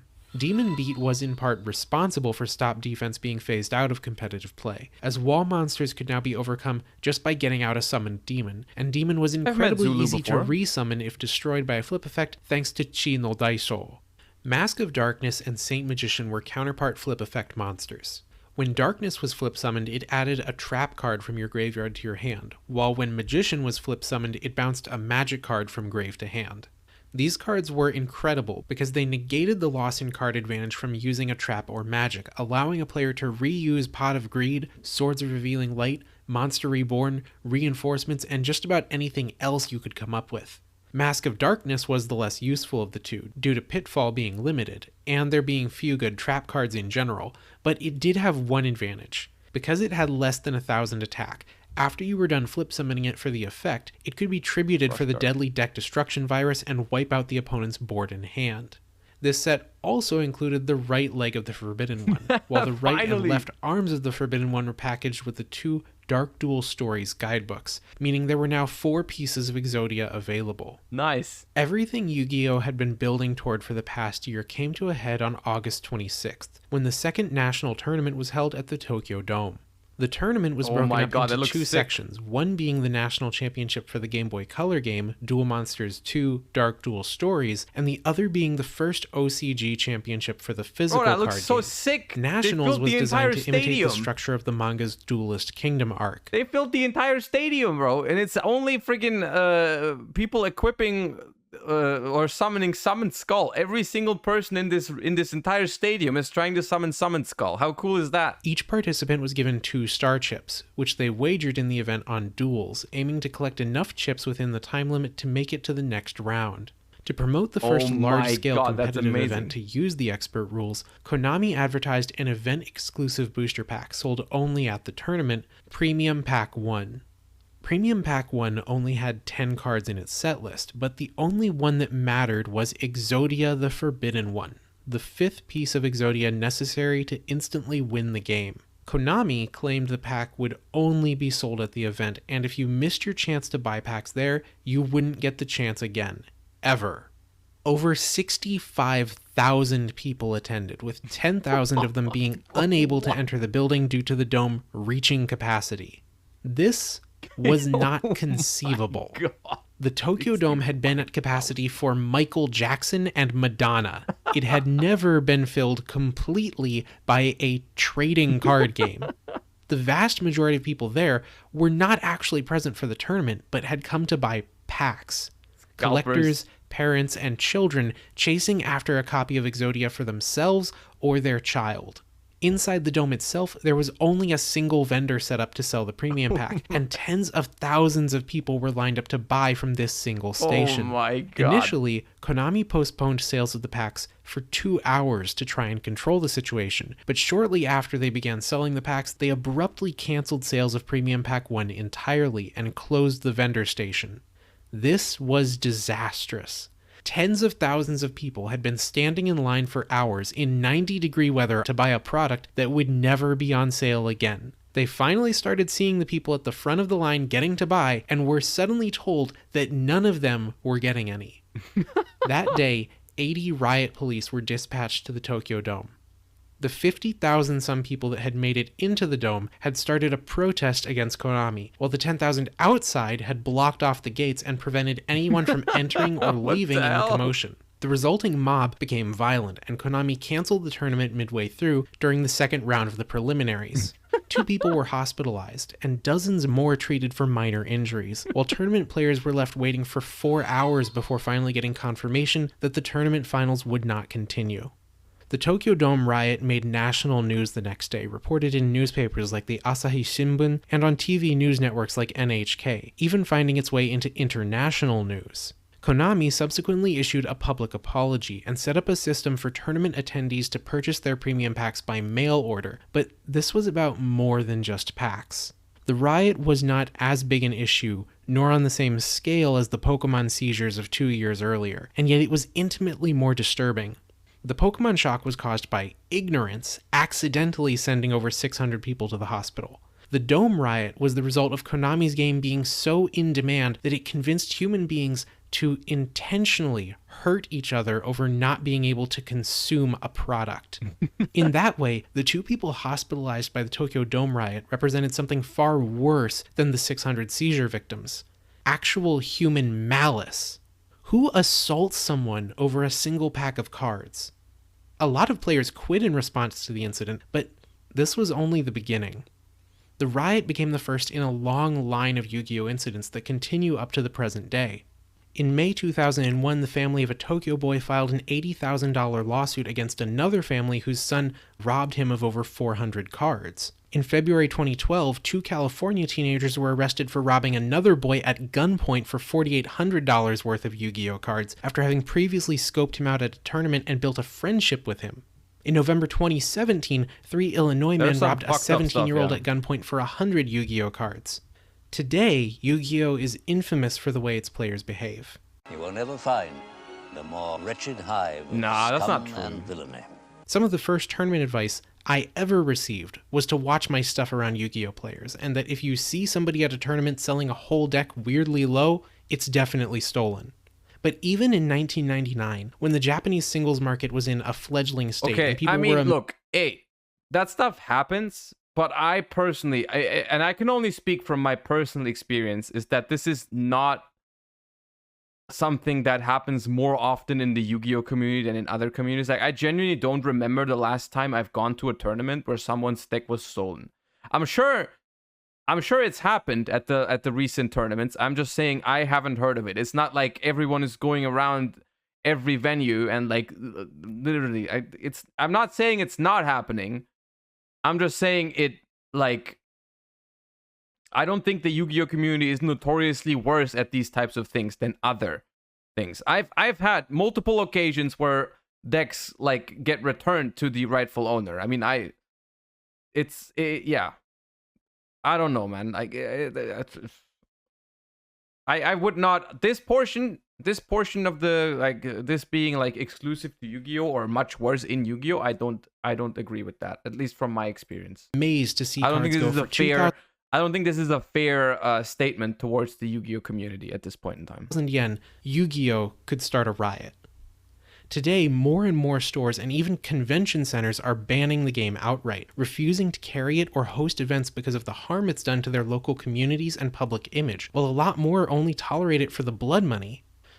A lot of players saw the writing on the wall in 1999 and got out there. Those that were undeterred by the violence What do you mean writing on the wall? Like, as if it was like doomed. Well, we're here 24 years later. Back to their deck building. With Premium Pack 1 more or less in players' hands, for the first time ever, Exodia decks were possible. At this point, players could run 3 Also, Kashtira is blood money, confirmed. copies each of an Exodia piece, though acquiring 3 was difficult because of 2 of them being game guide promos and the head exclusive to the Premium Pack. But hey, if you couldn't defraud Konami for extra Premium Packs, you could always rob somebody for them. On the same day as the failed National Championship, Konami sent out stocks of Booster 4 cards for stores to stock their card-ass vending machines with, bringing the game's total card count to 423. Booster 4 brought with it massive power creep. The maximum attack for 4-star vanillas jumped from 1600 to 1900, and the entire pool of 4-star monsters was effectively replaced in this pack by the triple combination of Gemini Elf, Mecha Hunter, and La Jin, the mystical genie of the lamp. This made players nervous, as it seemed like with these rapid power increases, they might soon have 4-star monsters with more attack than a Blue Eyes. And while Konami seemed dead set on making Holy Doll blush, they also sought to outdo Pot of Greed at the same time. When did we stop? Booster 4, by the way, with vanilla power creep. What is it? 2000? Did we ever go over 2000? 2100? Did we ever reach 2100? I don't think we did. We?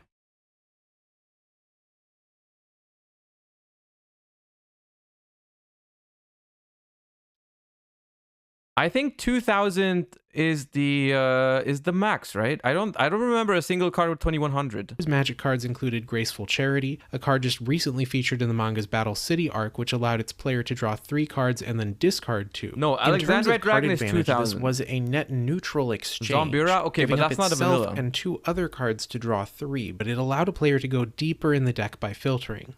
Rather than creep out Pot of Greed, Graceful Charity coexisted with it and complemented it. And players ran both cards in dedicated Exodia decks to draw all 5 pieces as quickly as possible and instantly win.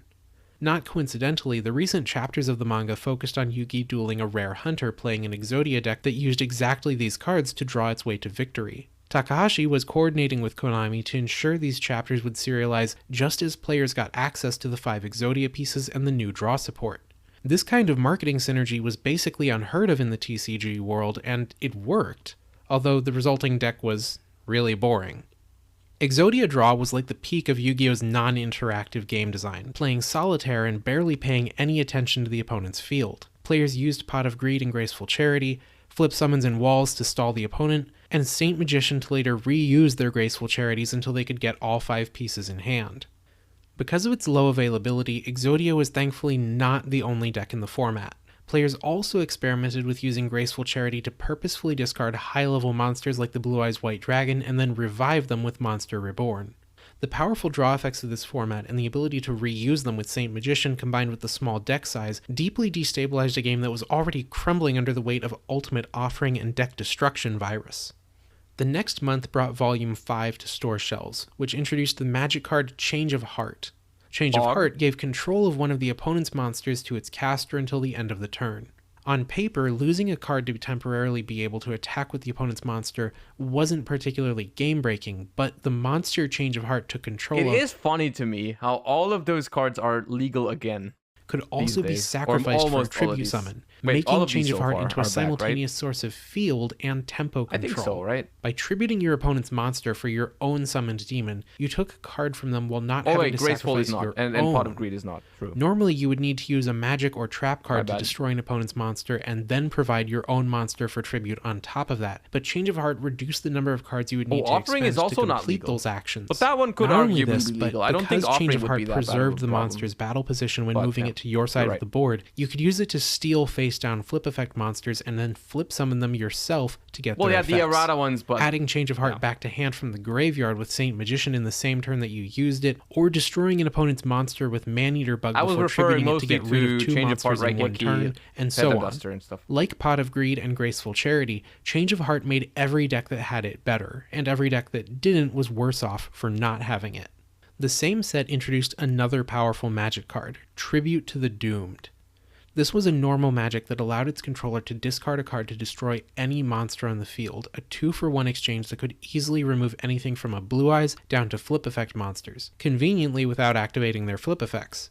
While the discard cost was significant even with Pot of Greed and Graceful Charity in the format, Tribute to the Doomed immediately became a staple card used to neutralize the opponent's board more easily than Fisher or the limited cards could. The introduction of Change of Heart and Tribute to the Doomed is sometimes thought of in the Broken. Japanese fandom as the point when Yu-Gi-Oh! Really opened up as a game, as there were now a variety of possible monsters In a set TCG, card it's could Metal Raiders? represent, and the choice of I when don't feel to like use these. I don't think they have a one-to-one correspondence in the TCG, because like the the Exodia pieces were also not just in one of these, right? So it doesn't really have a one-to-one thingy. Change of Heart, Tribute, or neither was a serious component. Okay, wait, but what's the infinite loop? Let me try and see if I can figure out the infinite loop. Is that has to be a DMOC thing, right? Are we getting that far into the releases, like a In DMOC player skill. loop? At the same What time, else there could was there a be? lot of stupid stuff in the format, like Deck Destruction Virus, Manticore? Exodia, Well, and what does Harpy's that Feather achieve? Duster. And the only thing really stopping it from becoming completely Yada? degenerate was the limited resources You younger could count players Yada tended to have. and Emperor as an Despite being infinite nominally loop, darker, technically. Yu-Gi-Oh! Did not have the same general audience's multi-demographic Last appeal Will as into Dagger Pokemon. Elma Parents, with older Gear teens, Freak? and young Maybe. adults rarely played Yu-Gi-Oh! In this period, and by 2001, Konami estimated that about 9/10 of the player base was young boys.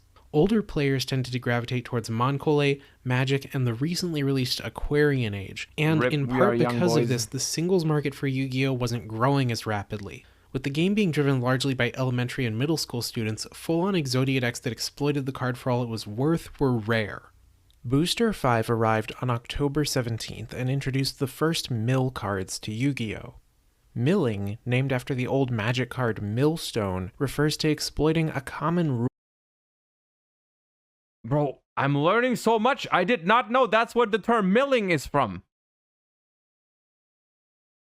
Am I just freaking I'm just like not from the knowing variety. I'm not one of the individuals that knows these things. Like how do I not know these things? I've been playing card games my entire life. Rule in most TCGs. You lose if you run out of cards in your deck. Needleworm was Yu-Gi-Oh!'s first mill card, discarding 5 cards from the top of the opponent's deck when it was flipped face up. With Pot of Greed and Graceful Charity being ubiquitous at this time, Needleworm was a very dangerous card to attack into during the endgame, and it was backed up by a more indirect mill from the same set, Metamorpot, known as Morphing Jar Metamorpot. internationally. Metamorpot's effect forced both players to discard their hands and draw 5 cards, similar to Wheel of Fortune in Magic the Gathering, and while it wasn't directly sending cards in deck to the grave, it was still contributing to the end goal of decking the opponent out. However, while Mill could be backed up by Deck Destruction Virus, it wasn't very common and was being held back by some of the early rulings. In particular, the OCG at this time made the player with more life points the winner when either player ran out of cards. What? Later on, Yu-Gi-Oh! Would switch to giving an automatic loss to any player that had to draw a card and had no cards left in deck to draw, which would make Mill much more viable as a strategy.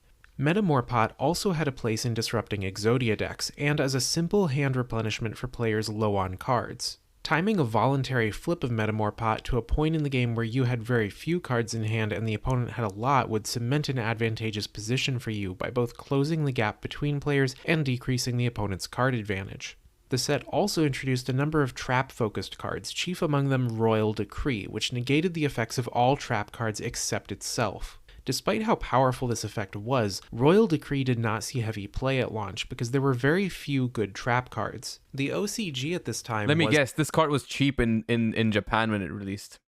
That would seem very fitting if this was completely cheap in the OCG when it released, and we got it as like $100 card. A Monsters and Magic game with only deck destruction virus, ultimate That shows that offering, not many and things pincer change. attack for standout traps. So Booster 5's main contribution Some at the things time just was don't Metamor change. Pot, while the rest of the set's contents would need time to come into its own. Volume 6 debuted on November 18th, introducing a number of counter trap cards to the game. That's Chief not how I among them, remember Communal May Singleku, Valentine God's looking, by Judgment, the way. localized as Solemn Judgment internationally. Just this saying. card could be activated in response to the activation of a magic card, trap card, or the summoning of a monster. In exchange for half the caster's life points, the effect Judgment countered would be negated, and both that card Bro, and how God's many Judgment would Boobas? be There's no destroyed. way. The initial reception to Judgment was lukewarm, but over time it became one of the more prolific countercards in the She game, was as players nerfed in the became keenly TCG. aware of just how Okay. little life points mattered. This set also introduced two of Yu-Gi-Oh's most infamous search cards, Critter, Rhoda? renamed No. Sangan in the international market, and Witch of the Black Forest. The effects of these monsters have been modified repeatedly since their debut, and may have even changed since this video was recorded, but at the time, Critter's effect added a monster with 1500 or less attack from your deck to your hand when it was sent to the graveyard, while And Witch of the Black reshuffled your Forest deck. added a monster with 1500 or less defense from your deck to your hand. In Magic the Gathering terms, they were tutor cards akin to Demonic Tutor, but specifically searched for I also lower did not know strength that. monsters, in theory those with effects.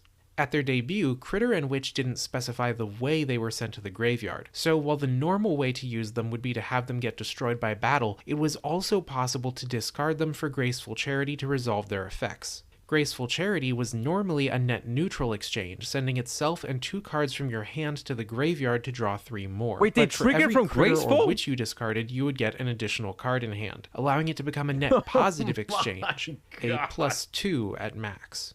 Critter and Witch's effects could also be used if They they were used to trigger destroyed from by a Graceful. card I effect didn't like know God's that. Judgment or Maneater Bug, making the opponent's use I'm of learning those so cards much a today. waste of resources. The range of targets they could search was also incredible, with Witch of the Black Forest in particular being able to tutor summon a demon and Gemini Elf freely, and both cards being capable of searching out Exodia pieces. And since Critter was a dark attribute That's monster, crazy. it could also be used as the sacrifice for deck destruction virus, while Witch could search for Critter or another monster that met the virus's criteria.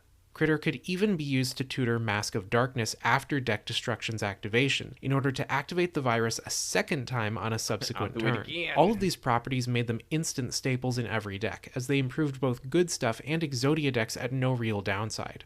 With all of these search and draw effects available, the consistency of Exodia skyrocketed. At the time, there were essentially only 3 matchups in the game: Good Stuff versus Good Stuff, Exodia versus Exodia, and Good Stuff versus Exodia. The Good Stuff versus Exodia match was highly asymmetric because of the Exodia deck having a much faster kill condition combined with the ability to slow the opponent down through Swords of Revealing Light. Good Stuff decks took several turns to set up their board and punch through the opponent's life points, while Exodia could win on the first turn of the game thanks to its draw and search support. The Did they best have- Good Stuff did they decks really could do to have- counter Exodia Did was they really have, at this point, because they haven't mentioned another ban list, did they have 3 Pot of Greed, 3 Graceful Charity, 3 Sangan, 3 Witch, that would all trigger when discarded? That's what they had. What the hell? The odds must be so good. The FTK rate of that must be incredible. Also considering how long it would take the other player to win the game in that time. Bro, who the hell would play Summon Skull Turbo, dude? Who the hell would play Summon Skull? Who? Those are the that's the freaking lore behind the people that play Fluanderies these days. Those are the people that pick Fluanderies today. Is the people that pick the Summon Skull deck in that format. Were the Exodia pieces just at 3? Did they say that? Yeah? Okay, so your deck is 15 Exodia pieces, 6 out of Sanguine and Witch, 3 Pot of Greed, 3 Graceful. That's 27, and then a couple of stall cards. There's no shot that's not the best deck. My god. And Swords of Revealing Light, yeah. Run Metamorpot and To be fair, you lose if your opponent has Crush card, which apparently was also just at 3. Needleworm to try to send Exodia pieces to the grave. But this wasn't consistent because accidentally discarding a critter or Witch of the Black Forest would Exodia allow was the really opponent to tutor expensive. more Okay, pieces so it's out like of the deck. okay, so And these effects could be I take negated. it back. It's not the people that play Flunder, it's the people that play Kashtira, huh? Get it?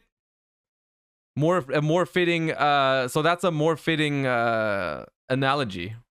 With God's Judgment, which started growing in popularity with Exodia decks in response to these counters. December 1st brought with it Booster 6, the final expansion of the 20th century. This set featured support for fusion monsters, but they remained underplayed even after it released. See, talk about you say common Kashtira L, but that's not really possible because hey, there ain't no common in Kashtira. Fusion monsters Ain't no required the common in player to use the Kashtira. magic card Fusion, called Polymerization internationally, to tribute 2 monsters whose names were listed in the fusion materials of a fusion monster in their extra deck, summoning that monster into the field from an area that was outside normal gameplay.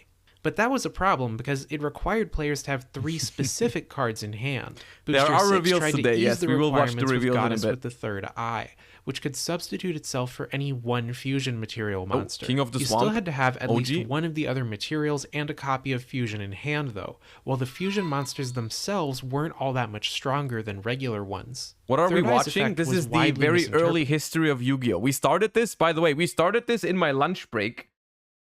But this is so interesting that it's been like 30 minutes since I finished lunch and we're still during watching. Yu-Gi-Oh's But we're gonna first finish it now, Japanese this block, video. because of an at the time ambiguous wording, with players mistakenly assuming they could use 2 copies of them But to this has been substitute great. for both fusion I enjoy materials, this. and this wasn't clarified until the second block began in mid-2000. To try and ease the requirements further, Fusion was made searchable through the magic card Fusion Sage. Do these which kinds of functionally videos meant exist it for the counted TCG as well? another copy Probably. of Fusion, since as soon as you drew it, you could have Fusion in your hand. Fusion was also made recyclable through the effect monster Monster Fusion. Eye, which allowed its controller to pay 1,000 life points to bounce a copy of Fusion from graveyard to hand. Monster Eye was searchable by both Critter and Witch of the Black Forest, and so this created a basic skeleton for a fusion-centric deck, in the same way Metamorpot and Needleworm had made a skeleton for mill decks. But all of these cards paled in comparison to Booster 6's marquee card, Devil Franken, localized Devil as Franken. Cyberstein in the English game. Devil Franken's effect allowed its controller to pay 5,000 life Not points Frank. to special summon a fusion monster from the fusion deck. This completely bypassed the need for fusion support, at the exchange of having a low power monster in attack position with only 3,000 or less life remaining. The ideal target for this was Black Demon's Dragon with 3,200 attack, introduced all the way back in Volume 5, but Bro, from today's perspective, it is so funny that they paid 5,000 life points for a Red Eyes Black Dragon. No, what is it? Black Meteor Dragon? rarely played until this set. Because of the ease with which Franken could be searched and used, it didn't actually play into a bigger fusion strategy. Instead, Franken Black was Skull. absorbed directly Oh, no, into wait, Demon which one is Beat Meteor Good Stuff Dragon? decks as a way of instantly bringing Oh, out I know. high Okay, attack that's the one with fusion 3,500, right? Over time, Devil Franken would become much more Yeah, my bad. destabilizing to the game as a whole, as the ease of use combined with the general worthlessness of life as a resource made it a key component of one-hit and one-turn kill decks, eventually resulting in it earning a place on Konami's ban list. Now, Not Yu-Gi-Oh! Was in Frank. pretty dire straits at this point, and it wasn't alone. Think back to the Pokemon videos. In November 1999, where haven't is the watched Pokemon these. metagame? Between Challenge from Darkness and the first Neo expansion, with Vending Machine Haunter and... Actually, let's not think about that. The point is, this was a low point for TCGs in general. And it was in this period that the Digimon Hyper Coliseum trading card game first began to gain traction in Japan, in part because the other games on the market were turning players away with formats where they couldn't really do anything. Konami was well aware of what they were doing to their own game's accessibility, and so ended the OCG's first year on the market with the EX Starter Box, a new set of starter decks intended as an introductory point for new players. Rather than a reprint of the original starter box, this set consisted of reprints of key staples. Change of Heart, Black Hole, Lejin, Maneater it's the Bug, Megatins. Monster Reborn, Holy Doll, Summon a Demon, Ultimate Offering, and others. It's the This set was Megatins. appreciated for making it easier for new players to get in, but it also introduced several new cards. First, So you're telling me that cards being cheaper makes it easier for newer players to join, therefore makes your game more accessible, therefore makes your game grow. Noted. Someone should show this to the people at the Konami office, maybe. Show this to the person that decided on the Kashtira rarities, maybe. First up was a trap card. Write that Waboku down, no write that Shisa, down. The Messengers of Peace, named internationally as Waboku. This trap card nullified its player's battle damage for the turn, and prevented allied monsters from being destroyed by battle. While not as long-term as Swords of Revealing Light, Waboku became an instant staple in Exodia decks as another tool for prolonging the game while trying to set up the instant win condition. The EX starter box also introduced the game's first infinite loop, available through the magic card Last Will. Last Will's first Japanese print read, "This turn, instead of sending a monster to the graveyard, you can place a monster with 1500 or less attack from your deck onto the field." What? This description rather infamously made no sense to Japanese players, and it had very unconventional wording, not using the phrase summon and, if applied literally, stopping any of your monsters destroyed by battle or card effects from going to the graveyard. The So your monster actual doesn't die, effect, as and ruled you at get the time, to was summon? that during the turn you activated Last Will, every time your monster was sent to the graveyard, you could special summon another one from your deck. There was no limit to the number of times you could use this effect in the turn. So if the monster you summoned was then Wait. So if your opponent has a monster in attack position, so you're telling me if my opponent has a monster in attack position, and I have a Sangan and Last Will, I just win because I crash Sangan, search Exodia piece, summon Sangan. Okay.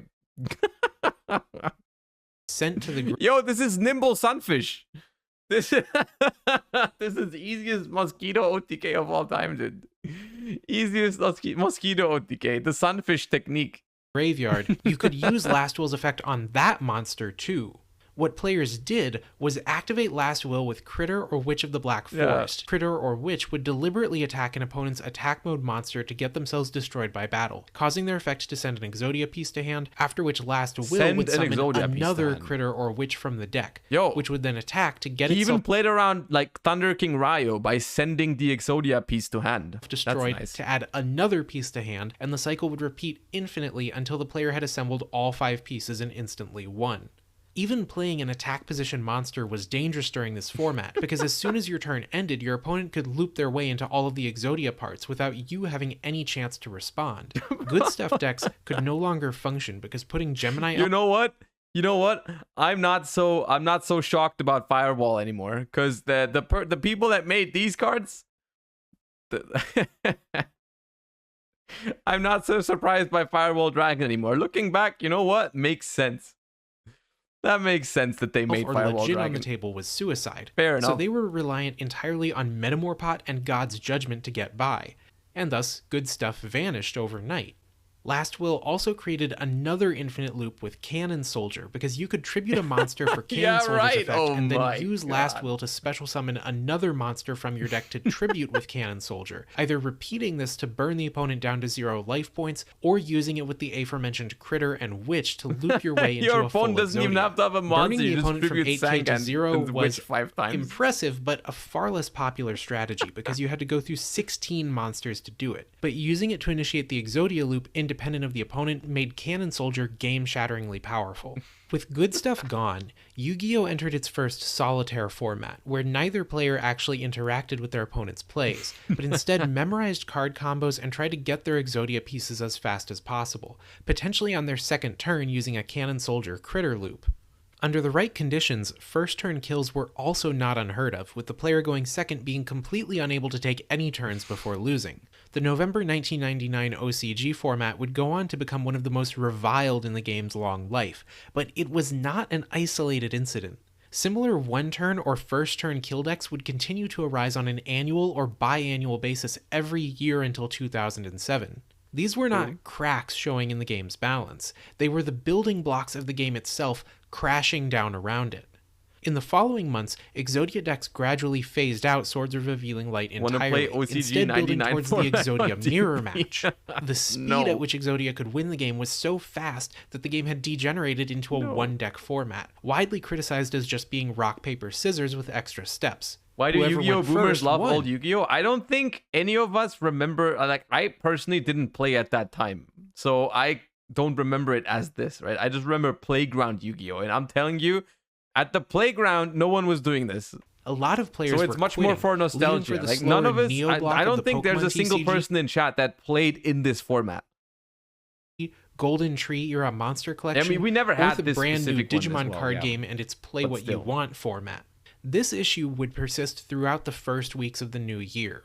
Volume 7 launched on January 27th, 2000, and contained many powerful cards befitting an end-of-block Around what set, year is like this? This is Thunder Dragon, an 1999 effect in monster Japan. capable of discarding itself to tutor 2 more Thunder Dragons from deck to Bro, hand. they just and print more twin-headed and more cards for the Exodia archetype. They just don't stop. Thunder Dragon, a fusion monster made by fusing 2 Thunder Dragons together. Since the fusion materials for a fusion summon didn't need to be on the field to fuse, players really only needed a fusion magic card and a single Thunder Dragon. That Thunder Dragon would tutor the other 2 to hand to make the fusion summon immediately, both reducing the number of cards that needed to be assembled in combination and slightly offsetting the normal loss in This card was advantage their from Darkwing expending 3 Blast. cards to summon 1. This set also marked the debut of the Holy Barrier Mirror Force, a trap card derived from the manga that destroyed Bro, what all does of the Mirror Force opponent's even do monsters in when this they format, attacked with dude? even It seems one of them. irrelevant. Other powerful monsters It ain't included stopping Dark Elf, Exodia. a 4-star What are you monster gonna with do? 2,000 Mirror Force attacks is that required Sangan? 1,000 life point cost to declare its attacks, and Different Dimension Warrior, the first card in Yu-Gi-Oh! To remove other cards from the game. DD Warrior's effect removed both Now it that one's and the based. monster it battled from play after damage calculation, making it capable of removing monsters stronger than itself from the board at the cost of also disappearing. In theory, this would have stopped Critter and Witch of the Black Forest effects from resolving, since But- they wouldn't be sent to the graveyard by battle, but in practice it was more common at the time to resolve them by discarding them for graceful charity. In fact, most of the cards I just described were not played at all upon release, Yeah, that's what because I the game said. revolved so heavily around Exodia that battle was uncommon. I told you. Konami's answer to all of these problems was already in the works. 3 months after the EX starter box launched, they finally put an end to the madness with the February 2000 ban list, limiting Last Will, Pot of Greed, Change of Heart, Mirror Force, and every Exodia piece to 1 copy per deck, semi-limiting Graceful Charity, Harpy's Feather Duster, and Monster Reborn to 2 copies per Graceful deck, Charity. and taking Pitfall off the list entirely. Hitting Last Will, Pot of Yeah, Greed, and 2 is Graceful fine. Charity were the most 2 is fine. impactful changes, and helped push Exodia out of the format as a serious competitive deck. At the same time, they issued their first errata, changing the official text of Critter and Witch of the Black Oh, Forest okay. so that their effects only resolved when they were sent from the field to the graveyard. These cards could no longer be comboed with Graceful Charity, and with Exodia gone, Good Stuff made an overnight return as the competitive darling, primarily in the form of Demon Beat Devil Franken decks. Despite Pitfall leaving the list, the card itself was now rarely played as a result of Mirror Force and other counters replacing it. 7 months of power creep had rendered it suboptimal. Booster 7 launched in March 2000, and while it was primarily made up of reprints from Volume 7, it did Heavy introduce Storm. 2 new cards. Dream Pierrot, localized as Dream Clown in the English game, was an effect monster that destroyed an opponent's monster every time it changed from attack mode to face-up defense mode. This required you to summon Dream Pierrot in a vulnerable state Dream first Pierrot. and protect it for a turn with Waboku, Swords of Revealing Light, or another defensive measure, but in exchange could remove a card from the opponent's board every other turn after that, since each This one is monster's cool to position me, the could fact only that be this was adjusted relevant. once per turn. This was useful for taking care of Wait, set wait, monsters wait, wait, before wait, their wait, flip wait, effects wait, could wait. be I have a used. question though. Was this Earth? Was this Earth in the TCG? I could have sworn this is a dark monster. Yes? Are you sure it's an Earth? Okay, well, I mean... Taking the lead in card. Oh, but the other one is a dark, right? Crass Clown. Crass Clown is dark, right? advantage and maintaining control over the game. Crisis Dark. Because Okay, of okay, Pierrot's general slowness, the card wasn't especially useful to run multiple copies of, so it was more common to run a single copy of it, what's often called a tech in TCG parlance, and Noted. tutor that tech with Critter or Witch when tributing them for Summoned Demon. The other big card from this set was Heavy Storm, a magic card that did to the Magic Trap Zone what Black Hole did to Monster Zones, destroying all magic and trap cards in play. While this was a strictly worse version of Harpy's Feather Duster, the two coexisted in this format, both because of the difficulty of acquiring Duster and because of how it could functionally work as additional copies of Duster in many situations. What this set really marked was the end of the first block of OCG cards, what later became known as Series 1. A lot of people expected an apocalypse in 1999, but when the turn of the millennium came, there were no end times waiting for the world.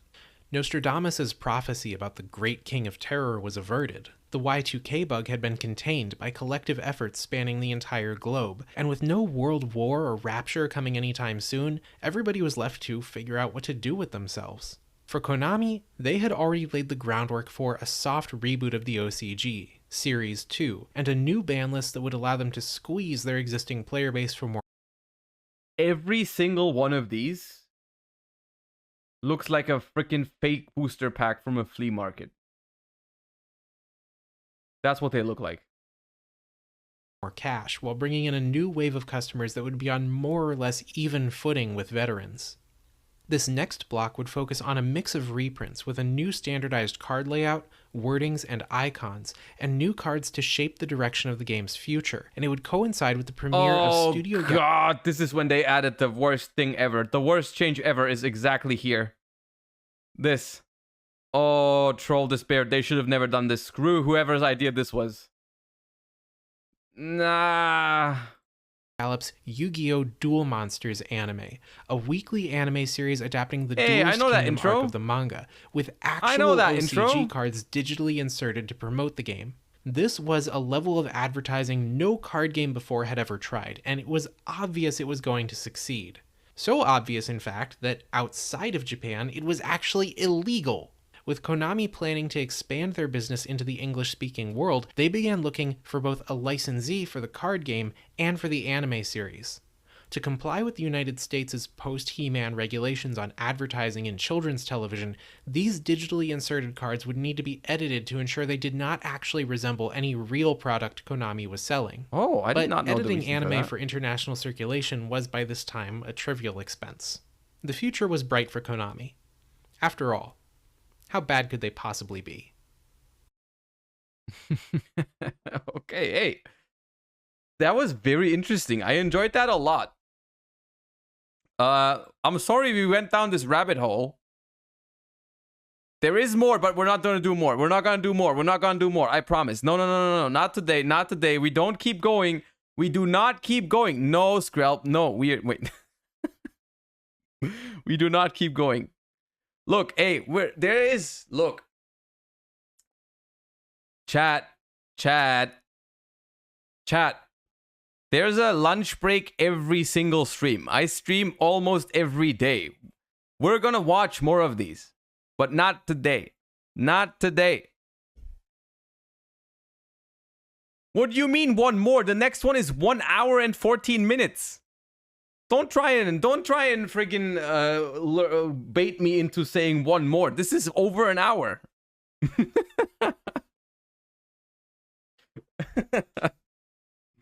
What about second lunch? Bro, I'm not a hobbit.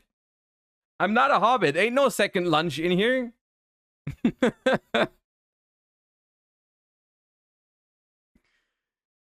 Look, hey, we have reveals in 20 minutes. We have reveals in 20 minutes.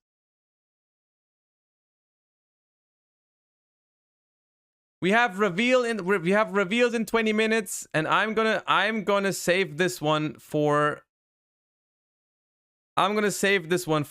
another lunch break. At least give a like. You are right. I like that. Bop, bop. What's revealed today? Today, oh my god, I have so many tabs open. Someone sent this earlier.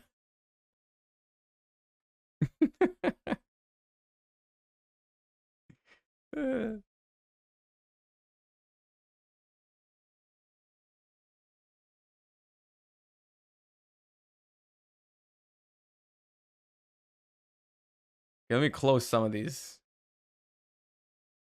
Okay, so today we're getting, just in case you are unaware, we are getting, today is Wednesday the 25th. It is Wednesday, my dudes. We're getting the rarities for the new cards for returning themes. What channel was that we watched? I will link you the video. Bob, there you go. So we are getting in about 20 minutes, which I don't know what we're supposed to do in 20 minutes. I guess I wanted to adjust my labyrinth list from yesterday. We could lab that for a second. Lab the labyrinth. I have an idea. Let's get it. And then in about 20 minutes, we should honestly be getting a lot of reveals today. This should honestly be a lot of reveals because Photon Hypernova has a lot of cards that are like support for older archetypes. Let me quickly check what exactly we're gonna get. Where is the... It's on my DB, I think.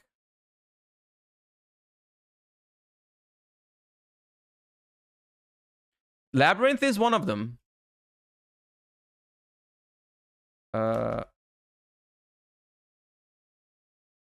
Hold up. So Photon Hypernova.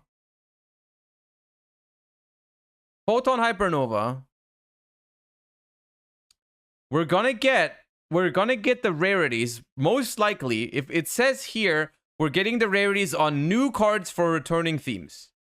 So that would include, I mean, if you take it really, if you're really precise about it, that includes the Chaos archetype. Technically, that's a returning theme. Freaking the Kuribo, even the Photon stuff, the Numeron stuff as well. Photon, Kashtira, we already know. Gishkis, good Gishki support. Dogmatica support. Scareclaw support. Evil Eye support. Like it includes all of this. It even includes Bestial Baldrake, which we better pray that Bestial Baldrake is also a super rare, because that's a good card. And looking at the price of Magnamute, I don't want this card to be a higher rarity. I think it's going to be a super rare, though. I think it's going to be a super rare. I don't think there's a way how Baldrake is not a super rare. Every other Bestial level 6 is a super rare. It'd be so ugly. It'd be so ugly if they made this not a super rare. I hate that. I hate that. I would hate that for it if it was... If it would probably be a good-looking secret. It would probably be a good-looking secret, but I hope it's a super rare. I mean, branded is also technically, this should also be in the reveal, right? The only card that there's like, this card should not be in the reveal, probably. Unfortunately, today. We probably don't find out about triple tactic tasking today, because that is not support for an existing archetype. That is not support for an existing archetype, unless you think triple tactic is an archetype, which that's not a thing. But we will know, we will probably find out about the welcome trap, the labyrinth trap. And then these are like, not really. I mean, there's like, okay, there's Ice Jades, there's this random Sword Soul card in here that sucks. I don't know. I don't know if we'll find out about these down here, but like there's also the Abyss Actors. There's Abyss Actors here. There's branded support here. There's generator support here, whatever that means. There's the Springan support. Valence support. We should actually find out about almost every card in the set, if this is true. If they say new cards for returning themes, this should be all of those cards except for like tasking and weight measuring, maybe, and some of the ones down here. But everything else should be included. This could be a 3-hour video. I mean, hey, if it's a 3-hour video, you get bonus content because I'm watching that. It's weird because I don't expect him to just reveal like 60 cards in one video, like on one day. Like, how weird would that be if they're like, oh yeah, on Tuesday we're gonna show you 5 Kashtira cards, and then on Wednesday we show you everything else. That's kind of weird. That's kind of weird, but that's what it sounds like. New cards for returning themes. That should include a lot of these. That should include a lot of these. And then tomorrow we will finally learn about Gold Pride. Which, what do you think? Get your predictions. There's really, you can't know this yet. No one knows this yet. Do you think Gold Pride is going to be good or not? Predictions in chat right now.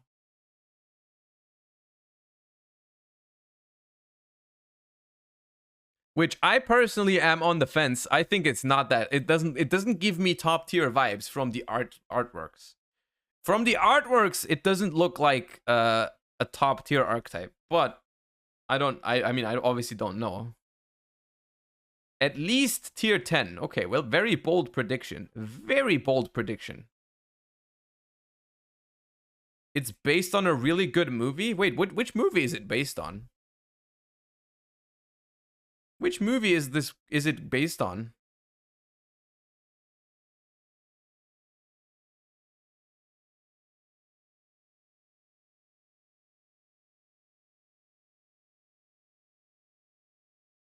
Which movie is this? Red Line? I've never heard of this.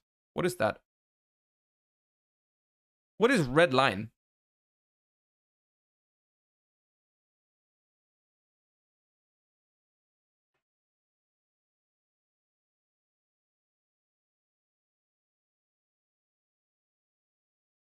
Okay, well. Apparently it's based on a movie, but I don't know the movie. Do not check custom cards on DB on stream. Is it dangerous? I didn't know that. I did not know that. I guess I got lucky. Do they like not check the images that people submit? Yes, I've seen multiple cocks. Okay, well. Thank you for that info.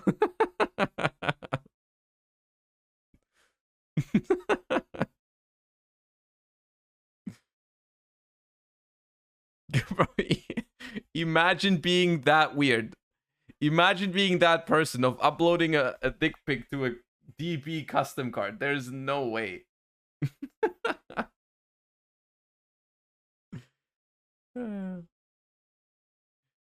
Anyways, let me quickly check. Let me remind myself what Gold Pride Leon does.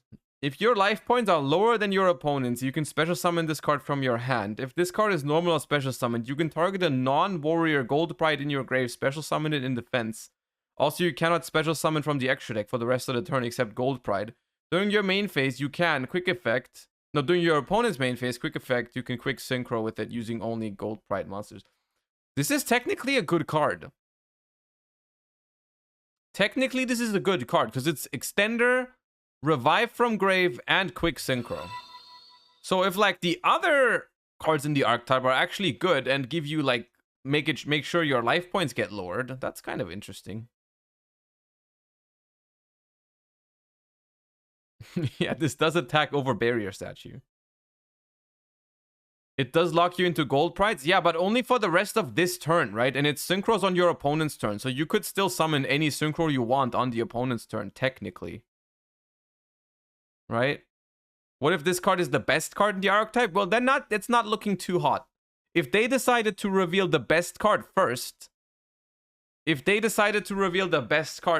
then that'd be a little disappointing. Because even though it's a solid card, if this is the best card, I don't have that much hope for the archetype. Gives me goatee vibes. Honestly, to be fair, not to hate on goatee or anything, but I don't remember a single goatee card that strikes me as solid as this. This is a better card than all the goatee cards, I think. Like, the goatees just doesn't have anything super amazing. I feel like. Goatee has a decent engine. I mean, yeah, in 2016, maybe.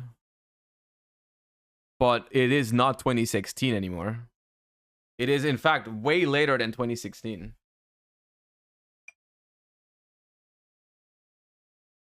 Would you want a genuinely strong TCG exclusive archetype 2 days before Lyon?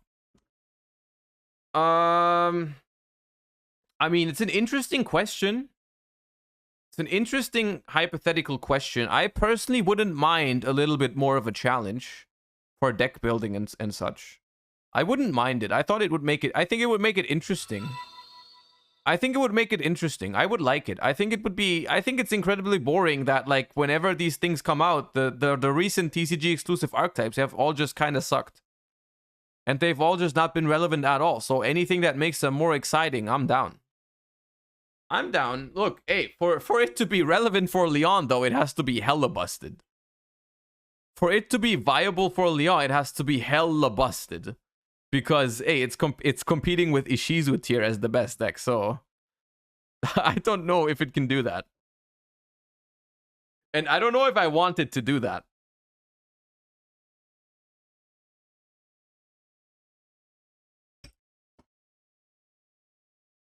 Can Gold Pride play Shifter is the question we need to ask. I hope it's not a Shifter deck. The Gold Pride Synchro is just Chaos Ruler. Yeah, Gold Pride, the chaotic ruler.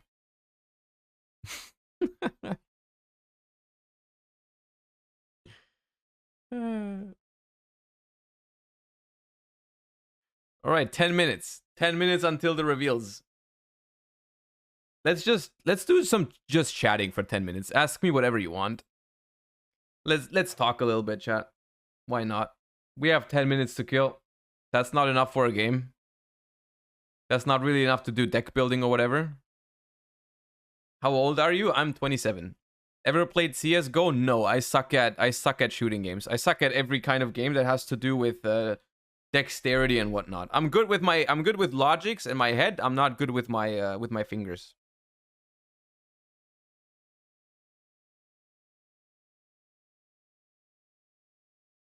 Any interest in coming to an Australian YCS? Technically, yes, but it usually tends to be very expensive. Are you still on E-Man Games? I am still on E-Man Games, yes.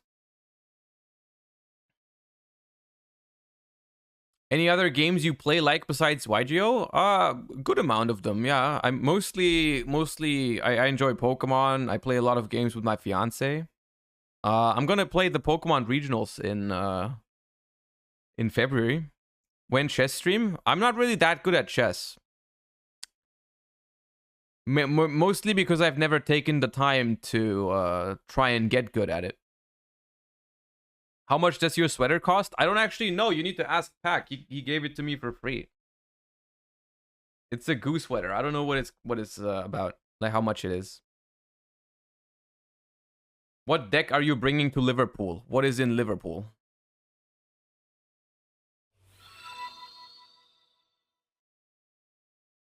What did you study at university? I studied software engineering, and I finished software engineering. So I have a bachelor in software engineering.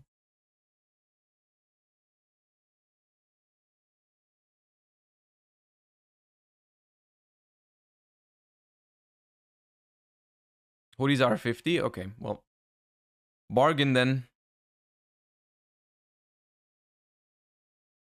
Favorite content creator to hang with?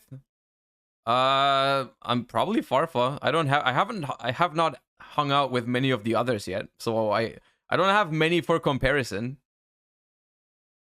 But probably Farfa.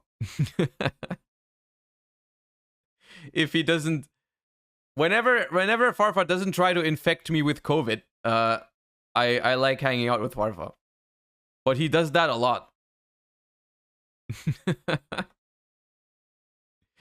Do you enjoy any German music? Occasionally. I usually don't listen to much German music. Joshua now has perfect information. Moin, dude. Yo, Adriano, thank you for the 5 months. Welcome back. Appreciate that so much. Thank you. He tried but never succeeded. True. Have you created a recent Thunder Dragon Bestial deck? I have not. I think the Thunder Dragon Bestial deck is pure cope. It's not very good in my opinion. Who is the reveal today? On the website it says day 2. There's a German one on Card Journalist. There's a video on lithium. Oh, it's a lithium video. Yo, we're gonna get a yo. What's up, guys? Perfect. Okay, we're gonna go and F5 on Lithium's channel then.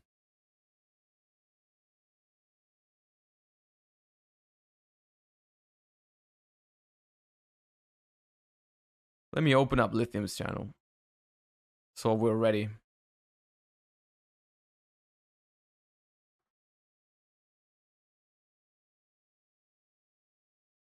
Okay, I'm ready.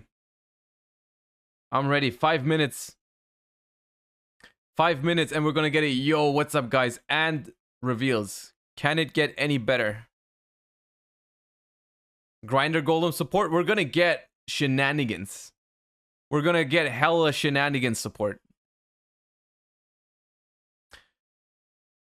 When did you learn English? I think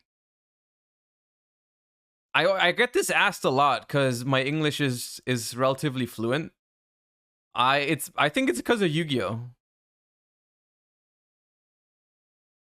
I think I learned it mostly because of Yu-Gi-Oh, because I started very early on. I started watching and talking to people in English through like Yu-Gi-Oh content, or mainly written form as a kid. But yeah, there's that. You think Toad gets banned? In the TCG, I don't think it will, no. Because we're past the point where you would actually need to. We're way past the point in the TCG where you would actually need to ban Toad.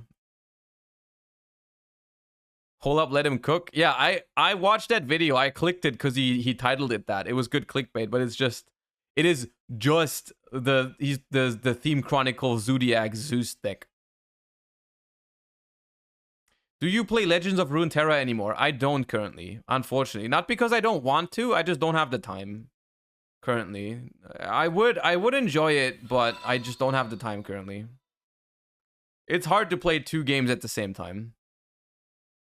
Because since it's a card game, right? It's a good card game, but the problem is when it's a good card game, I can't really play it casually. If it's a good card game, I either don't play it or I try hard. And that's not easy to try hard 2 games at the same time. Lore is a shit show? Is it? I haven't checked in with it since it's been a while. But when I played it, it was really good. It was a great game when I played like when I competed in seasonals and worlds. I thought it was a very good format. So you don't have time to explore Digimon TCG either? We have played Digimon, my fiance and I, because she really wanted to try it, because she's like a huge Digimon fan since she was a kid. So we tried it, we played it, we went to locals, we did decently well at it. We got decent at it. But eventually we stopped playing. Cause yeah, I don't know, she kind of lost interest, and we don't really have a local store anymore since we moved, and we don't have the time for it. When are you going to stream Pokemon again? I don't really know how much other content I'm gonna do on this channel. It depends how much people like it. I'm not opposed to streaming other games every once in a while. The main content is always gonna be Yu-Gi-Oh, but it depends. The thing is, it's definitely gonna happen when I do things like eventually. This is not planned. This is not an announcement. But well, of course, now that I'm a full-time streamer, I'm thinking about things like, you know, 24-hour streams or subathons or that type of stuff. I don't know exactly how to do those things yet, but if we ever did something like that, we would definitely not just be playing Yu-Gi-Oh for all of this. Finally, Scrolf stream. Did you finish Pokemon Violet? I did finish Pokemon Violet, yeah. In the 24-hour stream, yeah.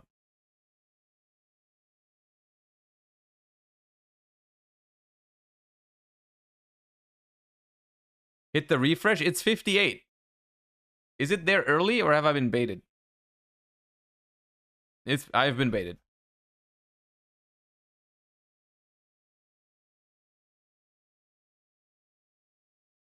Variety 1 day per week? I don't know. Maybe I'll try it at some point and see how it goes. I don't really see myself being like a regular variety streamer.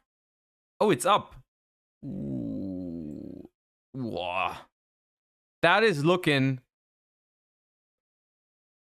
That's looking like the fattest yo what's up guys thumbnail face. Oh my god. All right.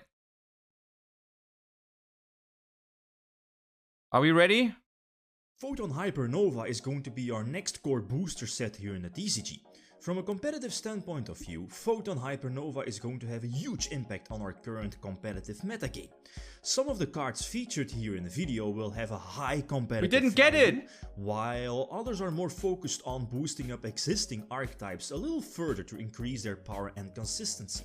So without further ado, let's start off with, I guess, the biggest archetype, or for me at least, the archetype that I'm My disappointment is immeasurable and my day is ruined. Kashtira and Photon Hypernova. And that's Gishki. The first one is Gishki Grimness. Okay, not a it's secret. A new level 2 monster that gives Not even a an huge ultra. boost to the Gishki strategy. Please be Upon common, not normal super. or special summon, he can special summon a Gishki monster from the deck, which of course is going to be Gishki Abyss. And as you know, that's basically the Stratos of the archetype. That's quite conveniently not once per turn.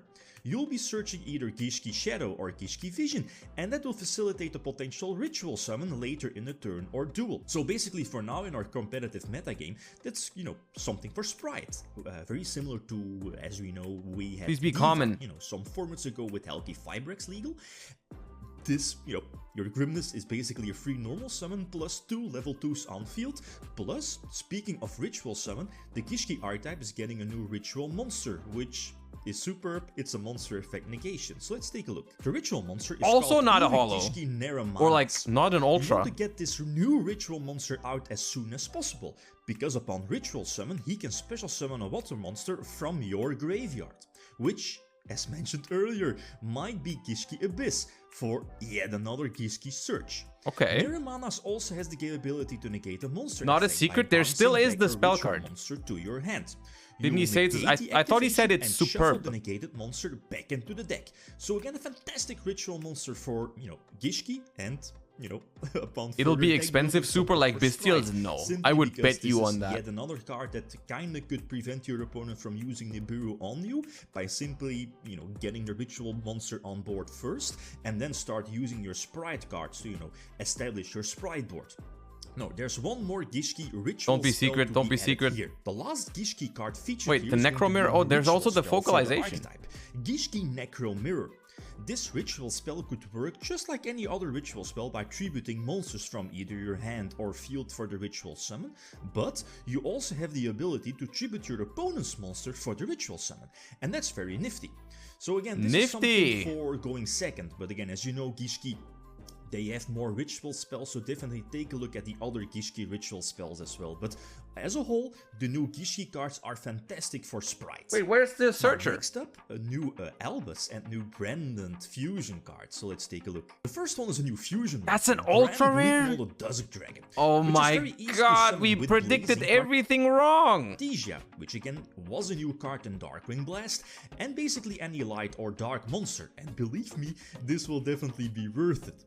Upon Fusion Summon, Grand Guignol sends a level 6 or higher light or dark monster from your deck or extra deck to the graveyard.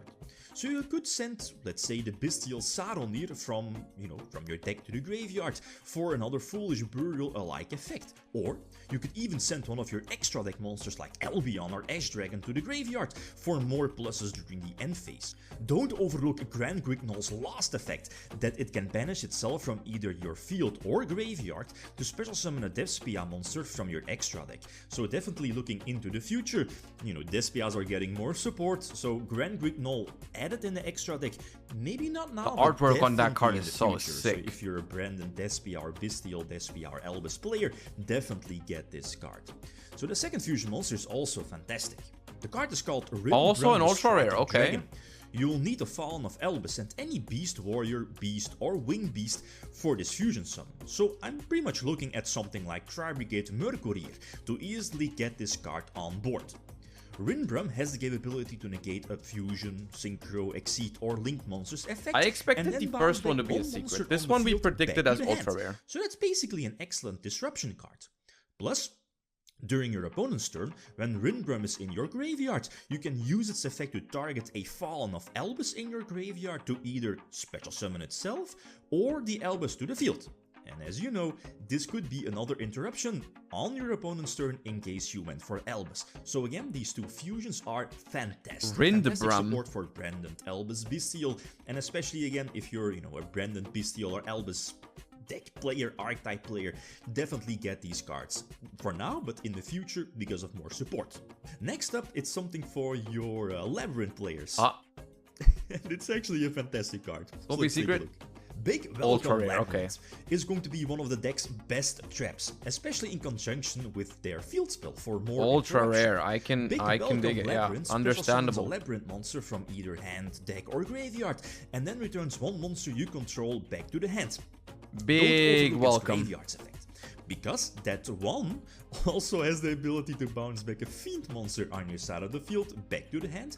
Or, if you control a level 8 or higher Fiend type, you can target one card from your opponent. Looking like a lot of good ultras and that, ladies and gentlemen, is fantastic, because both effects of this card can trigger your lovely Labyrinth of the Silver's Castle. That's again so insane, because again, this graveyard effect just works like a normal trap card. And as mentioned before, that's just insane, simply because maybe not now, but definitely in the future, if you kind of want to, invest yourself with the combos in Labyrinth, definitely get these cards now, because Big Welcome Labyrinth is a fantastic card, fantastic normal trap as well. Next up is a more generic trap, not specific for the weight Labyrinth measuring, deck. that's a secret rare. Which is a very similar card to Evenly Matched. Okay. Because it forces your opponent to cut their army down to just one monster. So very little similar bit Monka, but the past sets like Power of the Elements and Darkwing Blast, getting those I call power traps. And Waybridge is definitely one of those. So probably not in the main. Waybridge is the name. It might become somewhat of a side deck semi-staple. Who knows? The next one is for your Plunder players out there. It's a fantastic synchro. Plunder Patrol ship. Not even an ultra rare. Everything for the Bro, we Plunder predicted Patrol everything archetype. wrong. Or rather, I It's predicted everything wrong. When you have it face up on the field, lets you add any Plunder Patrol card from your deck to your hand when your opponent special summons a monster. Not only this, if Yord is equipped with a Plunder Patrol card, you can also special summon a Plunder Patrol monster from the deck. And that's insane, because this is just another tool to get out something like Whitebeard as soon as possible. But hold up, that's not all. Its last effect lets you get back any Plunder Patrol cards from your graveyard back to your hands, but then it will put itself into one of your Pendulum zones. This play is not ideal in some situations because you want to have its on-field monster effect first, but its Pendulum effect could help you out with the attribute problem. More specific, you can return it from your Pendulum scale back to your extra deck and give your opponent a Plunder Patrol token with any attribute that you choose.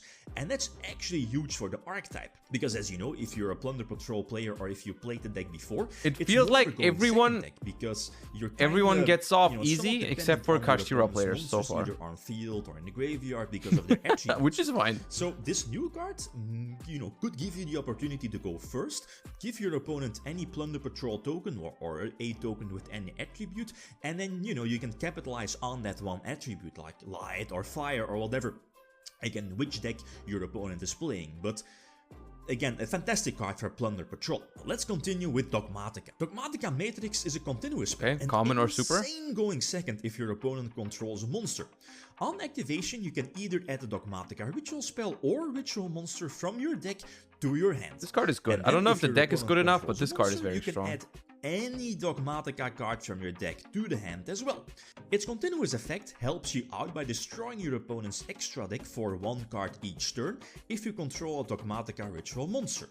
So just like Maximus, you could also send one monster from your extra deck to the graveyard. Their new ritual monster, Dogmatica also not ultra or secret. That makes sense. Those would have been whack ultra or secrets. They would have been very bad. Because despite not being terrible cards, they just wouldn't have any value. You can make your opponent choose to do one of the following effects.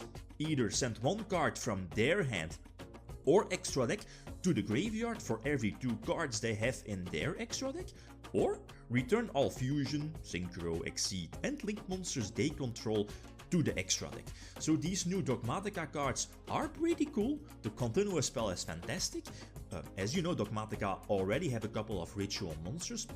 And of course some, some quite of it, like Ecclesia, Fleur de Lis, something, and Maximus. They are fantastic support, not per se as, a fully focused Dogmatica deck. But I feel that this new ritual monster, and especially this continuous spell, could definitely find a place in any Dogmatica deck or strategy. Now, we have 4 cards left. Let's start off with the first one, featuring Visa Starfrost. It's a trap card called Really Karma, ultra rare. Okay, not bad. It's not gonna be expensive, I think. From your opponent while boosting up a Visa Starfrost in your monster zone. Next, you could also banish 3V Karma from the graveyard to search any spell or trap that mentions Visa Starfrost from the deck. So for me, the eye-catcher is definitely the Tearlament field spell, Perlereno. The next one is something for your B-Troopers, insect or plant players out there, and I'm also looking at Trap Tricks, which again in the future will get a new structured deck as well. So let's take a look at this new boss monster, Bear Grim. Oh, that thing. Oh my god, we found the bad ultra. It's basically a Doom Dozer. Uh-oh, I know, I already know we're gonna pull this one. On the field by banishing 3 insect and or plant. You already know we're gonna pull this one. When oh god. Your opponent can't respond with monster effects on your we're pulling that. I know it. During your main phase, I already know it. Activate its Dark Hole effect to destroy all non-plant and insect monsters on the field. So that's really cool, right? It's another boss monster, which again could facilitate the potential big push for something like B-Troopers or Trap Tricks. The next one is a new boss monster, I guess, for something like Generator or Virtual World. It's a new rank 9 exceed. So let's take a look. Leviathan, Generator boss of the Shadows. Oh, we're also gonna pull that one. Oh no. That suppresses attacks and allows you to remove your opponent's monster in a non-targeting and non-destruction way.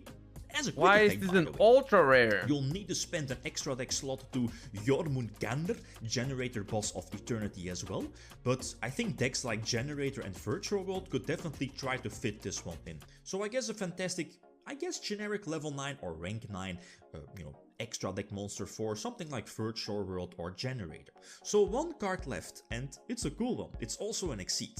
Let's see. Gigantic Champion Sargas. Oh, secret rare Sargas. In any deck that can summon a rank 4 exceed monster thanks to Springen's Merrymaker.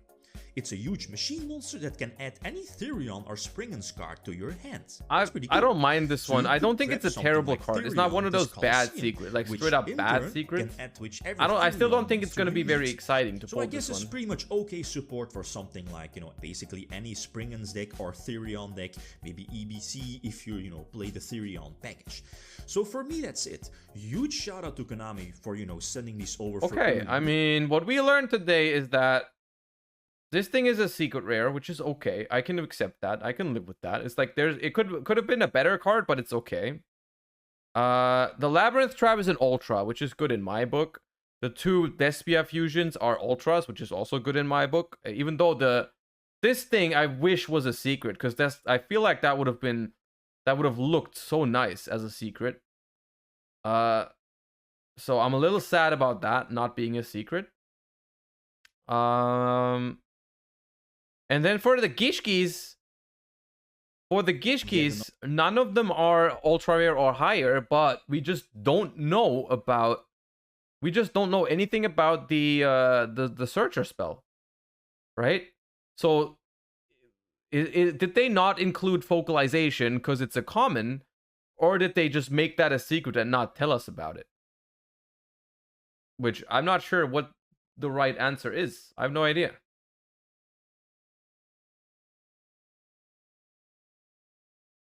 We will find out on Friday. Yeah, we will find out on Friday. And then what else was there? Was there any other huge news? I guess weight measuring.